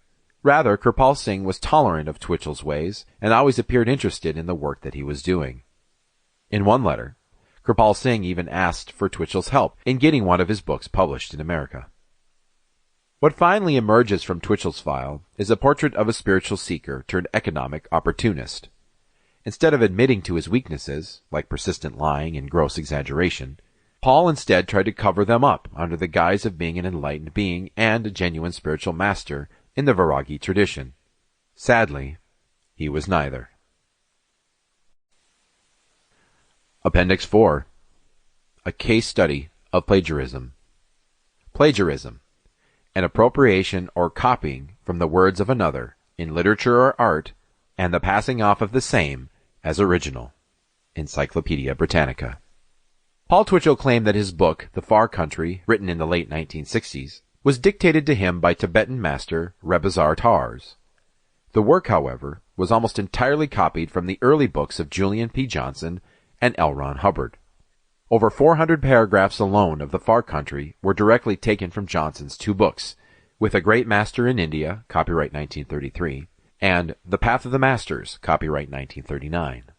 There are many more words, sentences, and even paragraphs which Twitchell borrowed from Johnson's books, but I have only given a list of those examples which quite clearly display Twitchell's plagiarism. Below is a paragraph rundown. Chapter 1, The Far Country. Paragraphs 71, 72, 73, 74, 75, 97, 98, 110, 111, 115, 123, 124, 125, 145, 146, 147, 148, 149, 150, 151, 152, 153, 154, 155, 156, 157. Compare with The Path of the Masters, pages 283 to 285, and With a Great Master in India, pages 199 to 206. Chapter 3. The Disinterested Works. Paragraphs 17, 18, 19, 20, 21, 22, 23, 24, 25, 26, 27, 28, 29, 30, 31, 33, 34, 35, 36, 37, 38, 39, 40, 41, 42, 43, 44, 49, 50, 51, 52, 55, 56, 57, 88, 89, 93, 94, 95, 96, 97, 99, 100, 102, 103, 104, 105, 106, 107, 108, 109, 110, 111, 112, 113, 114, 115, 116, 117, 118. Compare with The Path of the Masters, pages 343 through 362, 364 through 393, and 453 through 469. Chapter 4. The Immortal Tuza. Paragraphs 31, 32, 33, 38, 39, 40, 41, 42, 43, 44, 45, 46, 47, 48, 49, 50, 51, 52, 53, 54, 55, 56, 57, 58, 59, 60, 61, 62, 63, 64, 65, 66, 67, 68, 69, 70, 71, 72, 73, 74, 75, 76, 77, 78, 79, 80, 81, 82, 83, 84, 85, 86, 87, 88, 89, 90, 91, 92, 93, 94, 95, 96, 97, 98, 99, 100, 101, 102, 103, 104, 105, 106, 107, 108, 109, 110, 111, 112, 113. Compare with The Path of the Masters, pages 310 to 338. Chapter 5. The Worship of Kali. Paragraphs 64, 65, 66, 67, 68, 69, 70, 71, 72, 73, 74, 75, 76, 77, 78, 79, 80, 82, 84, 85, 86, 87. Compare with The Path of the Masters, pages 436 through 445. Chapter 6. That Alone Exists. Paragraphs 11, 12, 13, 14, 15, 16, 17, 18, 19, 20, 21, 22, 23, 24, 25, 26, 27, 28, 29, 30, 31, 32, 30, 39, 40, 41, 42, 43, 44, 45, 46, 47, 48, 49, 50, 51, 52, 53, 54, 55, 56, 57, 58, 59, 60, 61, 62, 63, 64, 65, 66, 67, 68, 69, 70, 71, 72, 73, 74, 75, 78, 80, 99, 100, 102, 103, 104, 105, 107, 108, 109, 110. Compare with The Path of the Masters, Review of World Religions. Chapter 7. The Path to Eckankar. Paragraphs 33, 36, 37, 38, 39, 40, 41, 42, 43, 44, 45, 46, 47, 48, 49, 50, 51, 52, 53, 54, 55, 56, 59, 60, 65, 66, 67, 68, 69, 70, 71, 72, 73, 75, 76, 77, 78, 79, 82, 83, 84, 85, 86, 87, 88, 89, 90, 91, 92, 93, 94, 95, 96, 97, 98, 99, 100, 101, 102, 103, 104, 105, 106, 107, 108. Compare with The Path of the Masters, pages 474 to 502. Chapter 8. The Rest Points of Eternity. Paragraphs 78, 79, 80, 81, 82, 83, 84, 85, 86, 87, 88, 89. Compare with The Path of the Masters, pages 387 through 392. Chapter 9. The No Existence of Space. Paragraphs 93, 95, 97, 98, 99, 100, 101, 102.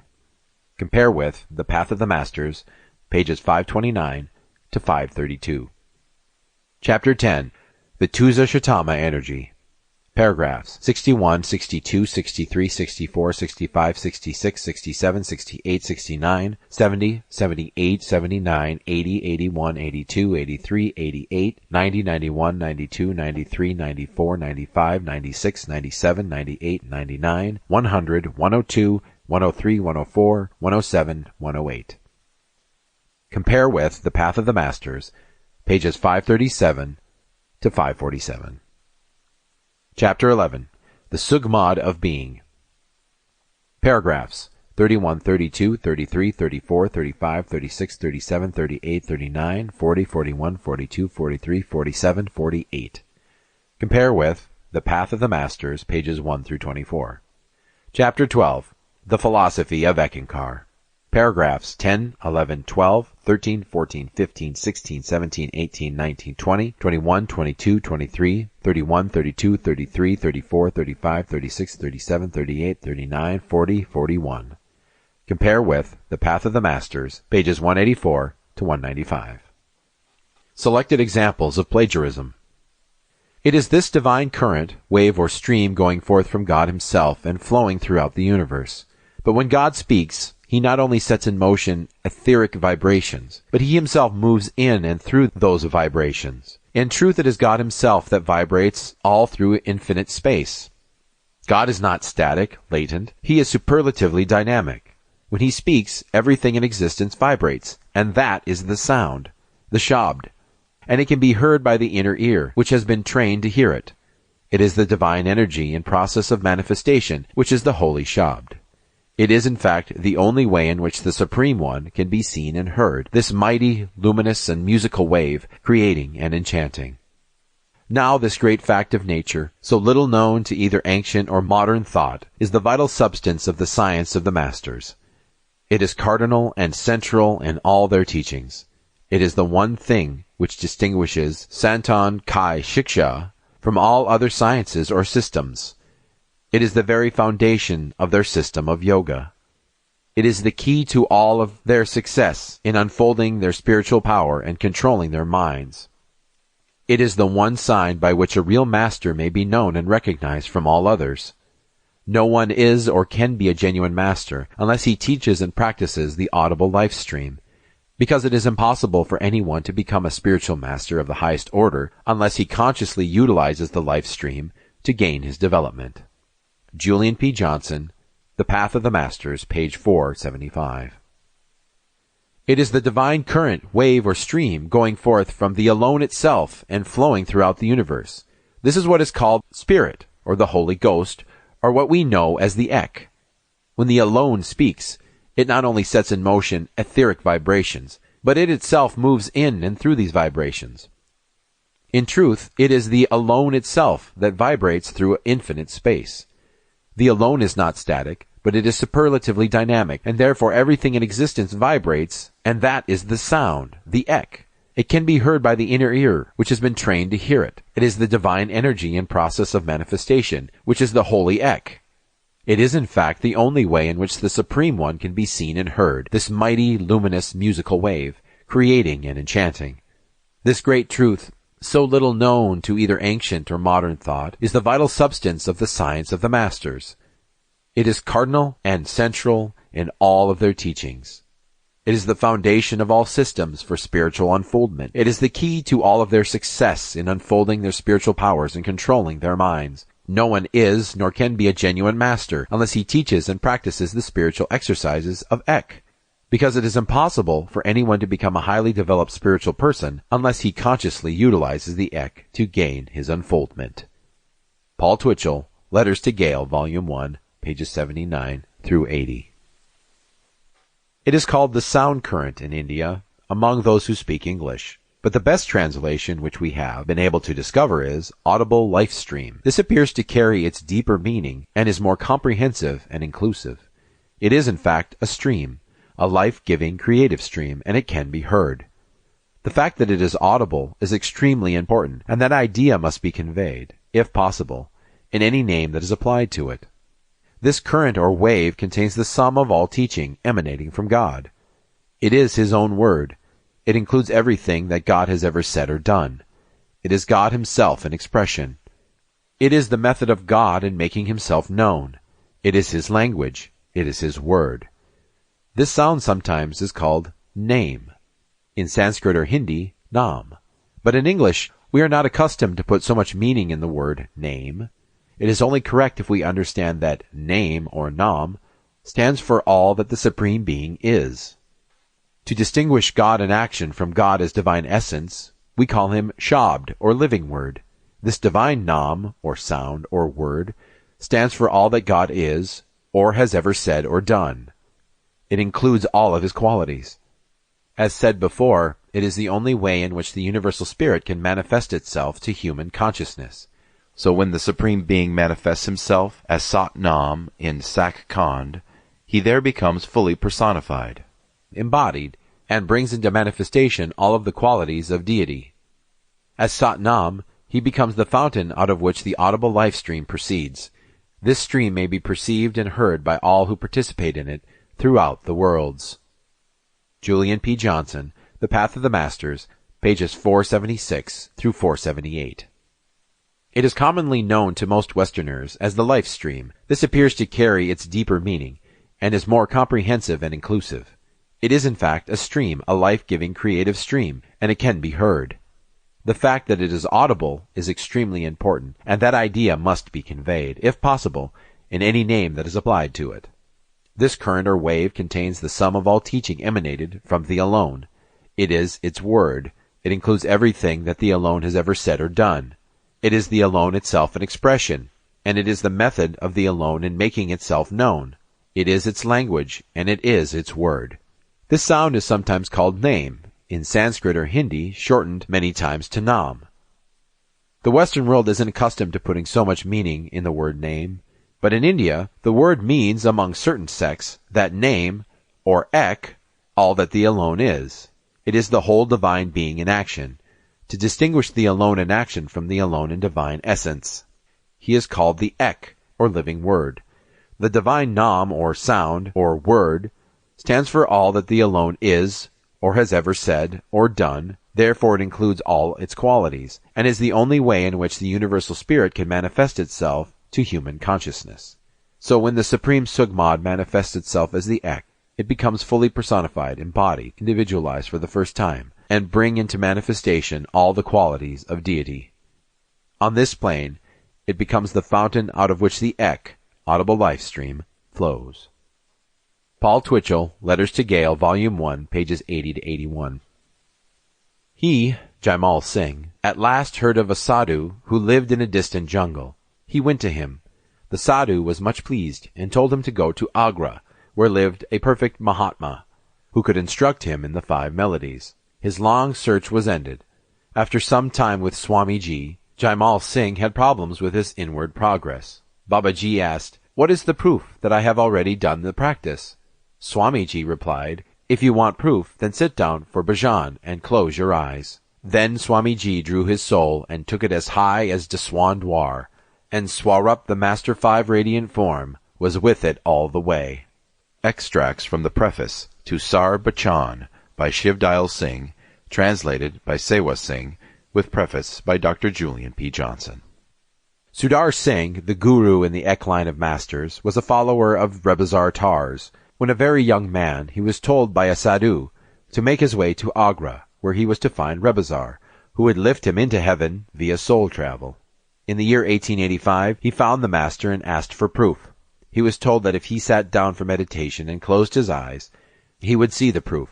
Then, according to the records, Sudar Singh was lifted as high as the third place Daswandwar in the presence of his guru's radiant form. Paul Twitchell, Eckankar, The Key to Secret Worlds, San Diego, Illuminated Way Press, 1974, page 123. About the author. David Christopher Lane has been a professor of philosophy at Mount San Antonio College for over 29 years. He has taught at the University of California, San Diego, California State University, Long Beach, California School of Professional Psychology, and the University of London in England, among other institutions. Professor Lane received his Ph.D. and M.A. with a focus on the sociology of knowledge from the University of California, San Diego, where he was also a recipient of a Regents Fellowship. He also received another M.A. in the history and phenomenology of religion from the Graduate Theological Union at Berkeley. Dr. Lane has written a number of books, including several controversial studies on new religions, such as The Making of a Spiritual Movement, The Untold Story of Paul Twitchell and Eckankar, Exposing Cults, When the Skeptical Mind Confronts the Mystical, and D.A., The Strange Case of Franklin Jones, co-authored with Dr. Scott Lowe, Professor of Religious Studies at the University of Wisconsin. Much of Professor Lane's research has been centered on how certain spiritual traditions in India, such as Radhaswami and Sikhism, have impacted the evolution of new religions in America. This has resulted in a number of published articles and books, including his text, The Radhaswami Tradition, A Critical History of Guru Succession. When he was in his early 20s, Lane served as a research assistant to Professor Mark Juergensmeyer, then at Berkeley, now Professor of Global Studies at UCSB, in North India to help him in his groundbreaking study on the history of Radhaswami and Shabd Yoga-related groups. Princeton University Press published Lane's research and comprehensive genealogical trees tracing various guru lineages in Juergensmeyer's Radhaswami Reality in 1991. Dr. Lane is most well known for his critical studies of certain new religious founders, including the late John Roger Hinkins of MSIA, Satya C. Baba, and Sri Gary Olson of Masterpath. This unsettling research has led to the robbery of his home, numerable death threats, and a series of targeted lawsuits. His work has been widely cited in various encyclopedias and has served as the foundation for a number of investigative studies, including Peter McWilliams' widely read cult expose, Life 102, What to Do When Your Guru Sues You. Professor Lane was the first scholar to publish the life and work of Baba Fakir Chand under the title The Unknowing Sage, which details the remarkable life of an Indian sage who claimed that all miracles and religious visions were projections of disciples' own mind, but they unwittingly gave credit for such to their respective gurus and religious traditions. Lane has been instrumental in publishing a number of books and articles on Fakir's radical revelations, and has coined the term Chandian effect to describe how extraordinary experiences occur, even though they ultimately have a scientific explanation. Most recently, Dr. Lane has focused his research on neuroscience, quantum theory, and evolutionary biology. He has been keenly interested in consciousness studies, and was a featured speaker at 2 international conferences held in Agra, India, and the Dialba Educational Institute on exploring the physiological foundations behind self-reflective awareness. 2 of his most recent books in this regard are entitled Is the Universe an App? And Mysterium Tremendium. Professor Lane has also created over 100 original short films on such subjects as probability theory, Darwinian evolution, and the future of technology in education. Dr. Lane also has a very large website which he started back in 1993 entitled The Neural Surfer. On a personal note, Professor Lane is an avid surfer and body surfer, having won the World Body Surfing Contest in 1999 and the International Body Surfing Contest at Manhattan Beach 8 times, from 1997 to most recently in 2016. Dr. Lane is married to Dr. Andrea Diem, who is also a professor of philosophy at Mount San Antonio College. They have 2 children together, Sean Michael and Kelly Joseph.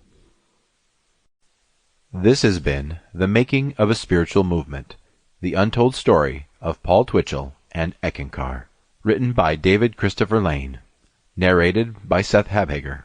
Copyright 1977, 1978, 1983, 1993 by David Christopher Lane. Production copyright 2017 by David Christopher Lane.